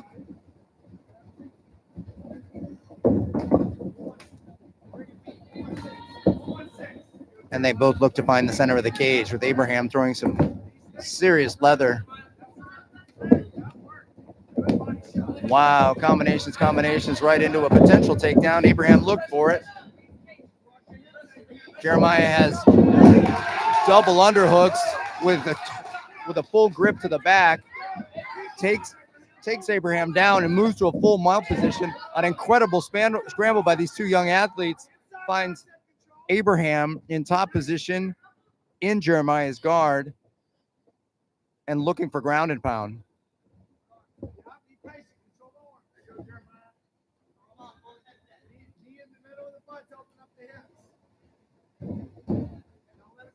I was.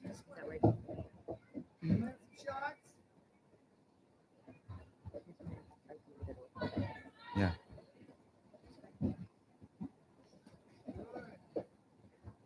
Jeremiah able to control Abraham's posture here in his guard to reduce the opportunity for drown strikes. But every time Abraham postures up, certainly that's an opportunity.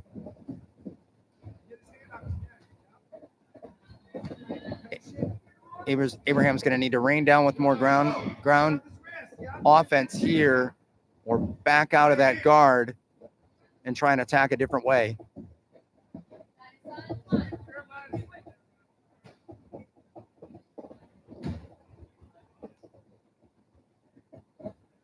Keep throwing. Get active, baby. Get active, baby. 10 seconds left in this round as we finish with Abraham on top position and throwing ground and pound.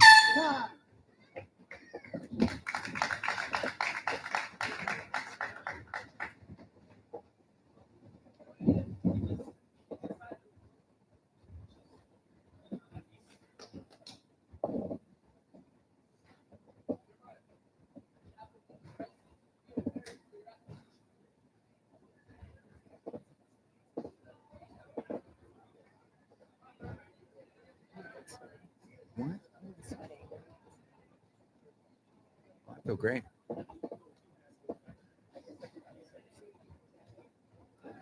All right, ladies and gentlemen, as we approach our second round here,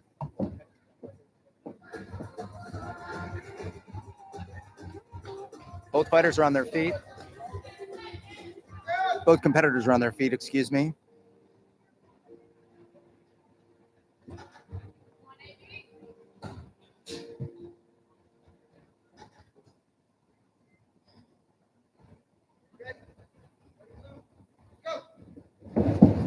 And a touch of the gloves, and we begin.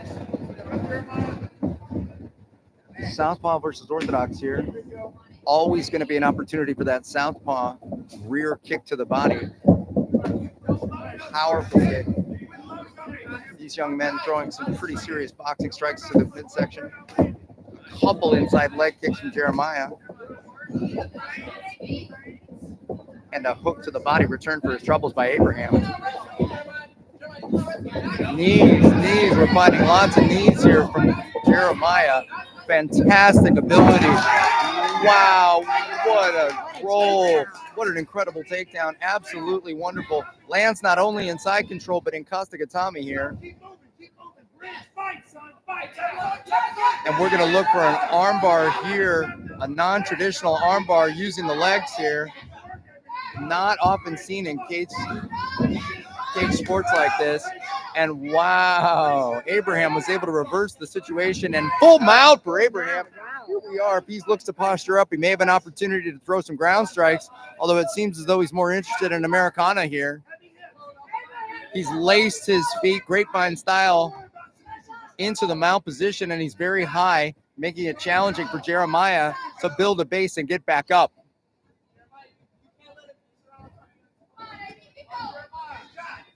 I wonder if he sees a head arm triangle here. Perhaps Abraham does. Doesn't look like it.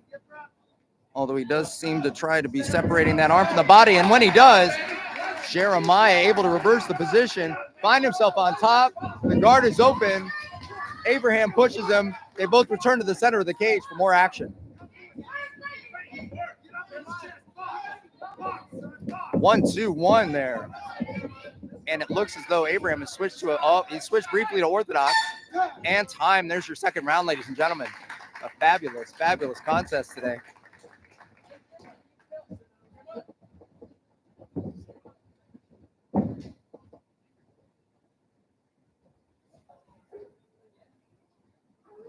Interesting.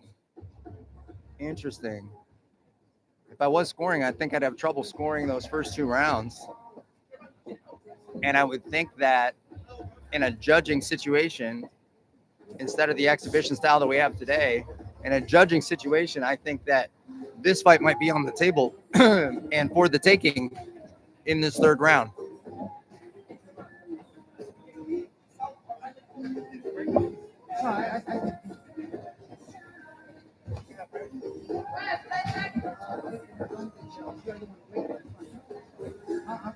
Abraham Bustos out of the 3D Rigs MMA gym, Fort Worth, Texas, producing incredible athletes that we have seen perform today at an exceptional level. Let's see if Jeremiah can finish a 3D Rigs fight, or rather look for the submission. Both fighters touch gloves, move to the center of the cage, and let's get started. Abraham.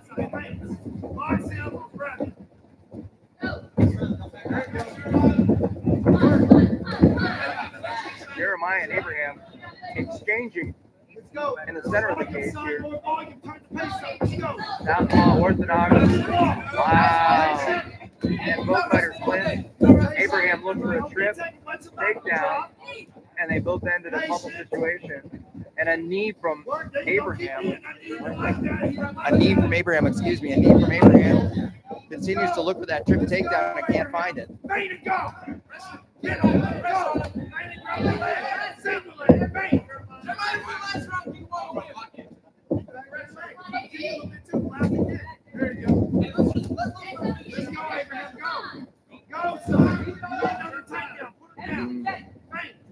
I think these athletes may be getting a tiny bit fatigued. Wow, a ripping shot to the body by Abraham. As Jeremiah looks for a deep kick. Risk you're going to take when you're throwing that kick. Your opponent catches that kick, and suddenly you have a potential takedown situation, which Abraham was able to capitalize on. Full guard we find ourselves in here. And Abraham's going to want to posture up to try and rain down some ground and pound or back out of the guard. Let's go, Abraham. Work. Watch out. It's up bicep control. He has nothing. Hail Mary submission at this point. Go.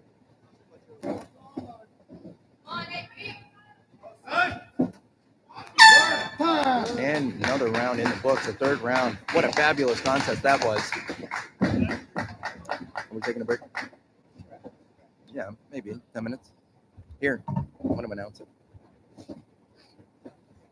And ladies and gentlemen on our stream, just letting you know, we are going to take a 15-minute break. 3:40, we should return. 3:40, we should return. Thank you very much for paying attention to Youth MMA in Texas.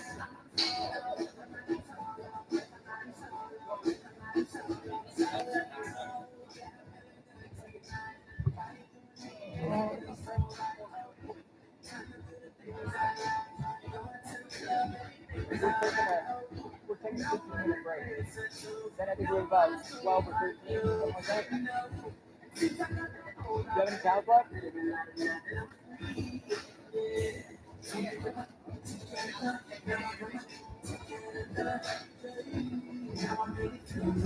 Ladies and gentlemen,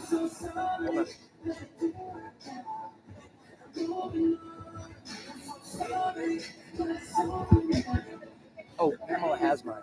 Pamela has it.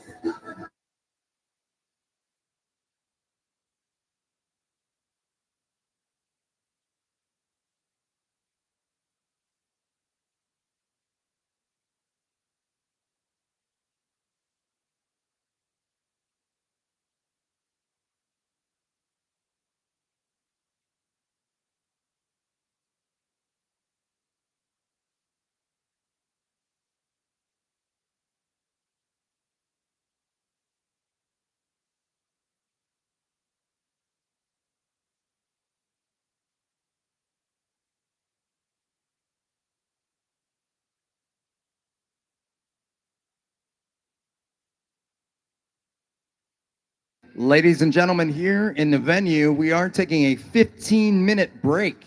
A 15-minute break. We'll see you again at 3:45 p.m. to continue the contest. 3:45 p.m. Please take the time to stop by, grab yourself a drink, get some great food from the Southern Junction, Texas Incredible Kitchen. Thanks very much.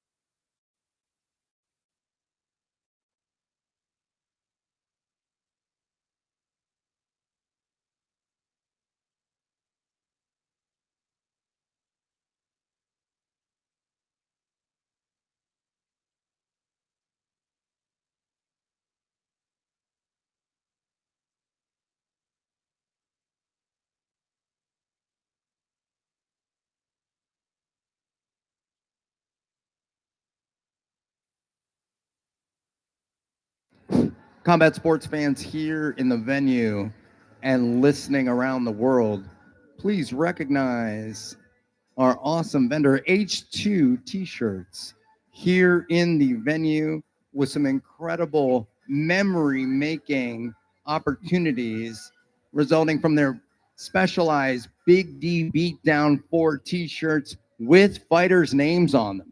So please see them in the back to try and grab one of those while they still last. Thanks very much.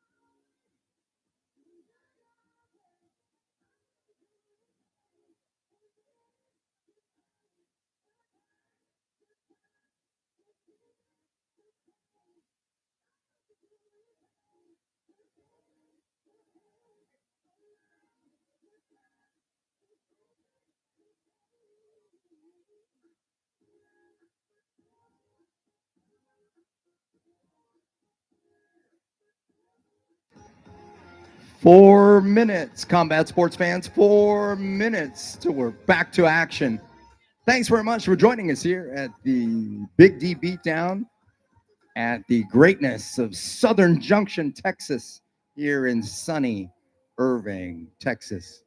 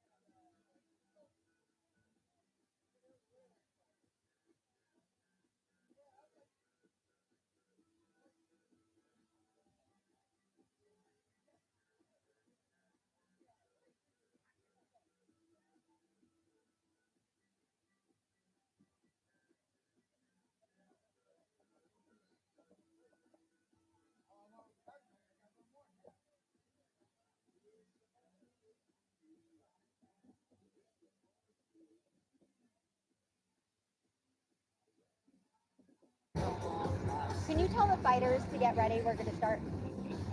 Are you able to tell the fighters?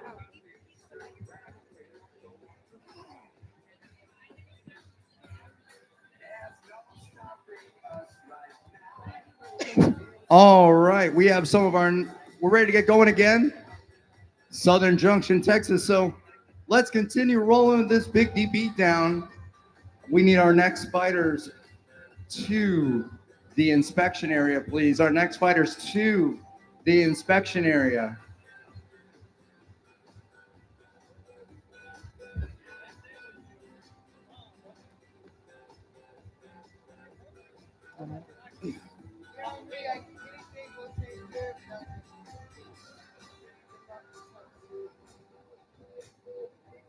There's no stopping us right now. There's no stopping us right now.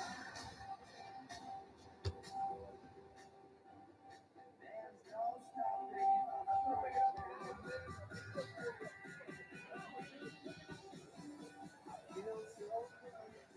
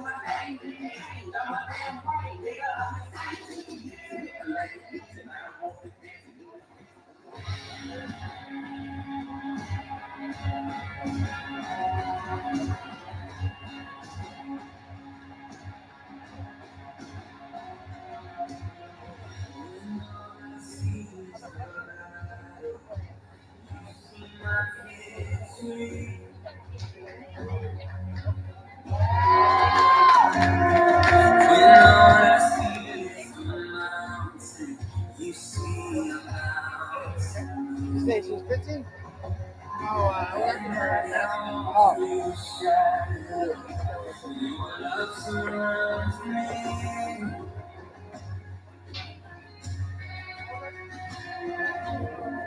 There's nothing to fear now, for I am safe.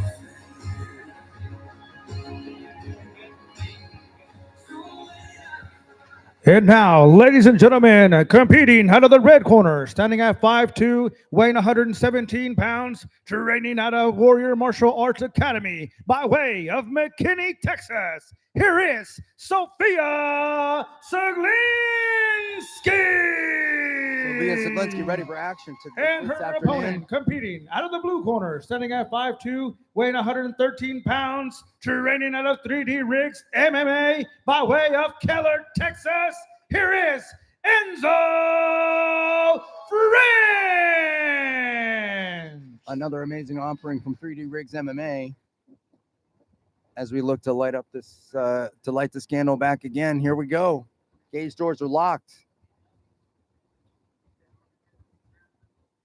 A few final words from our referee. Fighters back to their corners. We have Sophia Seglinski in the black attire and Enzo in the blue with black shorts.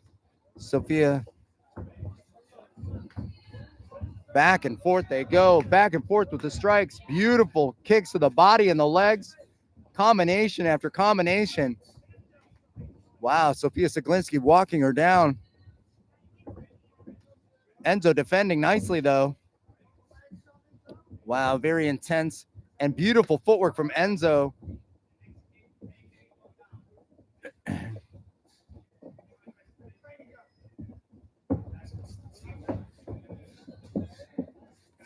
Exchange strikes. Here we go. Lots of punches. Sofia Zaglinski pushes Enzo against the cage. An opportunity here for a takedown. We have one underhook.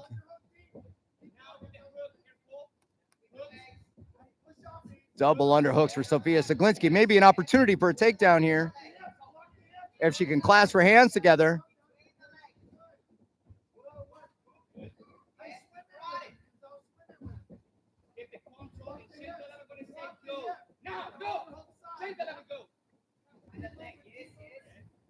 Sofia Zaglinski looking for an opportunity for a takedown here. She may have looks like she has a throw here and does get her to the mat. Is she able to capitalize? She does with half guard on top. Controlling the situation is Sofia as Enzo looks to shrimp away. Enzo looking to recover from half guard here. Sofia may let her up. We'll see. I'd be surprised if she would. Oh my goodness. So Enzo able to use the cage against the cage or back against the cage to get back to her feet and build her base. Sofia looking for another takedown here. Back and forth these young ladies go in this excellent contest. And a flagrant cage grab there. And that was the end of the round. Wonderful.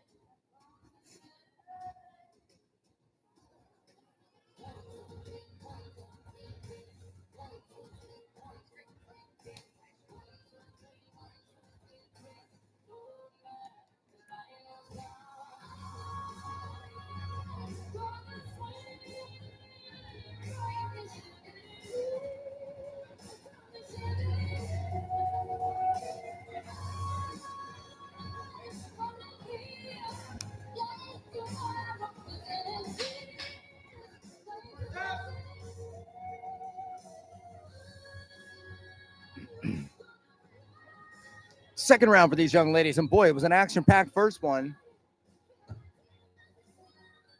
Looks like they're having fun in there.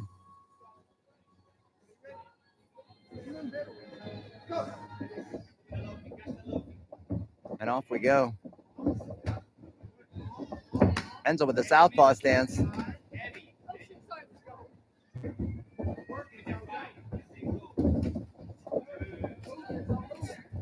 Wow, Sofia throws amazing combinations here. Another nice leg kick, followed by some punches.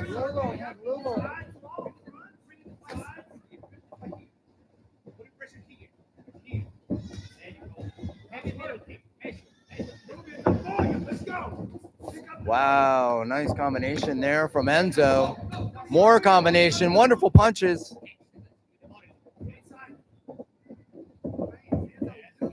Sofia feinting here. Trying to do a bit to draw Enzo's strikes out if she's able to. There we go. Sofia walking her down, putting a little pressure on. Enzo able to circle out and use excellent footwork. And a well-checked kick there. Wow, beautiful entry by Enzo.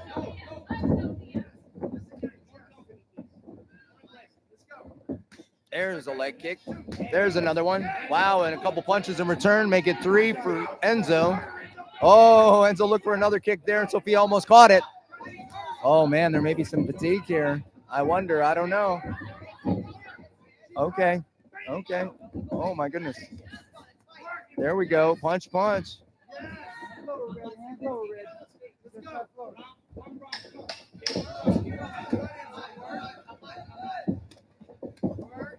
Enzo finds some great opportunities to throw strikes, as is Sofia. And time, second round.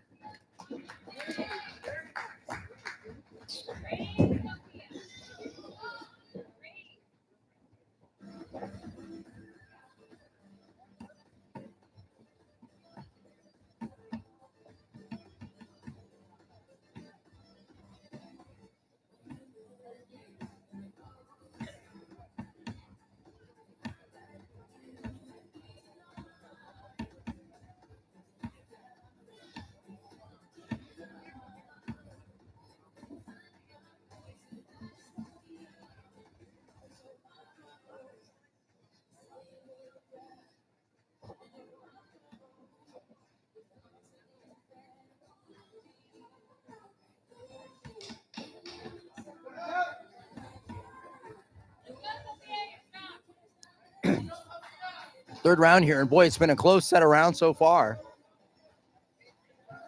Be a great opportunity for one of these athletes to really create some space.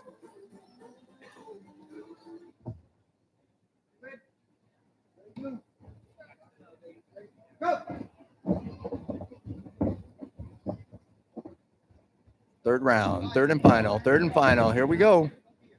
Sophia looks to, oh wow, ran right into with a beautiful leg kick. Sophia continues to walk her down. It's a tough contest to judge here if you were judging, which we're not, of course. Ooh, boy, I think that Enzo was looking for a takedown there. May have had an opportunity, and a beautiful lead strike, a lead punch from Enzo as she circles back to the center of the cage.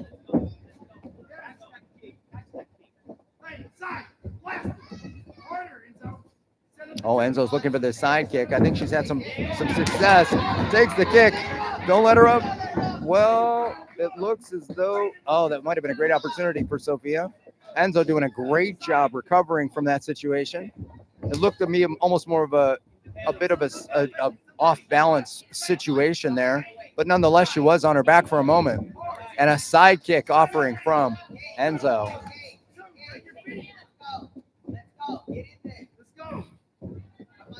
Oh, a beautiful punt kick. There we go. Wow, and she threw another one there too.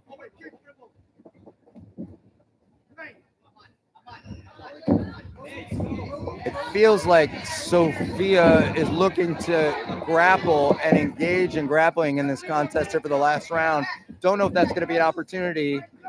I think that Enzo has some excellent footwork, some wonderful striking, and some great submission, or rather takedown defense that's making it a challenge. I wonder if maybe Sophia got caught there. It looked like she grimaced a bit from one of those recent strikes.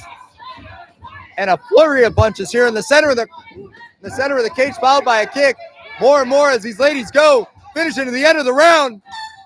Wow, what a contest. Unbelievable. What a fantastic contest. Absolutely fabulous. Really great work from both athletes. What an incredible contest to watch.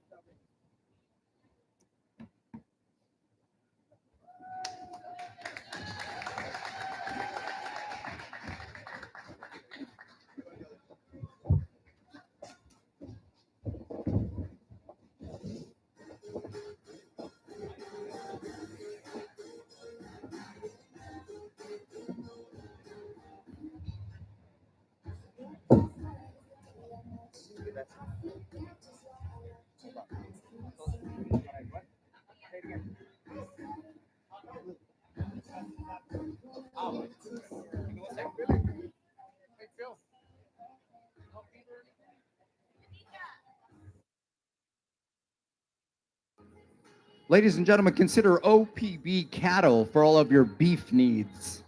OPB Cattle. Happy cows, grass-fed, locally raised, from pasture to plate.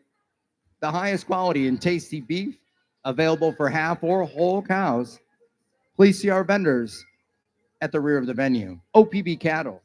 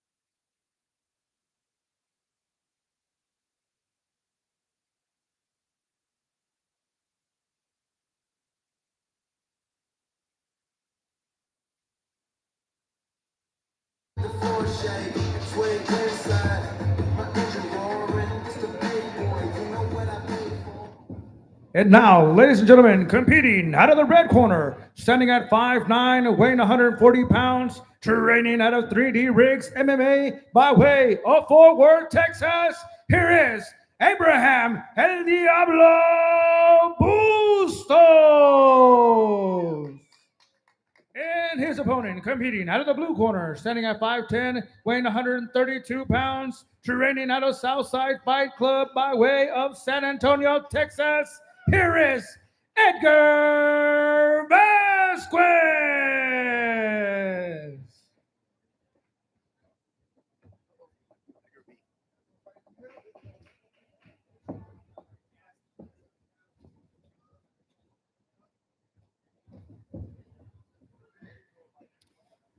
All right, ladies and gentlemen, we have Abraham Bustos in the purple against Edgar Vasquez in the black and gray camo. Both fighters come out exchanging leg kicks. 1-2-1 offering from Edgar. Oh, and a beautiful kick to the body from Edgar. Abraham returns with some punches, and we continue the exchange. Abraham looks for a takedown, can't find it. Nice footwork from Edgar Vasquez. And Edgar decides for a takedown of his own as he approaches the cage side with Abraham. Abraham is able to circle away and throw a nasty strike to the body.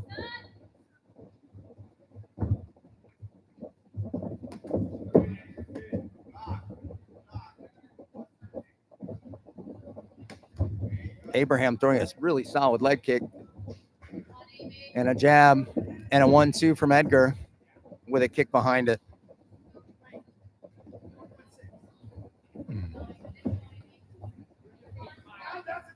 Back and forth goes Abraham. Able to switch stances fairly comfortably. Not an easy thing to do as a striker. And a beautiful teep kick from the southpaw stance. Oh, and we may have had an inadvertent strike to the groin.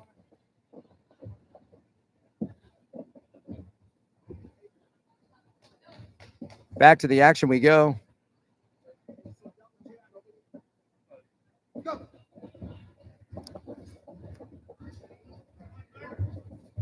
And yet another southpaw versus orthodox. Oh, beautiful takedown attempt here. It looks as though Edgar really wants his takedown. Abraham able to circle out again and offer takedown of his own. Can he complete it? He's got a deep single, but Edgar is looking for a back take off of this. It's going to be hard to finish from this spot. And that's the end of your round, ladies and gentlemen.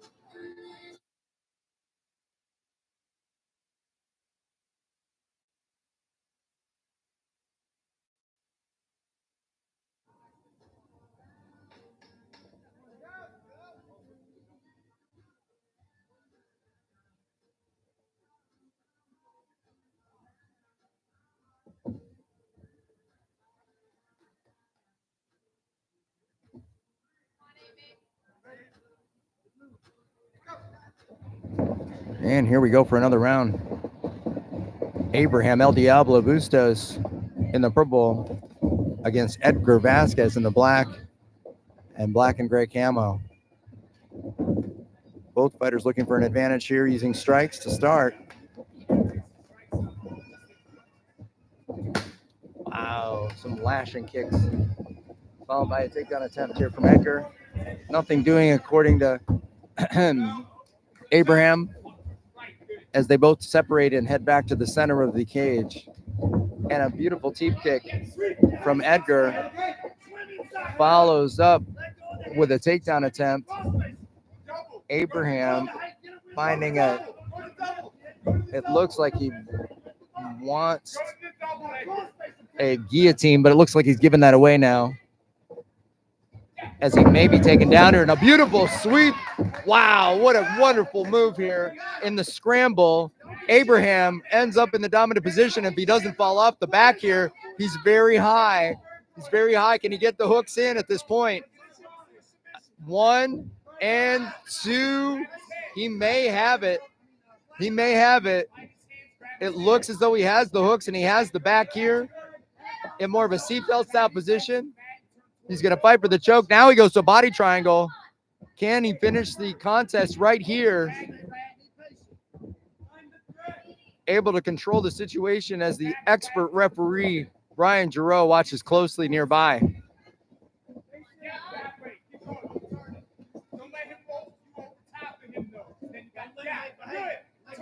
Edgar doing a great job defending. Looking to, wow, a 2-on-1. Boy, what a classic defense there for Edgar. 2-on-1, saving the choke, and then able to turn himself around within that nasty body triangle situation to end up on top and certainly save himself from the choke, but also to potentially offer some offense. But the round comes to an end before that can happen.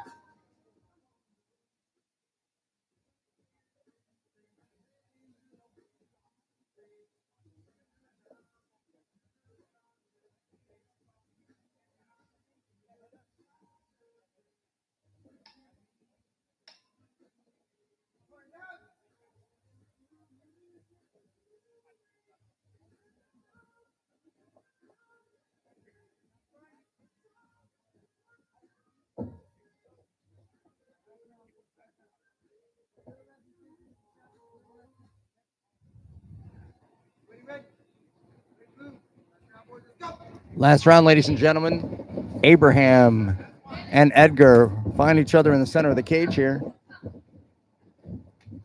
Oh, interesting kick there from Edgar.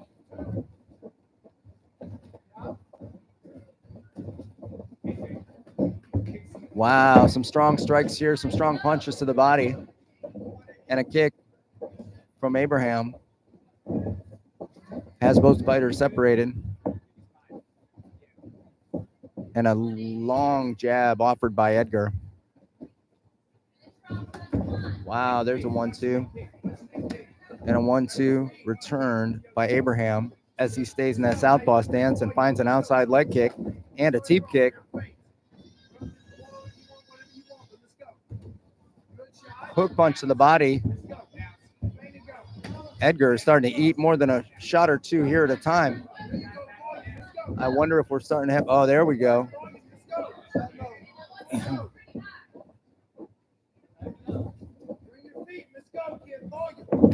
Oh, wow, beautiful kick. Oh, my goodness, what a teep kick offered by Edgar as he gets Abraham against the cage, right to the broadcast position here, and a solid knee by Abraham. And a kick followed by Edgar. Both these guys are showing some tremendous skill, tremendous technique.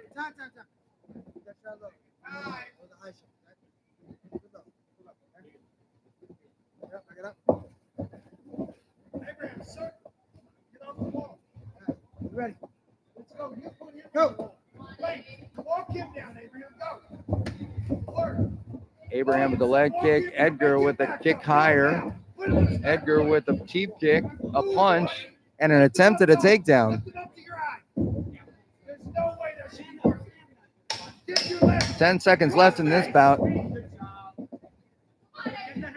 Wow, Edgar ends up on top here. And no score, no judging. I wonder how that would have been called.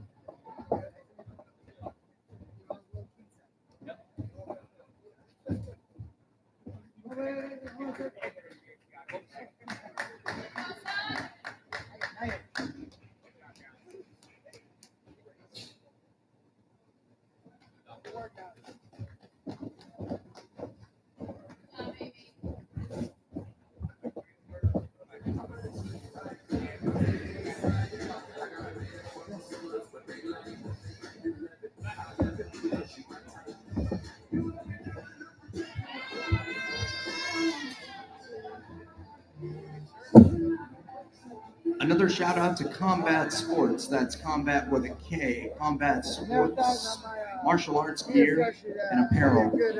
Fantastic organization offering the highest quality martial arts apparel and gear stored and inventoried here in the United States of America for easy access and quick delivery.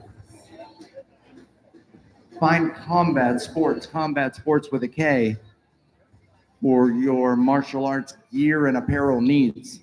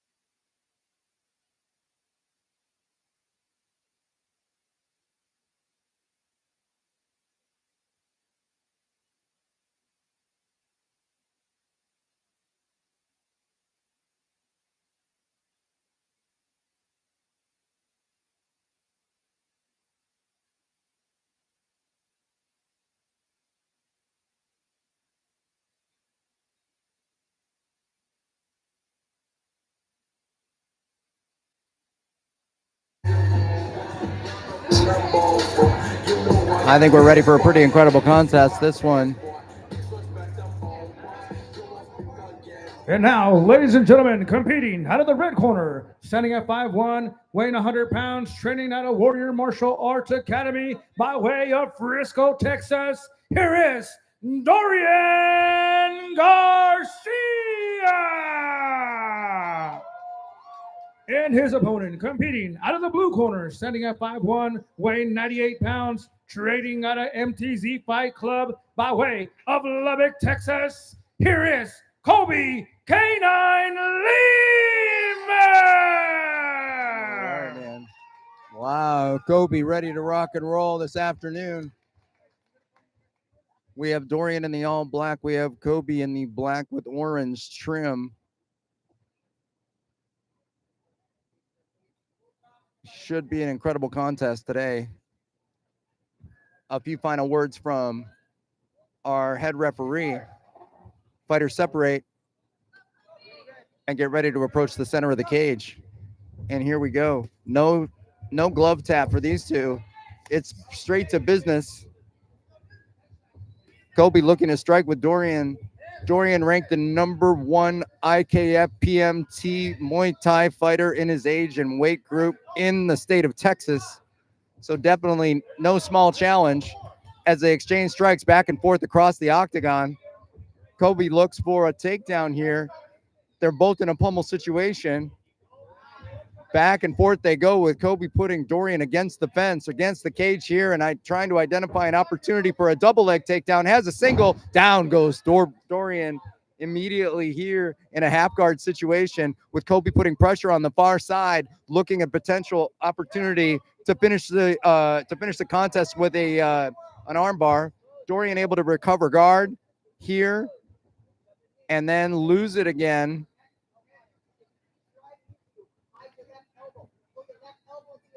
Looks like Dorian would be considering a back take here, and I know that'd be challenging as he's in a bit of a bulldog choke. There's a reversal for Dorian as he puts Kobe in the corner.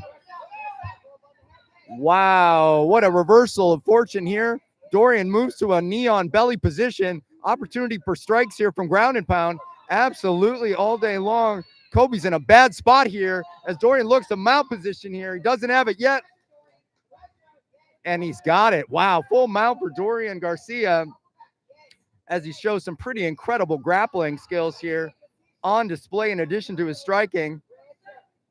Can he finish this contest here? Kobe in a tough situation. He's going to have to build his base by getting his hip somehow to the corner of the cage and while walking back to his feet. But it doesn't look like it'll happen before the end of the round.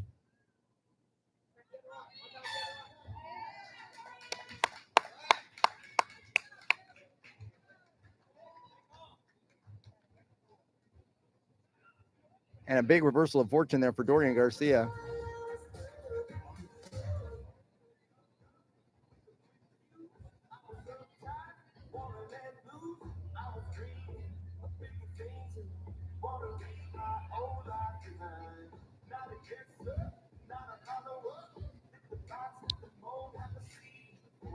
It was a furious pace, ladies and gentlemen, to get this contest started. So I want to see how these fighters come out for the second round.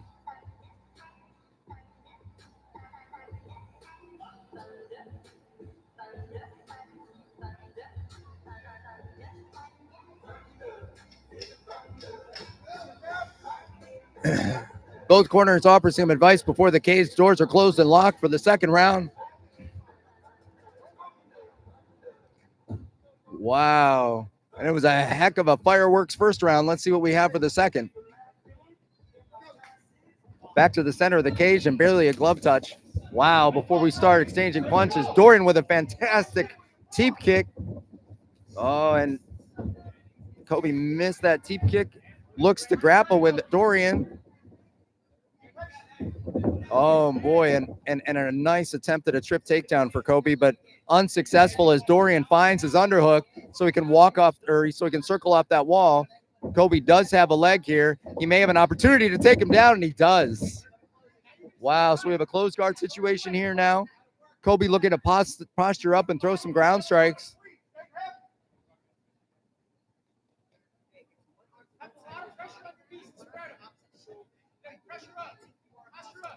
So far, Dorian successfully breaking Kobe's posture and not allowing him to throw those strikes from the top. Dorian's going to have to look for a sweep or a submission here, as we may have a wardrobe malfunction.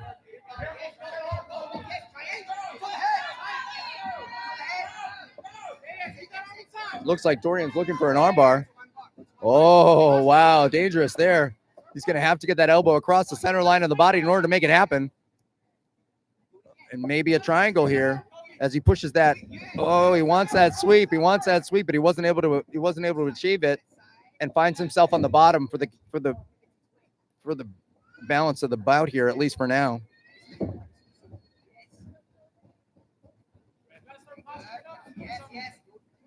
Dorian's looking for a way to push one of those arms back far enough so that he could create a triangle opportunity for himself, or a get-up situation, which he did. Beautiful job by Dorian Garcia after Kobe did an incredible job controlling him on the ground for quite a period of time there. Would be a tough one if we were judging to score that. Wow, back and forth these two fighters go. Unbelievable. What a fantastic contest. One more round of fireworks here.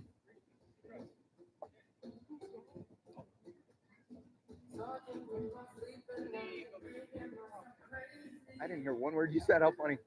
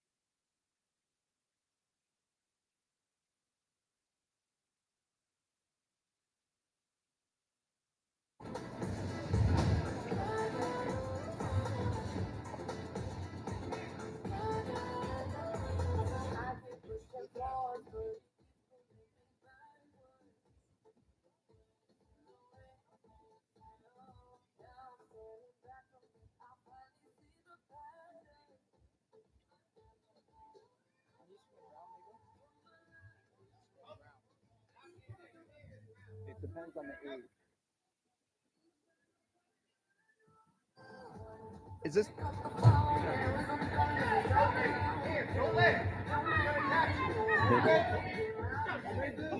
He doesn't like that.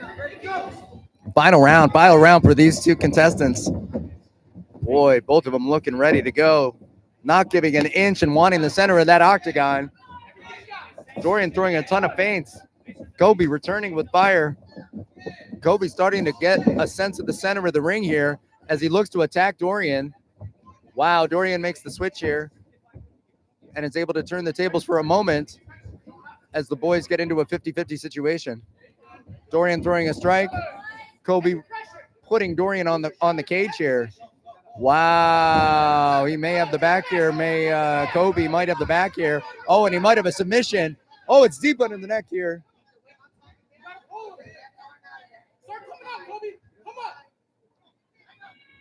Kobe's in a pretty good position here. It doesn't look like he's got it under the neck, but he did use that to reverse the position and find himself on top. Dorian's gonna have to scramble to get out of here, and it looks like he might. He goes to guard position to offer himself a little bit more defensive opportunity here.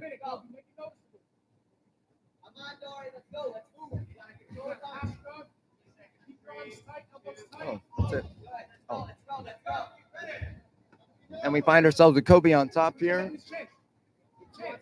Although he's not posturing up to look for ground strikes, and that maybe because Dorian, I see now from my broadcast position that Dorian is trying to find himself an opportunity for a Kimura, but I think Kobe sees that pretty clearly. 30 seconds, Kobe.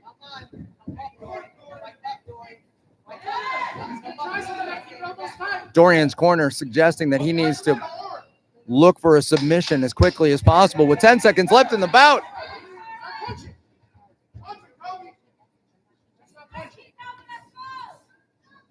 And that's how we'll finish the round. Wow, fantastic contest, both of these athletes.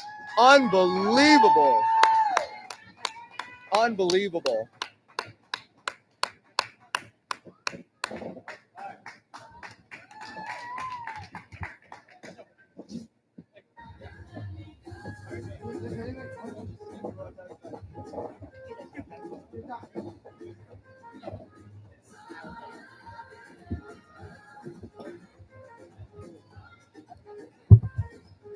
Ladies and gentlemen, I just got word in just now, an opportunity offered by OPB Cattle. Only $5,000 for a full cow with a deposit today.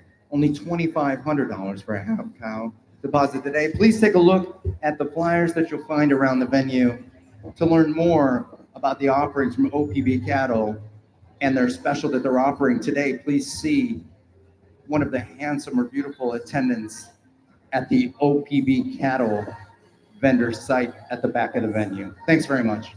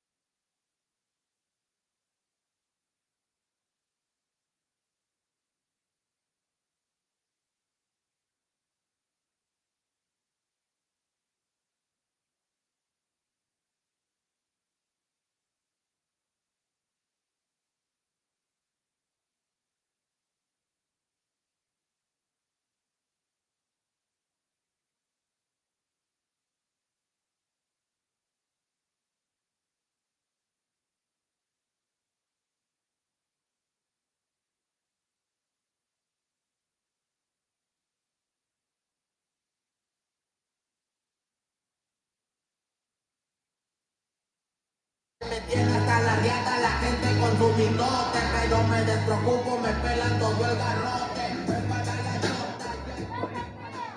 And now, ladies and gentlemen, competing out of the red corner, standing at 5'2", weighing 117 pounds, training out of Warrior Martial Arts Academy by way of McKinney, Texas. Here is Sophia Saglinski.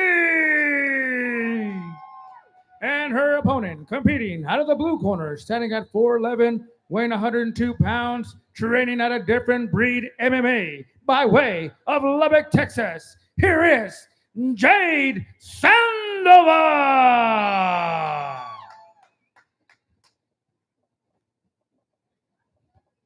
All right, ladies and gentlemen, we have Sophia Saglinski in the black. We have Jade Sandoval in the white and purple shorts. A few final words from our esteemed referee. Back to the corner. Fighters come out, ready to go. A quick touch of gloves, and let's get started. Jade offers a kick. Sophia offers a kick. Back and forth they go with kicks and strikes. Hey, beautiful for Sophia to find a couple different left and right hooks to the body and get Jade against the cage here. Sophia in danger potentially of a takedown there for a moment.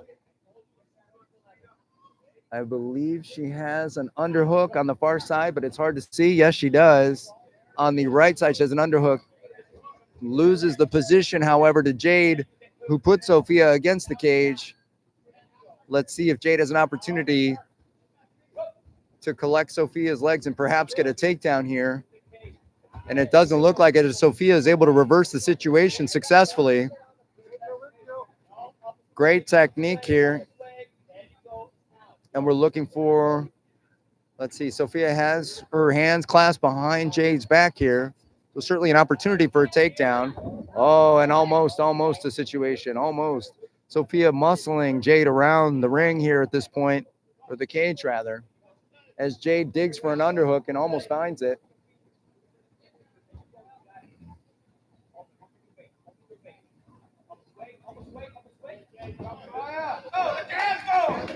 And these young ladies separate and head back to the center of the cage for more strikes. Pop, pop, pop from both sides. Here we go. Oh, and I think it doesn't. Wow. Done. Oh, wow. Tap out. Yeah. Wow. Very quickly there.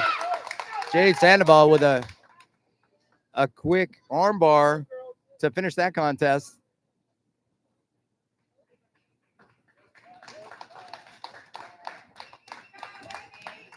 A fantastic display of Brazilian Jiu-Jitsu from Jade Sandoval. Hard to be disappointed with that performance if you're Jade or her coaches.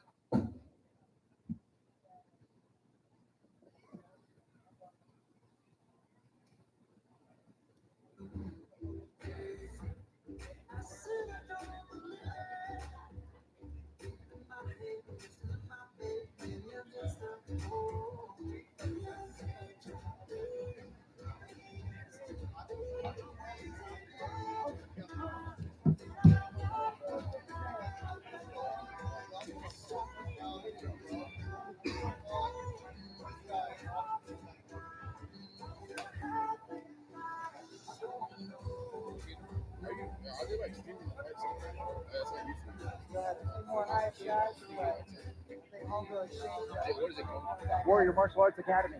Just look up that channel, Warrior Martial Arts Academy channel, and it's live right now.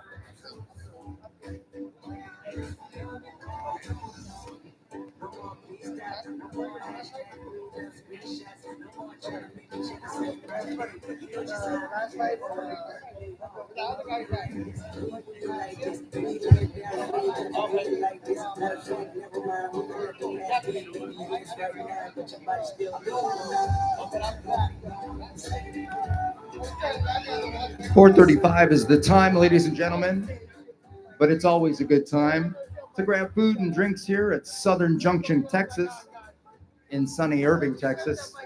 So join us, won't you, for some libations and fine cuisine and excellent combat sports.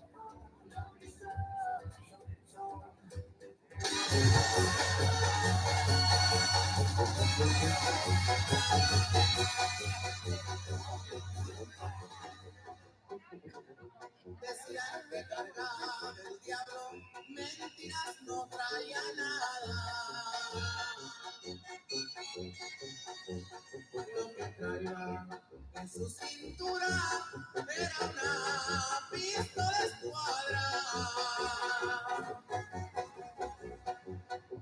Robaba y mataba gente, porque así se vive.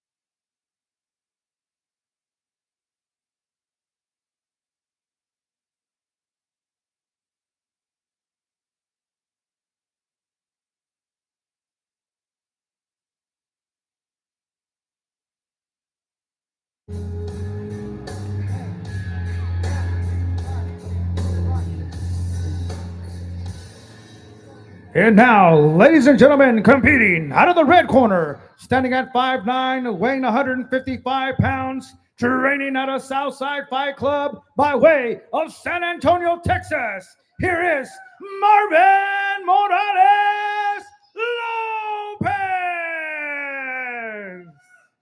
And his opponent, competing out of the blue corner, standing at 5'9", weighing 140 pounds, training out of 3D Rigs MMA by way of Fort Worth, Texas. Here is Abraham El Diablo Bustos.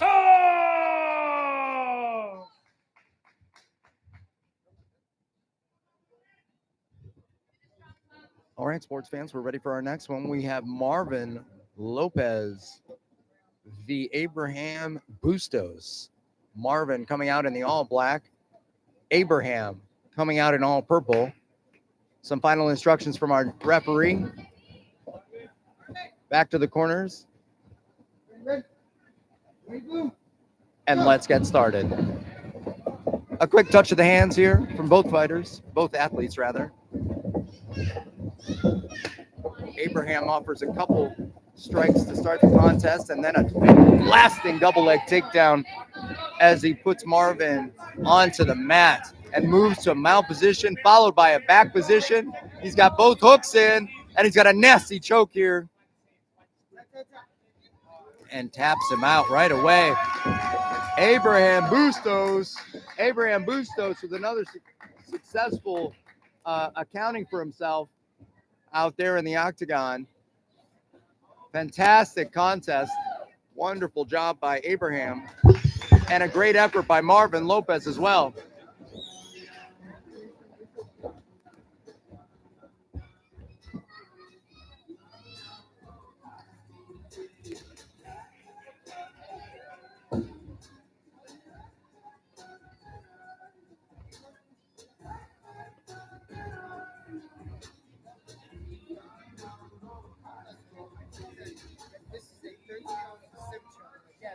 I'm like, okay.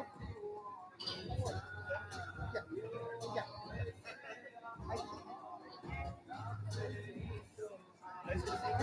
I'm like, wait, you guys, no. I'm like, they want this? I'm like, yeah. Okay. I'm like, I'm sorry. I was going to go 12-year-olds. I would have been happy with that. Yeah. I would have him go with the 200-pound 12-year-old. That right there, you showed it.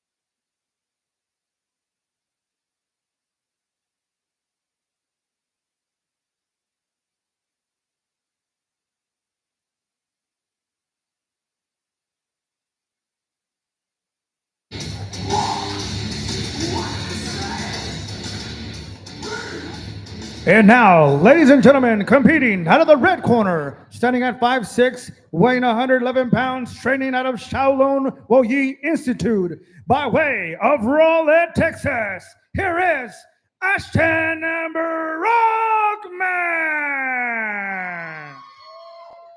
And his opponent, competing out of the blue corner, standing at 5'1", weighing 116 pounds, training out of Solis MMA by way of El Campo, Texas. Here is Logan the Spartan Rodriguez.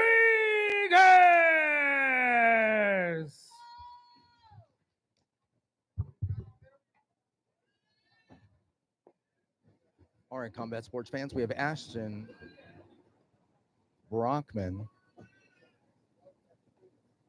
black with red trim. Logan, the Spartan Rodriguez, in the blue with black shorts. Both fighters approach the center of the cage here. It looks as though Ashton is going to start with a southpaw stance. Uh-oh. Ashton looked for a kick there, and I think he just sort of slipped on the mat. Returns to his feet, and they continue the contest.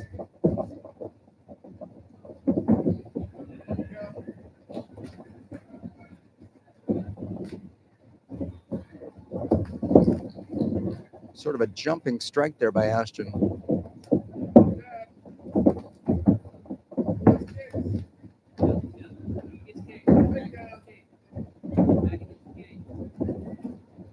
Ashton with Logan back. Had Logan's back against the cage. Logan returns to take Ashton down. Strong to full mount position here. And Ashton's able to recover and end up on top with a fabulous scramble.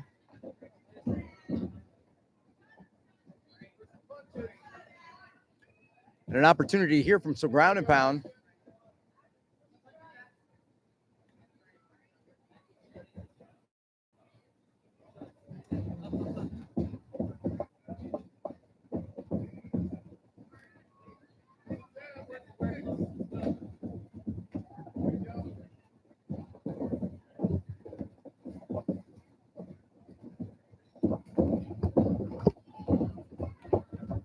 Back and forth these fighters go as Logan puts Ashton to the cage here.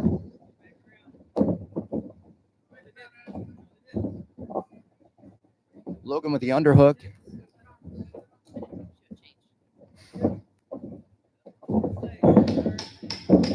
Ten seconds left. We're fighting in the round with Logan on top and Ashton trying to recover a position here. Doesn't look like he'll have the opportunity before the end of this particular round.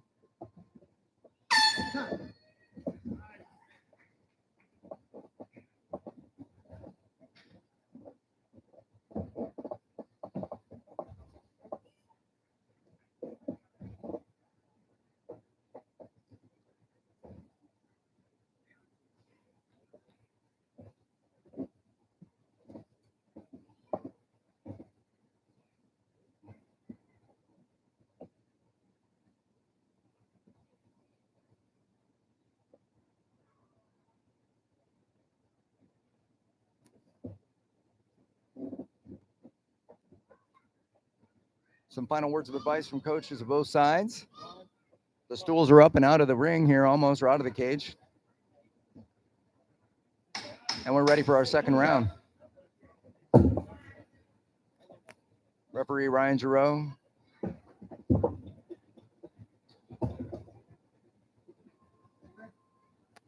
Calls the athletes to the center and we'll continue the contest.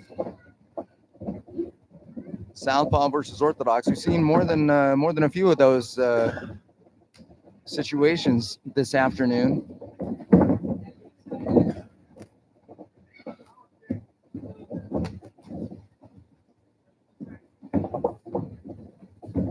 Logan's starting to feel himself, it looks like, becoming a bit more aggressive here as the fight moves on. Looking consistently for the leg kick here, avoiding an offering to the body from Ashton.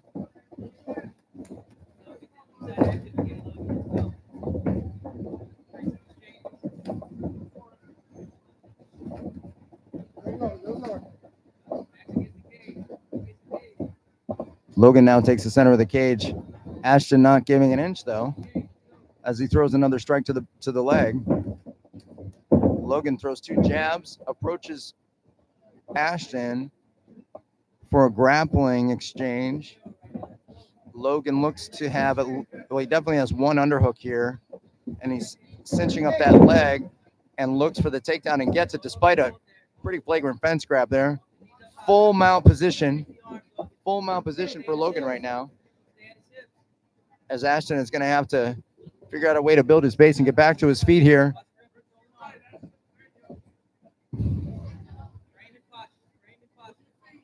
Never an easy situation, especially when your head is near the cage like this and you're flat on your back.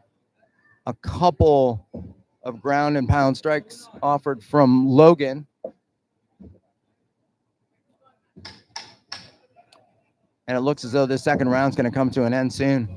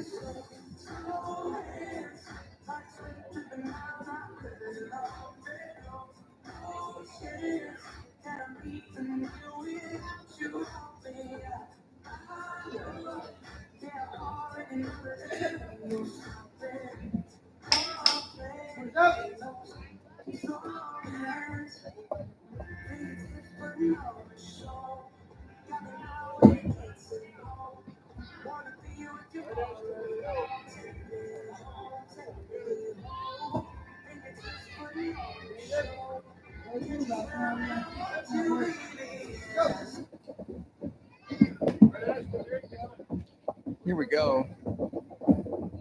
Third and final round for Logan and Ashton. Ashton offers a side kick there. Logan puts him against the fence as a result. Finds an underhook here to control Ashton against the cage. Ashton doing a good job getting out of that. We'll see if he can avoid any sort of damage or danger here. Back is against the cage yet again, as Logan aggressively tries to move forward, looking for a takedown. And he gets one with a trip. Logan on top here, looking to consolidate. Maybe an opportunity directly from out position, and there is.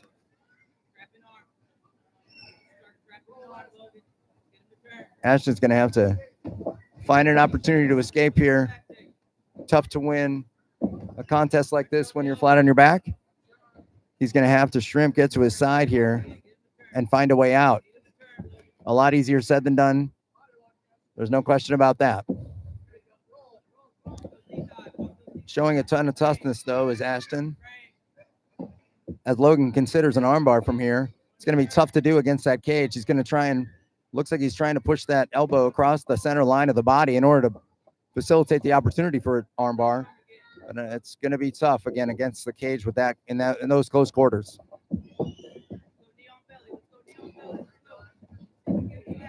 Full mount position remains for Logan as he tries to find an opportunity to finish the contest here.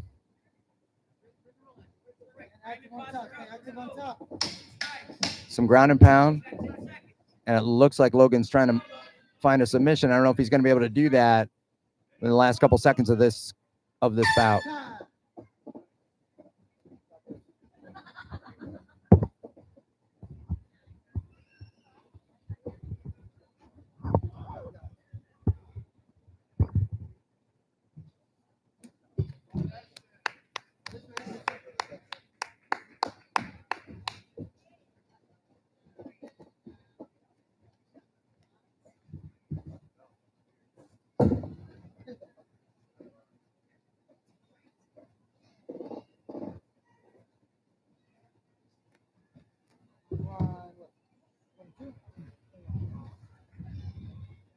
Oh, Ultimate Team Products, ladies and gentlemen, Ultimate Team Products, offering some incredible opportunities for photographs.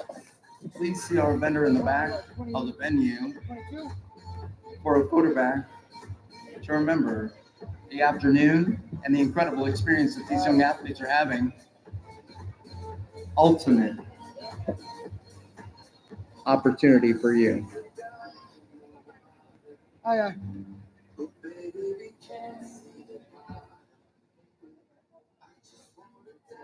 Him left.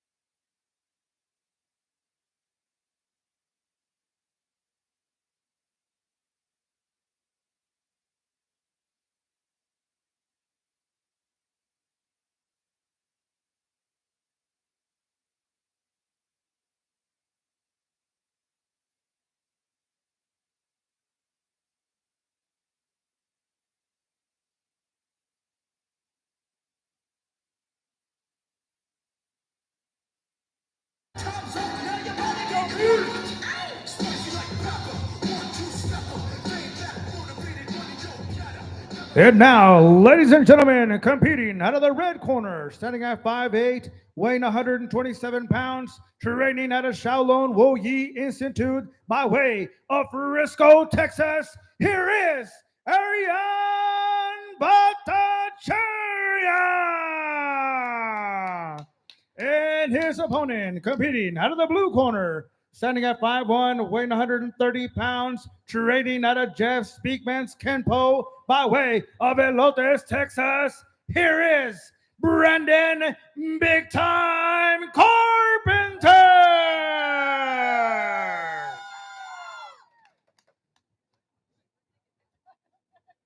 All right, ladies and gentlemen, here we go. Arian versus Brandon. We have Arian in the black with red trim. We have Brandon Big Time Carpenter in the black and white outfit. Fighter stocks gloves, back to the corner. And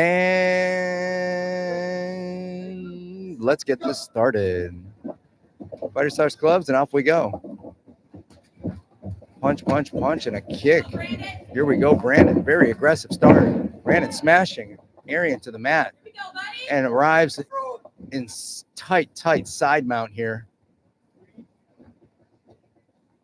And a knee on belly and over to mount. Arian's got some trouble here. Brandon looking for the arm bar, apparently, but not before he throws in a few ground strikes for good measure. And it looks like a Americana there. Not an option. He may have the arm bar. That's what he's looking for. An odd arm bar here, but certainly an effective one. Wow, and a quick stop from Brandon. Big time Carpenter. Fabulous job from both athletes. Wonderful, wonderful contest. Very, very good. All right. And now we move to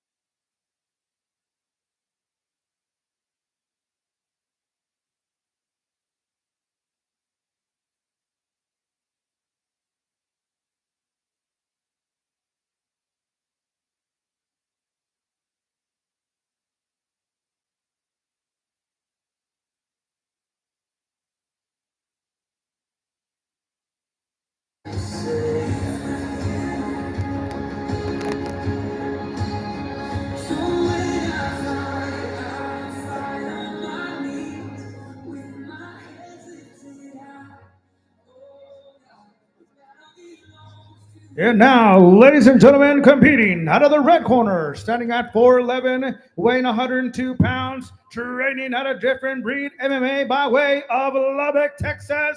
Here is Jade Sandoval. And her opponent, competing out of the blue corner, standing at 5'2", weighing 113 pounds, training out of 3D Rigs MMA by way of Keller, Texas. Here is Enzo French.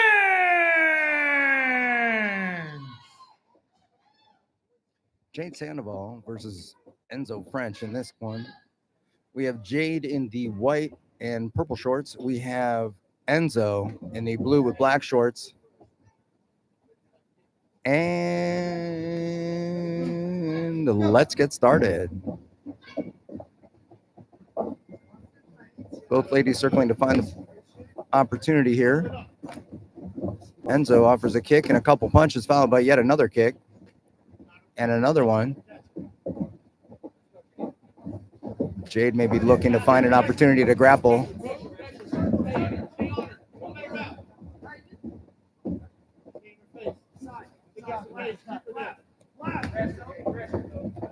Beautiful inside kick there. Enzo comes in with some strikes, looking for an opportunity to connect in a grappling exchange, apparently. Enzo with a great leg kick there. Or sorry, that was Jade with the great leg kick. Enzo throwing some great strikes of her own. Pop, pop, pop. Very good shots here. Wow. Enzo with a shot to the body right in the center.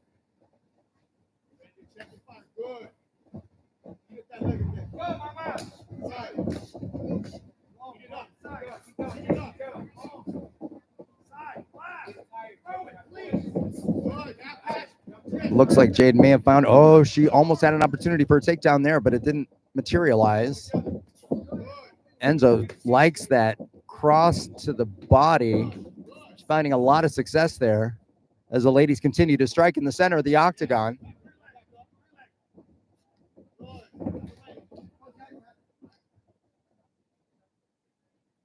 Oh, and a inadvertent strike there.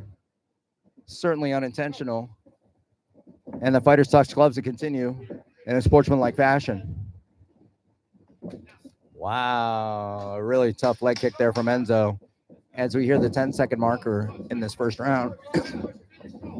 Punches, punches, and bunches here as both these ladies try and find an advantage.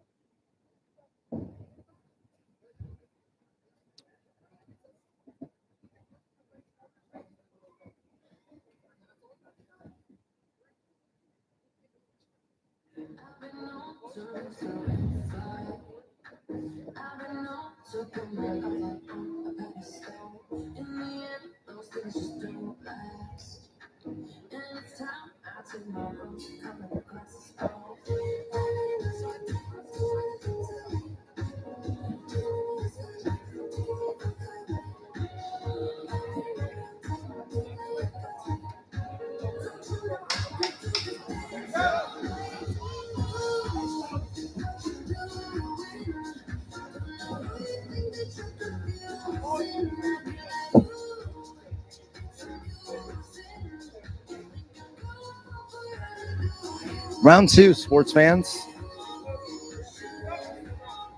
Ladies approach the center of the cage, kicking and striking and punching. And another kick from Enzo. And another kick, punch, punch, kick. Wonderful combinations. Wow. Punches and kicks from both ladies. Really extensive combinations.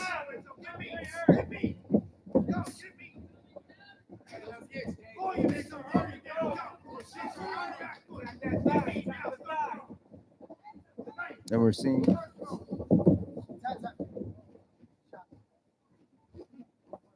wow, and a point taken from a flagrant foul for an inadvertent strike to the jaw. That's the second time.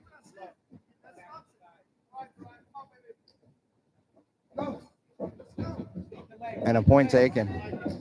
Now, we don't use points to score in an exhibition, but the referee just wants to give the contestants a sense of what can happen if a flagrant foul is committed. Back and forth these ladies go with continued strikes at the center of the octagon, fighting in a phone booth, both of them. Enzo right up in Jade's kitchen right here, throwing strikes continually.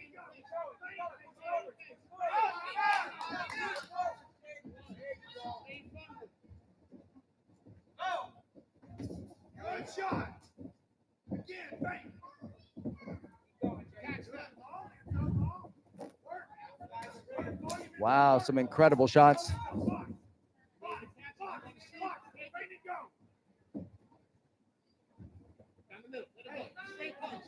Enzo here, walking her down, walking Jade down.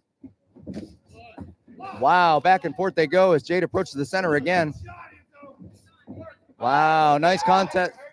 These leg kicks are pretty compelling for Jade right now, as she continues to throw and throw and throw and throw. Wow, these ladies are really going at it here. Fantastic contest. Wow, punch, punch, punch, kick. Wonderful combination from Enzo. As Jade returns fire successfully. Oh, and almost hits with another leg kick right there. Wow, beautiful, beautiful striking from Enzo. She has her on the fence here.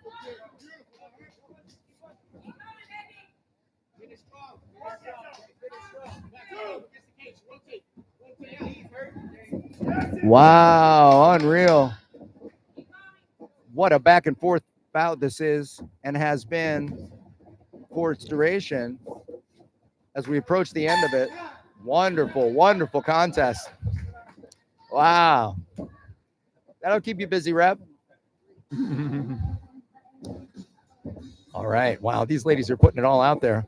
Unbelievable. As we head into our third round.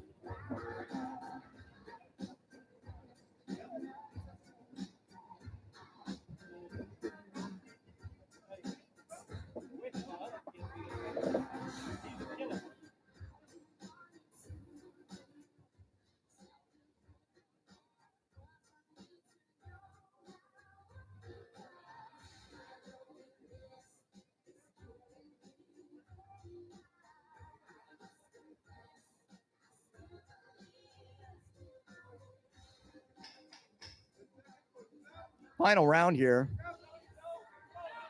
Both athletes certainly showing some signs of fatigue here. I think it's the second bout for both of them this afternoon.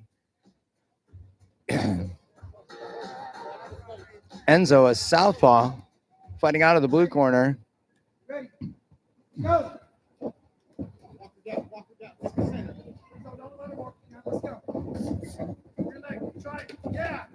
Wow, a rip to the body by Enzo. And another rip to the body. And a kick and a punch. Jade returns, looks for the takedown. Enzo sprawls. Can she recover? Enzo ends up.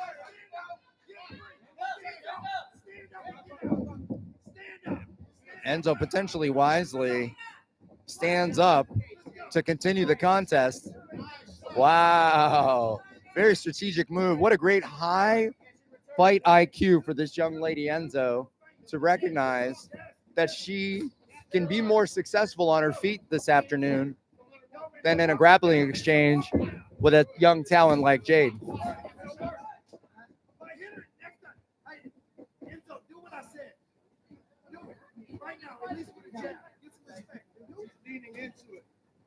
No, these shots are coming over. Shots are coming over.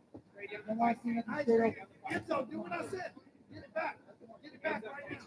Last warning from the ref. Yet another flagrant foul for Jade.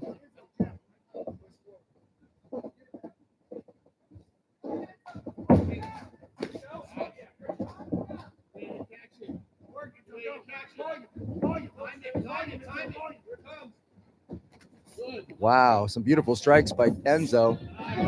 Enzo sprawling hard now. Sprawling hard. Not able to finish the takedown as Jade. She's still driving, looking for it. And Enzo lets her back up. Wow. Again, it's a fight IQ.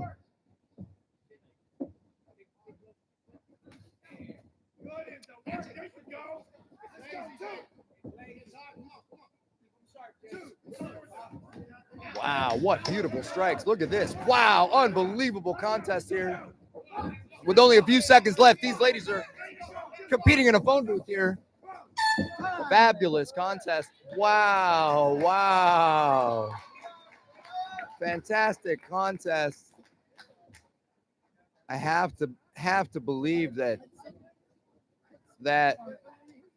3 times a flagrant foul, I think it was, that we saw with that head strike there.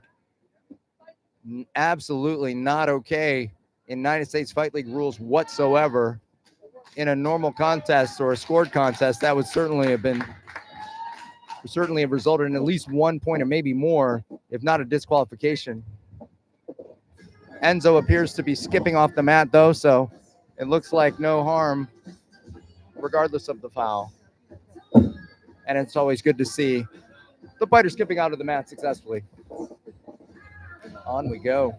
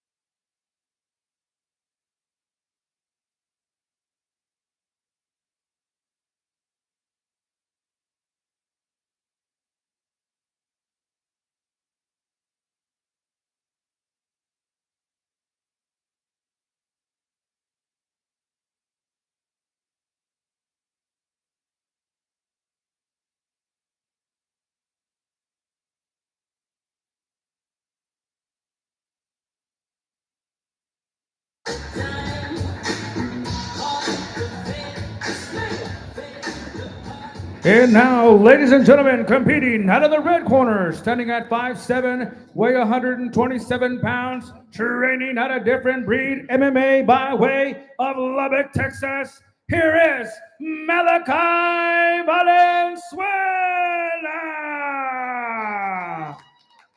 And his opponent, competing out of the blue corner, standing at 5'6", weighing 129 pounds, training out of MTZ Fight Club by way of Plainview, Texas. Here is Cedro Martinez.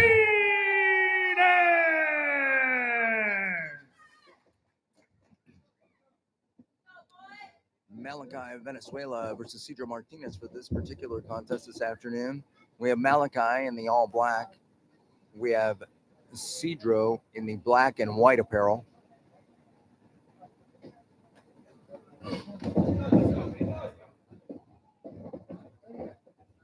And let's get started. Inside leg kick for Cedro begins the contest. As he moves side to side in a very squared up stance. Looking for a lot of base and low kicks there. It looked like a calf kick. Punch, punch, punch. Wow, Malachi not afraid to exchange. Wow, some nasty leg kicks. And another kick by Cedro. These boys are swinging here. And Cedro looks to have an opportunity for a guillotine, but loses it. As Malachi looks to take his back, he may have both hooks in. Wow, Cedro rolls out of there nicely. What a fantastic, oh, he may have. No, he didn't roll out of there. And Malachi has a body triangle at this point and is looking for the choke to finish the contest. Does not have it yet. Cedro's going to have to fight those hands and taps out. Wow, Malachi with a quick win. Not a win, but submission.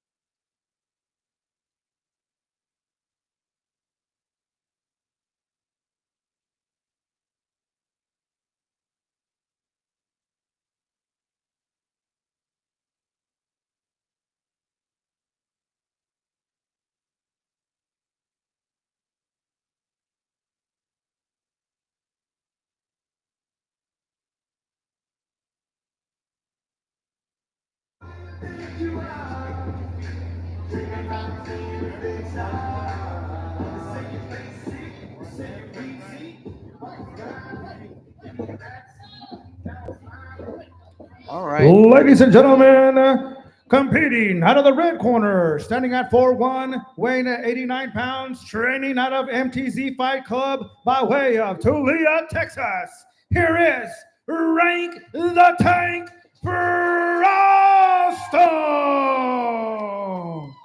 And his opponent competing out of the blue corner, standing at 4'4", weighing at 95 pounds, training out of St. John's by way of the Colony, Texas.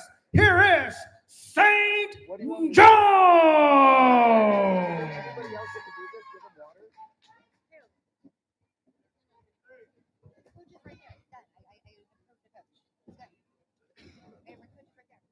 We have ranked the Tank Frausto in the all black. We have St. Jones in the black with red. Back to their corners. We've seen Saint on a couple different occasions, a fantastic jiu-jitsu fighter. And we've seen Rank the Tank make short work of his first opponent today. So this should be an incredible contest as Saint looks to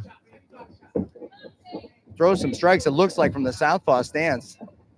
And you know he's not afraid to engage in a grappling contest either. He keeps doing it. Here we go. Boy. I don't know if that's going to be the best opportunity. Wow. Rank with an incredible takedown.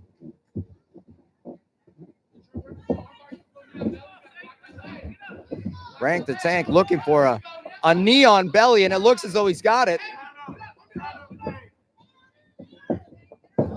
Wow. Unbelievable grappling contest here with Rank the Tank finding himself in the top position, smashing down on Saint at this point and flattening him out on the mat.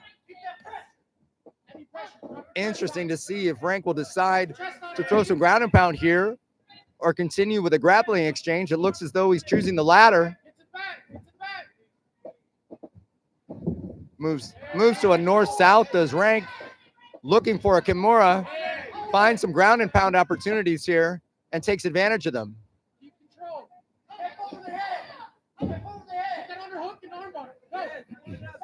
Look at this. Wow. Saint is finding himself in a bit of a spot here.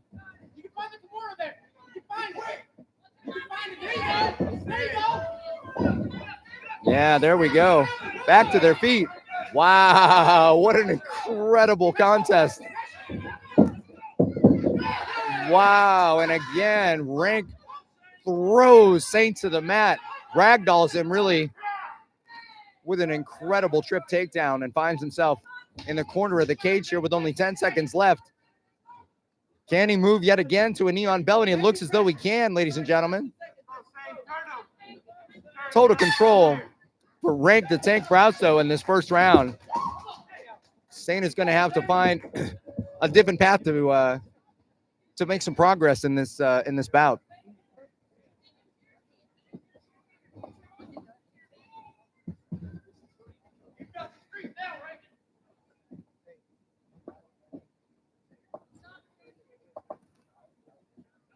Colton Cash is here.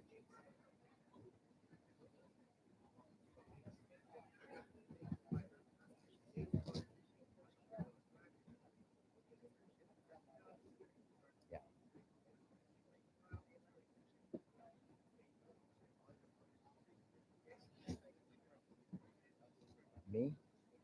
I'm gonna go help them. What is the one that like, it's unbelievable sometimes.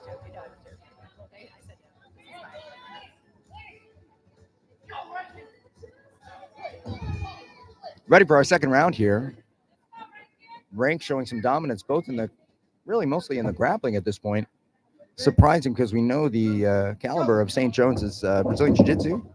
As Saint looks for the takedown, can't seem to find it. And Rank sprawls nicely, has a nasty guillotine attempt right here in front of our broadcast position. Well,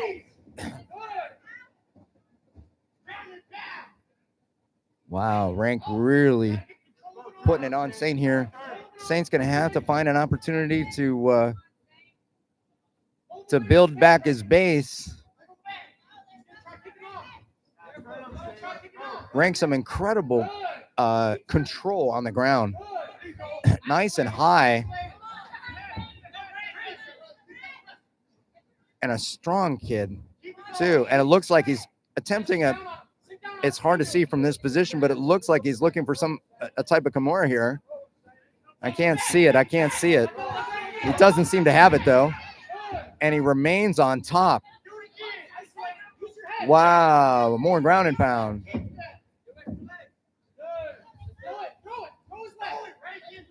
Wow, more ground and pound. Oh, look at this. Saint may have had an opportunity there and looks for the armbar. Oh, my goodness. Wow. Rank is going to need to bend this, and he does. Very aggressive off his back is St. Jones, trying to find himself an opportunity to take advantage, to get an advantage in this contest. More ground and pound. Wow, a double. And Rank continues to dominate on the ground, moving again to side mount, to knee on belly, full mount position, and nice and high. Look at how high his knees are, right under Saint's underarms. Wow. And Rank finishes on top. I think that's the way the last round ended as well, as we move to our final round.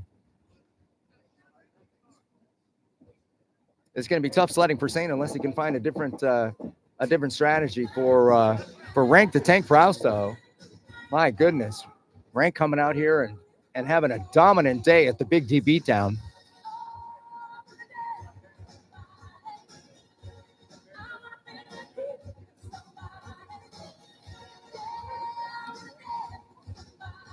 Go talk to Ron. Go talk to Ron. Now, go talk to Ron. Right now, just go talk to Ron. Just hurry up. You don't need to check Facebook. Third round coming up here. Well,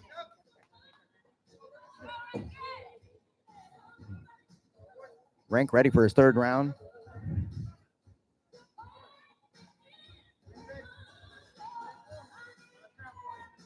Last round, ladies and gentlemen, as Rank simply walks to the center of the cage, almost disrespectfully. Wow, Saint's coming after him now.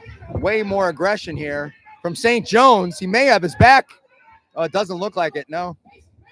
Oh, he's got it. Wow, a tough inside leg kick.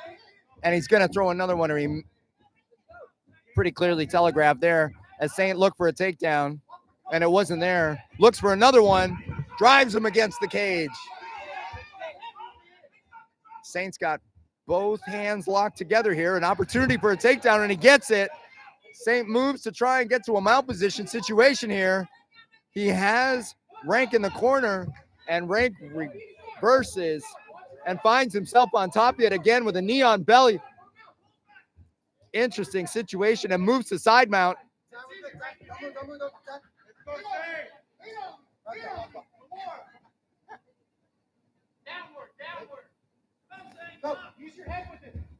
Rank looking for an Americana here. Can't tell if he has it or not. Doesn't seem to just yet. It may be. It may be as the referee looks closely on. It looks like he's able to get out of it, but maybe not. Maybe not. Wow, and he gets the tap. Unbelievable. What a performance. What an incredible contest that was. My goodness. Rank the Tank Fausto coming to the Big D Beatdown and sending a message to this weight class, to this age group, that he is going to be a problem. Congratulations to both of these exceptional fighters, frankly.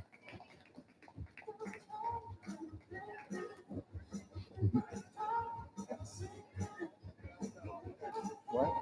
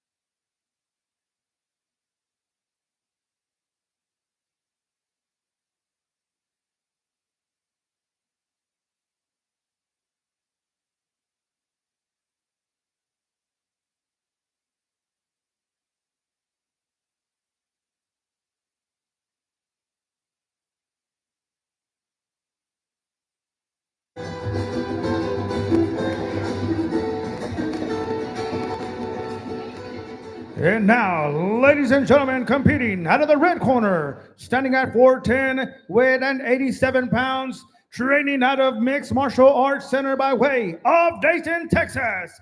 Here is Rudy McDow. And his opponent competing out of the blue corner, standing at 5'1", weighing at 86 pounds, training out of Unity Training Center by way of Elmendorf, Texas. Here is Jose the Beast Viale.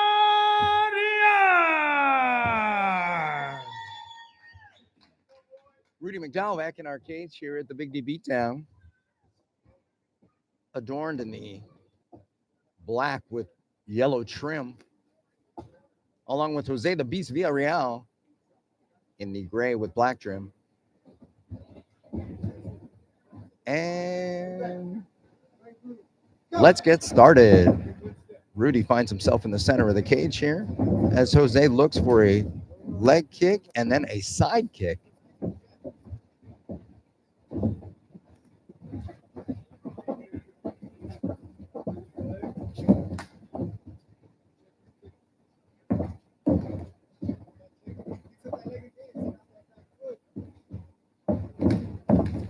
Wow. Both gentlemen looking for an advantage here and having trouble finding one.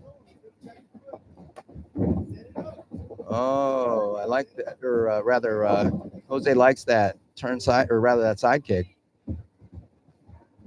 More of a karate style kick, certainly effective in its place. Absolutely. Jose slowly moving Rudy to the cage here. Rudy with the takedown and passes the guard to tight side control here. Jose wall walks to find himself in the top position. A fantastic defense there.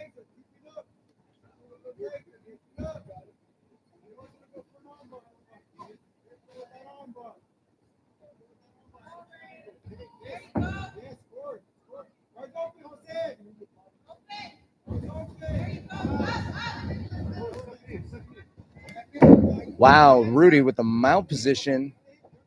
A sweep reversal there, or a reversal there to mount position. Rudy with ground and pound at this point. Jose looking to scramble as best he can to find an opportunity to escape, and he does. Finds himself in an armbar. Don't know if that's there. Doesn't look as though it is. And he'll probably be able to get out of the round, will Jose, before the armbar is completed, and he does.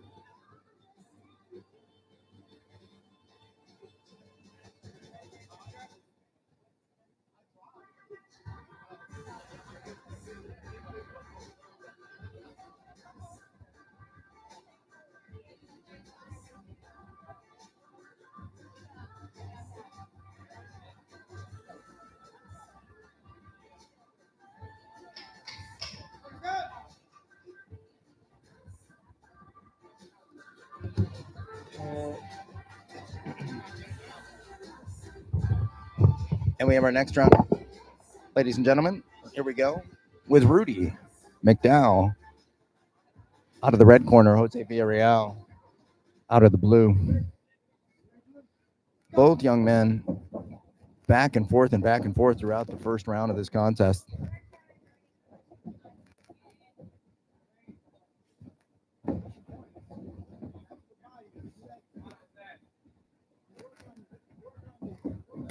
Wow. Nice leg kick there by Rudy.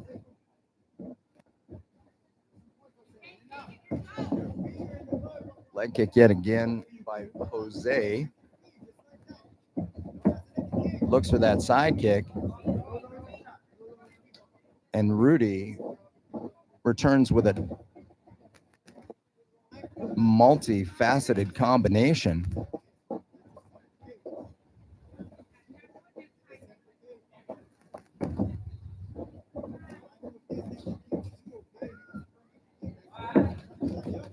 There we go. Punches in bunches here from both athletes.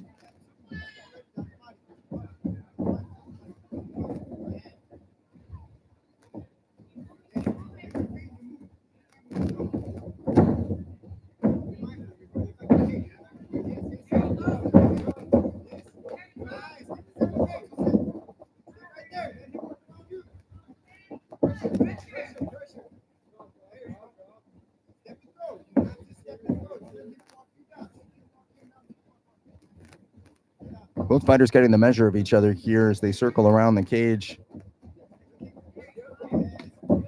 Interesting to see. A bit of a pause from time to time in the action, and then a flurry of strikes from both athletes. Rudy looked for a nasty leg kick there, and Jose's lucky that he missed it. We have 10 seconds left in this round. Looks like it'll remain standing, but we'll see.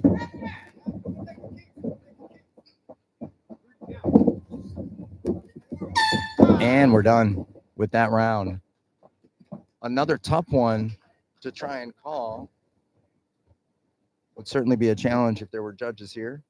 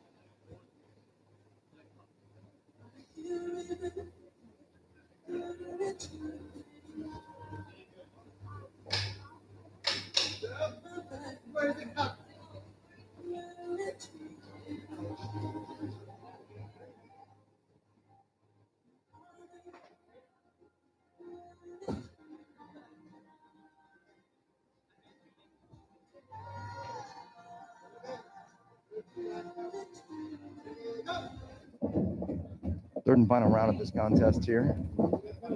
Between Rudy McDow and Jose the Beast Viale.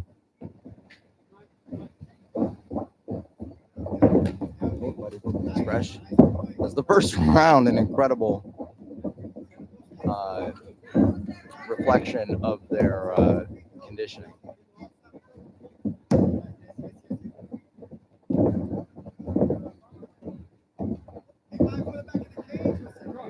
Rudy has some interesting feints there where he'll step toward his opponent and stomp on the mat.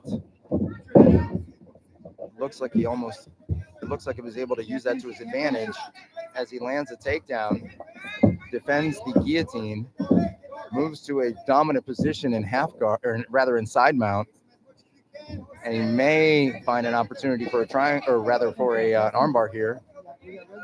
Interesting. Jose is holding Rudy's leg here, so he doesn't have that opportunity. Jose is still looking for it, and he still may have it, but he doesn't. Oh, boy, it looked like a nasty armbar there. Oh, it looks really tight. As Jose steps over. Wow. And Rudy with the victory via armbar. Again, not a victory. Sorry, excuse me, my mistake. But the end of the contest is the result of a submission. Fantastic, fantastic. Couple rounds, or few rounds rather, from these young men.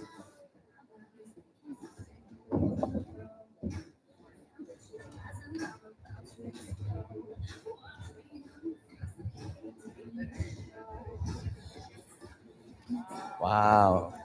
I don't think you're next. Huh? I thought it was Brandon.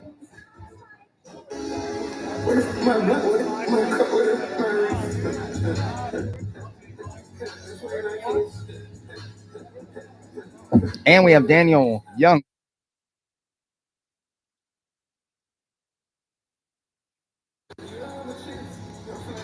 all purple attire today.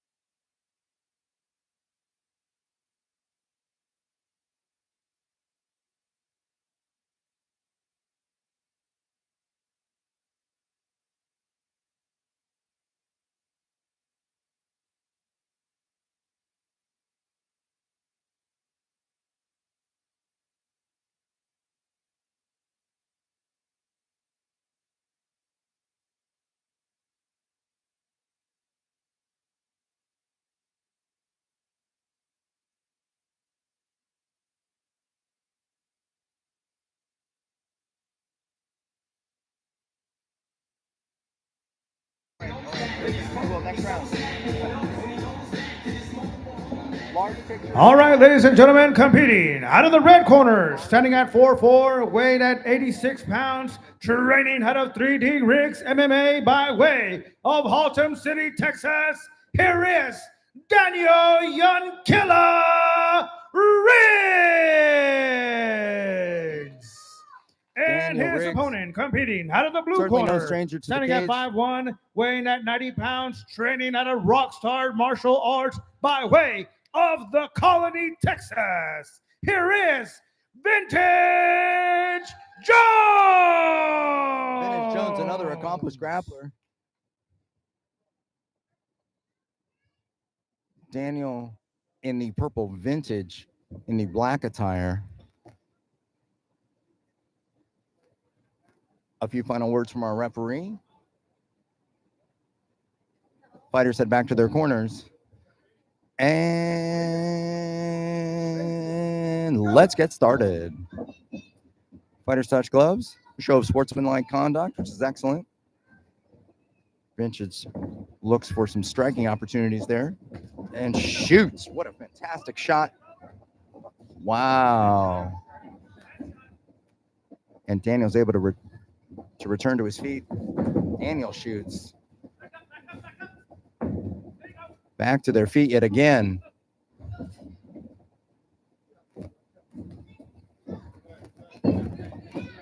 Daniel shucks him off. Vintage with a fantastic shot yet again. Moves to the side. Daniel's got a nasty, it looks like he's got a guillotine there, but he doesn't have it.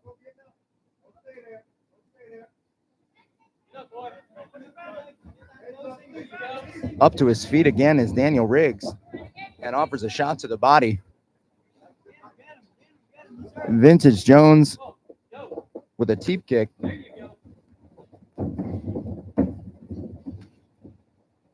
Kicking are both these gentlemen. Vintage gets him to the mat. Daniel looks to take his back. What an incredible scramble.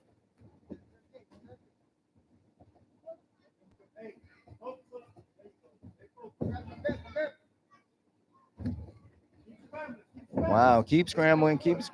Both of these young athletes trying to find an advantageous position. Daniel looks to pass. Vintage may have it. Oh, wow. Vintage Jones with the tap out, or taps out. Daniel Riggs, my goodness, what a fantastic performance. Unbelievable. That was excellent. Very, very, very good contest for both these young men. Wonderful job.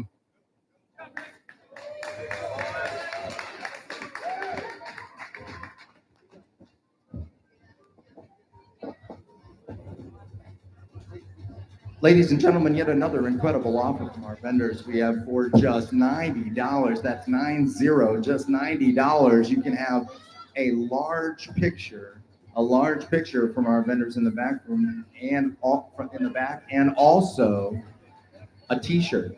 Large picture and t-shirt, only $90. See our vendors in the back of the venue.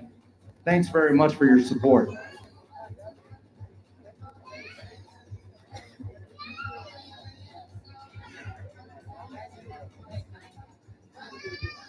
So join us, won't you?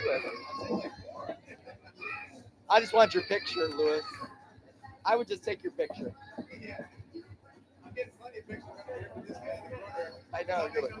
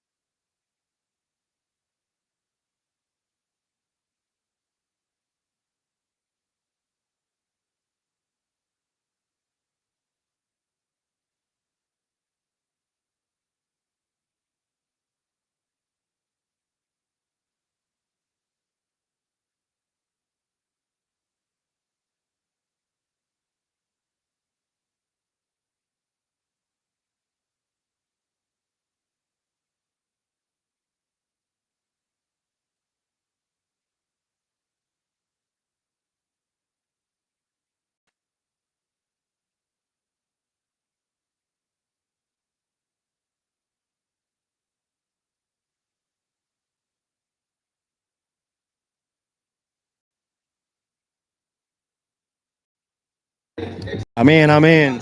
Oh yeah, this is gonna be a banger. I'm back. I'm back with you, Ian. I'm back with you. Yeah, man. I'm so happy. Athlete. Yeah. We've seen him in his earlier work this afternoon, making quick work of his opponent. A tough kid, super confident, with Yeah. great striking. Just a real technical athlete. Oh yeah, this is gonna be one of my favorite fights on the card right here. Both of these guys actually were on the national team. They actually both took second. Brandon got injured this year, but the year before he took second. He wasn't able to compete, and Malachi actually And took now, second this year. ladies and So gentlemen, they are very competing out of the experienced, red corner, and this is going to be a standing at banger. 5'7", Wow. weighing 130 pounds. Have they gone against each other before? First time they ever fought right here. Wow. I really say this is the future of my 16-17 group. These two guys, I expect them to be on our national team next year. Wow. So incredible to see both of these young fighters coming out of Texas. Yeah. It's a banger. That's right. Malachi had a great contest this afternoon as well, didn't he? Yeah. Man, we can have a couple superstar kids there. Yeah, exactly.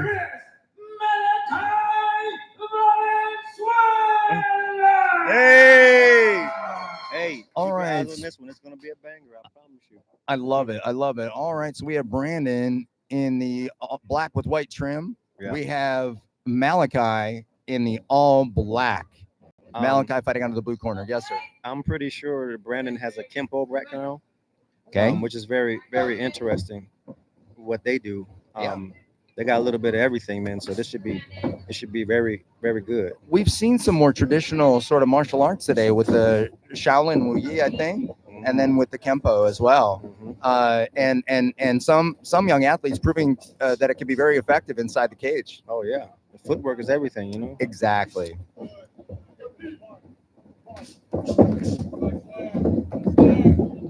Malachi initiating the grappling exchange here, and he has Brandon against the cage. Looks for the takedown and he gets it. And Brandon is right back up with a great scramble and finds himself on top. I would probably tell you that it's going to be interesting. I would probably say Brandon may have the advantage in grappling, maybe. Okay. But I'm eager to see how it turns out. But well, Malachi certainly doesn't seem to be concerned about it, does he? At all. Putting on a very aggressive posture. Stepping forward, keeping the pressure on Brandon. A lot of sort of ring generalship, you know what I'm saying? They say. Oh. And he looks for that single there. Brandon's doing smart, going ahead, keeping the head down. Exactly. He finishes. He go ahead and gets the finish. Let's see what happens in this scramble right here. Oh my gosh, that was an right armbar out of it, attempt. Right out of it. Boy, it was a little fast. Brandon may find himself in a triangle situation here, but he doesn't. He finds himself on top. Oh yeah. He may land some ground and pound and look to stand up and pass.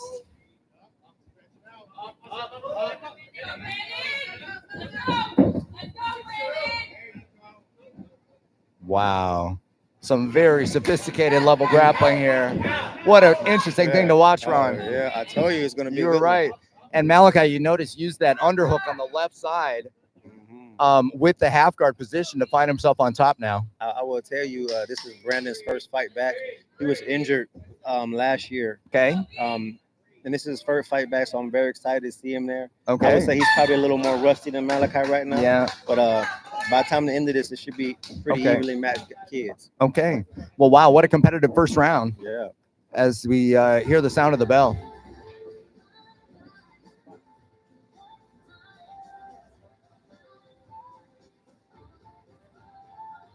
It's got to be hard to be out. Excuse me. He was out. Yeah. It's got to be hard to be out for a while and right. Step back in that cage again and, you know that you're facing someone super talented too, right? Yeah. You know? The kid that beat him at Nationals is a monster. The kid that beat Malachi, I mean, that was like a super fight. Okay. And, Malachi, this is a prime example of us needing to support our kids because, he couldn't travel with us to Worlds, Malachi, because of funding, right? Pretty much doesn't have enough funding to get down there. So we're working on building something next year so we can make sure all our top kids get to go and represent the United States next year. Well, I love it, and I love what the USFL does for these kids and supporting their dreams and their aspirations. Such a super healthy and positive environment.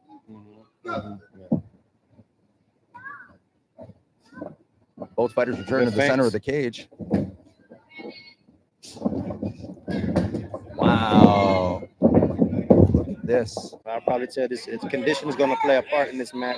It looks like it, doesn't really, it? Really, to see who can continue to push the pace, and who's going to make the mistake, right? So, I agree, no question. And Malachi finds himself on top in this situation. Brandon has butterflies here, may use them to elevate his opponent, or look for a sweep. He's gonna have to build his base. He's got to get his butt back to the side of that cage. He had Wall that underhook. walk. He could have maintained that underhook on that side. He might have helped him a little bit. I agree. Yep, He absolutely. let it go. You got to make sure he doesn't give up his back in this position. He stays safe, and he seems aware of that threat.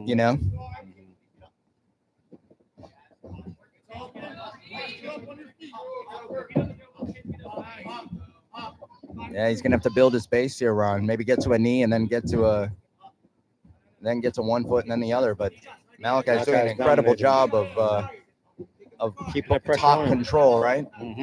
And he really wants that mount position. Brandon it looks like he's looking for an arm there. Brandon again is able to scramble rather. Careful. He's threatening the triangle. He got his legs crossed. He's trying to see. It looks like he's trying to keep one hand in there so it doesn't lock, but it doesn't look good. Okay. Oh wow! I think it's locked now. Oh, with the armbar here. Wow. Very technical. Very technical. Very tough, and a ton of energy. Trying to just survive in that triangle situation. It can be so exhausting, so demoralizing, frankly. Brandon's still defending smartly. Protect that arm. He needs to protect that arm. Wow, with a beautiful transition to an armbar here. 10 seconds left in this particular round. Can he land the armbar? It doesn't look like he's got it. And I think this round's going to come to an end before a submission run. Oh, what a fight. Fantastic round. Fantastic round. I'm glad we're not judging. I'm glad we're not scoring. Because this would be a tough one, right? They learning. Both of them are learning. It's a developmental league right now. Yeah, no, I get it, man. And you can't tell me they're not learning something right now. Oh my gosh, what better experience could they possibly get?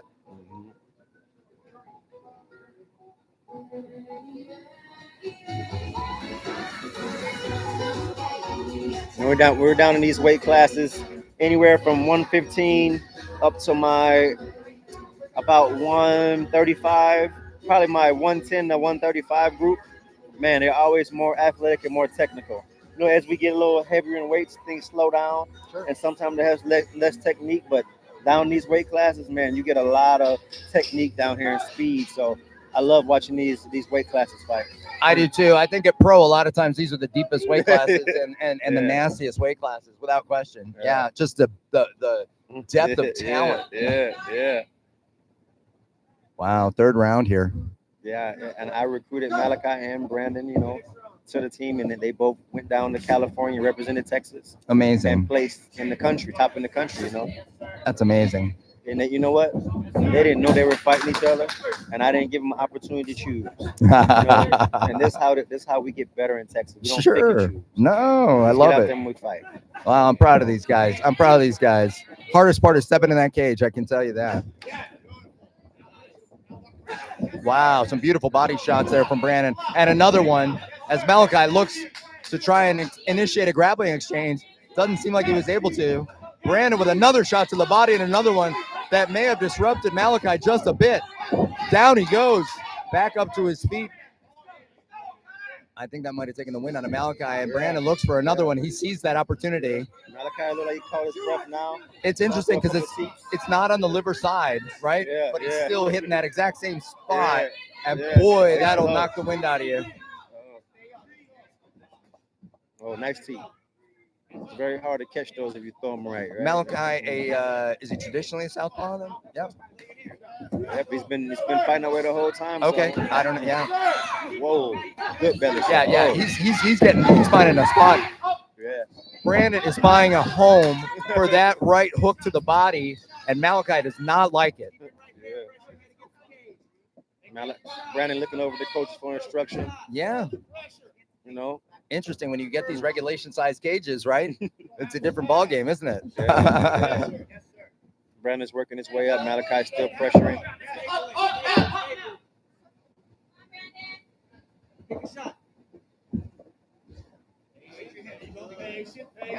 Brandon spent a lot of time looking in the corner. You don't have a lot of time left.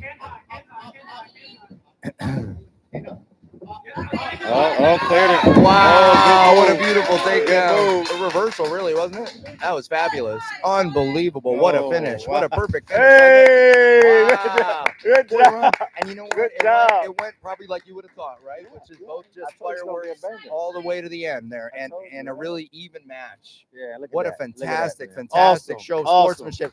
Congratulations to both of these young athletes for an incredible contest. Hey, Ian, thank you for letting me sit down here with you. Probably going to get Mr. Martinez over here. Maybe Nick come talk to us. We put him on the live. Of course. Maybe we'll see how it goes. But Of course. thank you for having me again. I'm gonna step away, brother. It's a pleasure. Thanks a lot. You're welcome anytime, man. There he goes, Ron Anderson.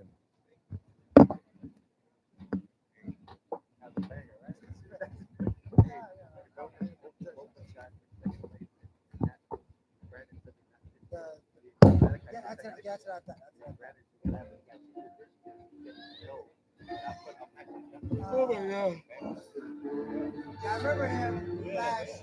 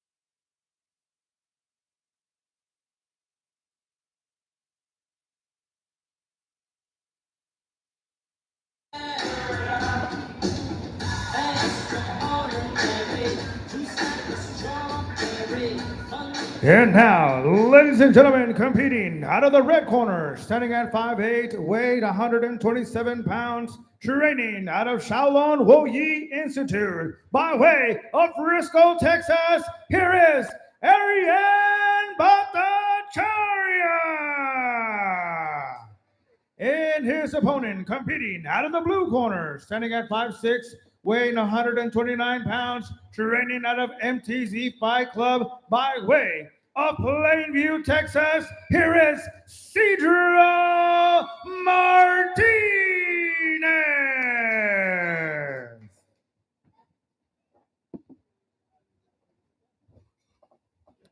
We have Arian in the all black with red trim. Cedro, black and white with black shorts. And here we go. And let's get started. A kick from Arian. Cedro with some beautiful footwork.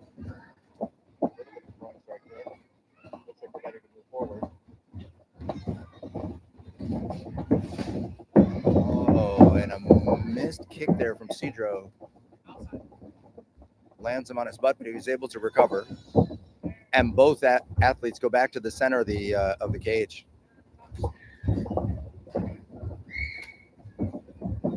Fantastic combinations here being displayed by both athletes.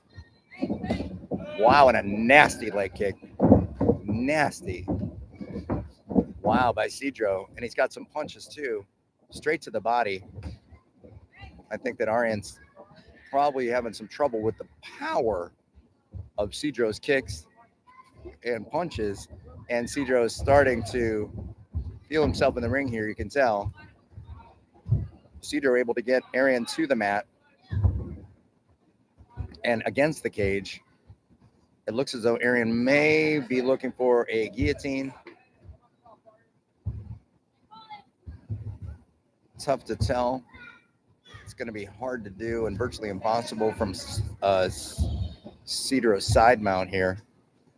In fact, Cedro really has an opportunity to submit if he wanted to with a Von Fluke, but knee on belly for Cedro here as he continues to defend against the threat of the choke here, and some solid ground and pound. And Cedro finds himself in mount position.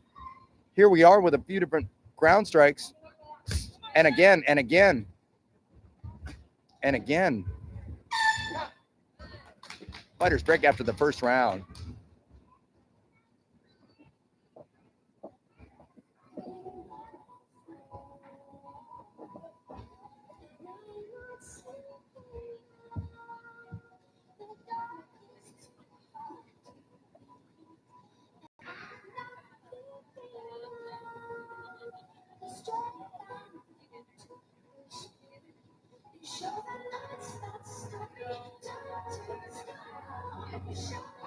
I thought you were allowed to leave.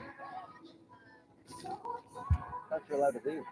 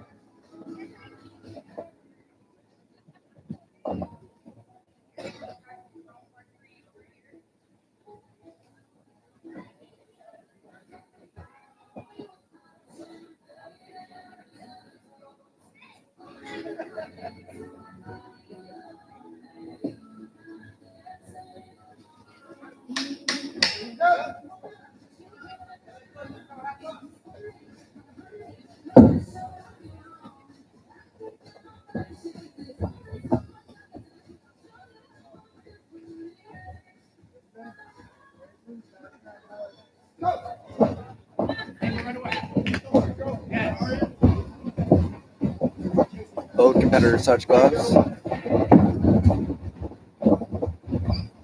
I think Arian's going to have to find a way in here through the fire of Cedro's strikes to try and gain an advantage as he throws a kick to the body. Cedro stalking at this point. Shoots for the takedown. Arian looking to defend and can't do it. On his back and in some trouble here as Cedro moves to side mount.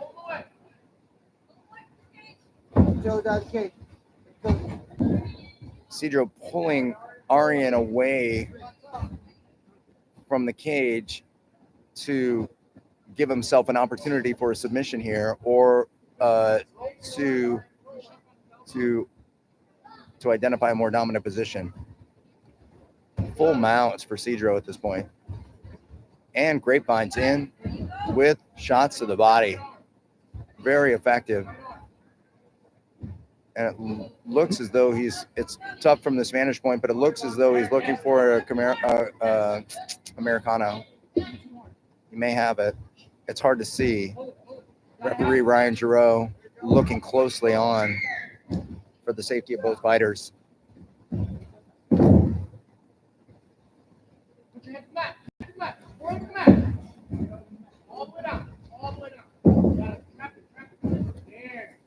And now Cedro looks for a head arm choke. He's going to have to flatten his hips out. Arian may be able to defend this.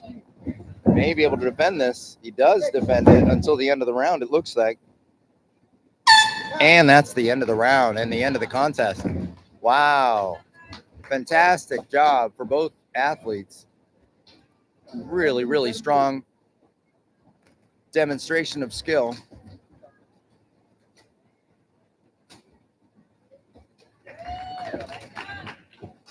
And sportsmanship as well.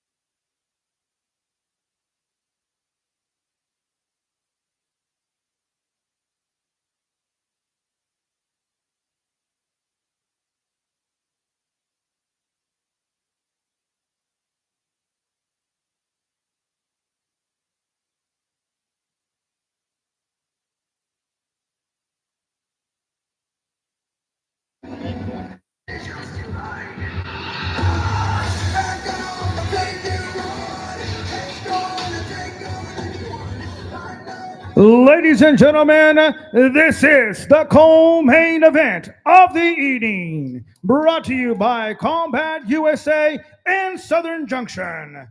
And now, competing out of the red corner, standing at 4'4", weighing at 86 pounds, training out of 3D Rigs MMA by way of Haltom City, Texas, here is Daniel Yonkela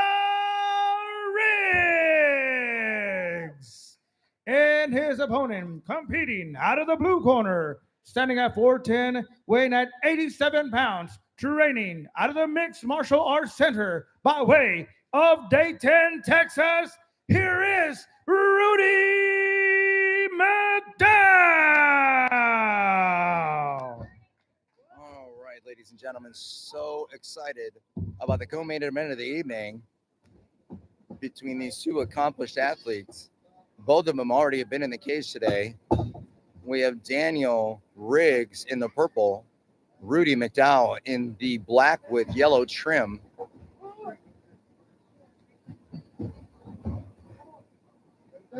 Keep your eyes open. This could be a burner, this one. Both athletes touch gloves, meet in the center of the octagon, and we're off. Daniel Riggs offers a kick and another, and a few punches to boot. And he's coming in with a flurry of punches. Rudy eating a few body shots there and throws a kick of his own to the leg. Side to side goes Rudy, back and forth, switching stances. And Daniel, very aggressive. Very aggressive, very aggressive.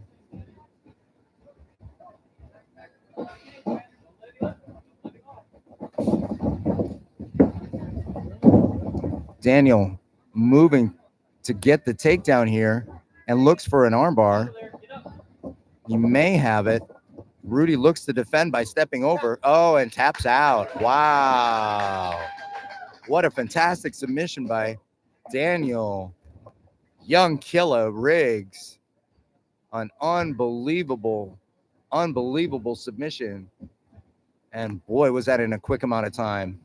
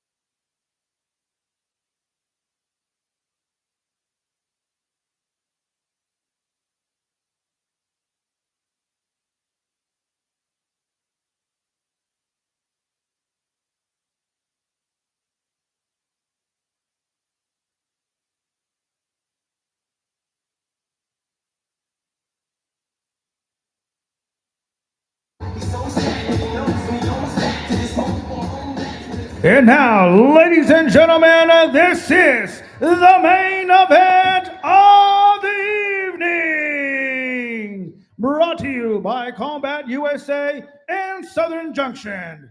And now, competing out of the red corner, standing at 5'1", weighing at 86 pounds, training out of Unity Training Center by way of El Mandor, Texas. Here is Jose the Beast Viale.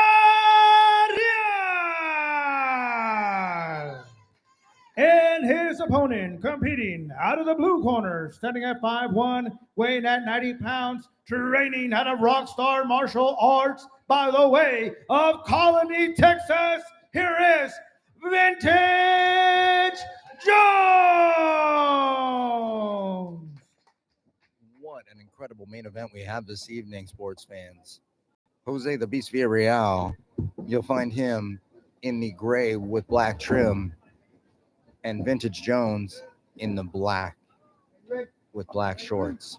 A fantastic contest to look forward to, and a great way to end the Big D Beatdown number 4. Jose offers a jab, does it again. Vintage looks for the takedown, and back to his feet goes Jose. The blast doubles of Vintage Jones are virtually unstoppable.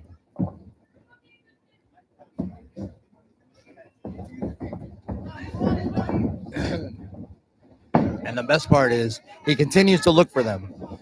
He's not deterred if one doesn't work. He'll try again and again and again and again and again until he gets a successful takedown. Jose looks to be ready for it.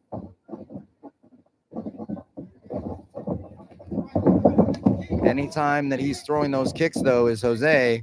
Vintage is going to look for that takedown. A scramble finds Vintage in side mount here in a consolidated position. Very tight, no space. Let's see what Vintage can do to work with this as they approach the side of the cage with only 10 seconds. He may have an opportunity to finish the fight or finish the contest. Looks for the armbar. Only a couple seconds left in the round. And no tap there. No tap there. Wow. And we'll move forward to another round. Oh, time. Yeah, it was a time. Okay. So looks to me like Jose's okay. It was not a tap, but it was awfully close. I think literally another second or two. And I think that that might have been the end of this contest.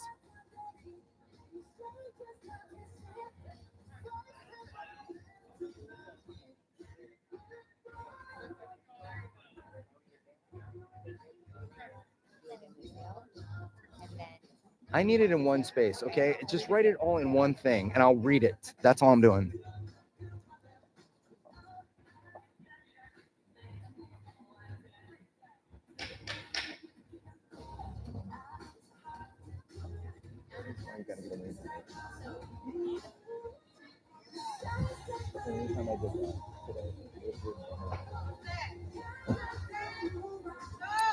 We find ourselves in a second round, ladies and gentlemen.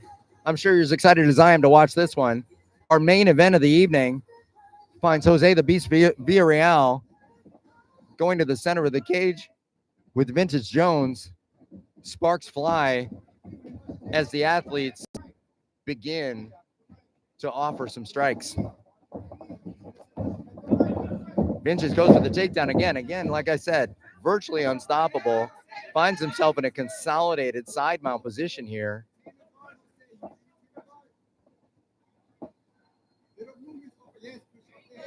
Interesting to see where he's going to go from here. Either a straightforward knee on belly here, the most likely scenario, and then moving to an armbar, moving to mount or moving to an armbar. But he's certainly in a top dominant position as we approach the middle of the second round.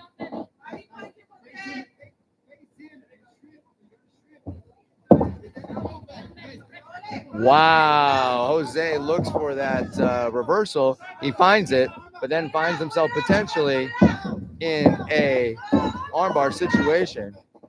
Does not get it, and he's going to let Vintage get back to his feet. Here we go. Vintage presenting a grappling style stance here.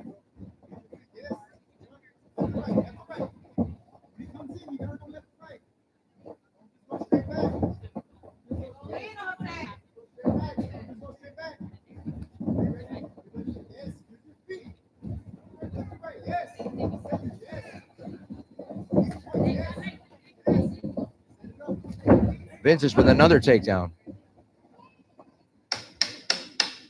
Only a couple seconds left in the round.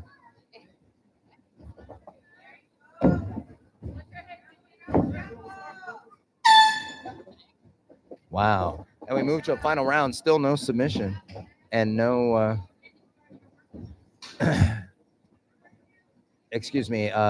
real opportunity for Jose to find himself in a stronger situation during the grappling. Last round of the contest, last round of the Big D Beatdown number 4, ladies and gentlemen, and it has been quite a day.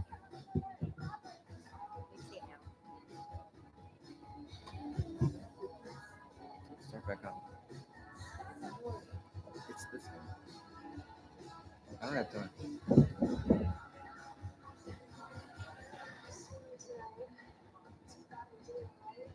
Final round of the day, and what a day it's been. An incredible event, supporting these young Texas athletes in a safe and controlled environment, allowing them to further their mixed martial arts techniques. Such an incredible opportunity presented by this Big D Beatdown. Final round. Here we go. I think if Jose wants to come away from this contest with a dominant showing, he's going to have to either successfully start to win in the striking department or successfully start to connect in the striking department. I think he's going to struggle because when Vintage throws some strikes, or certainly when Jose has tried to throw a kick, Vintage is ready for that takedown and ready to get in the grappling scenario yet again. Right now, Vintage pressing Jose against the cage, looking for that takedown, and he gets it.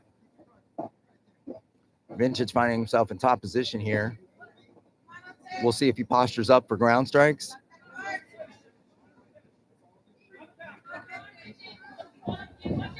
Oh, and Jose was looking to throw up a triangle, or rather an armbar there. They both returned to their feet, probably for the last minute of the fight and last minute of the day. Jose works to a left kick there on the outside, and we have Vintage in a southpaw stance.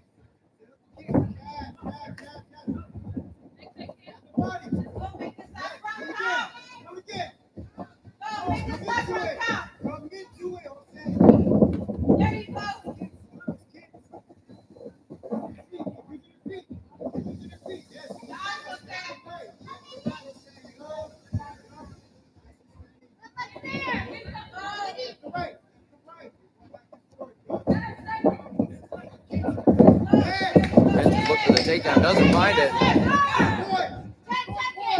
10 seconds here. What a contest. Wow, unbelievable. Goes the distance, does this one. The champion, or not the championship, but the main event of the evening here at the Big D Beatdown. And it certainly did not disappoint. This was as advertised.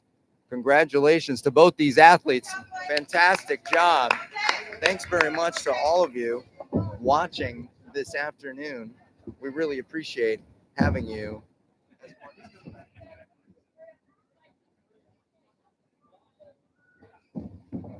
All right, ladies and gentlemen. Well, that is your Big D Beatdown number 4. We wanted to thank you all for your attendance here at the venue. Thank you also to Combat Sports, the official sponsor of the United States Fight League. That's Combat with a K. Please also be sure to check out OPB Ranch and OPB Cattle. Big D Beatdown special today only. $5,000 for a full cow with a deposit today. $2,500 for a half cow with a deposit today. Our next event, September 14th. And the one after that, December 14th.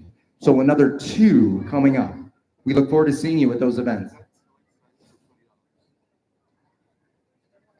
Hey guys, we have a couple of shirts left that we're going on discount, $20. So I've already printed them. If anybody's interested, stop on by for those. Thank you.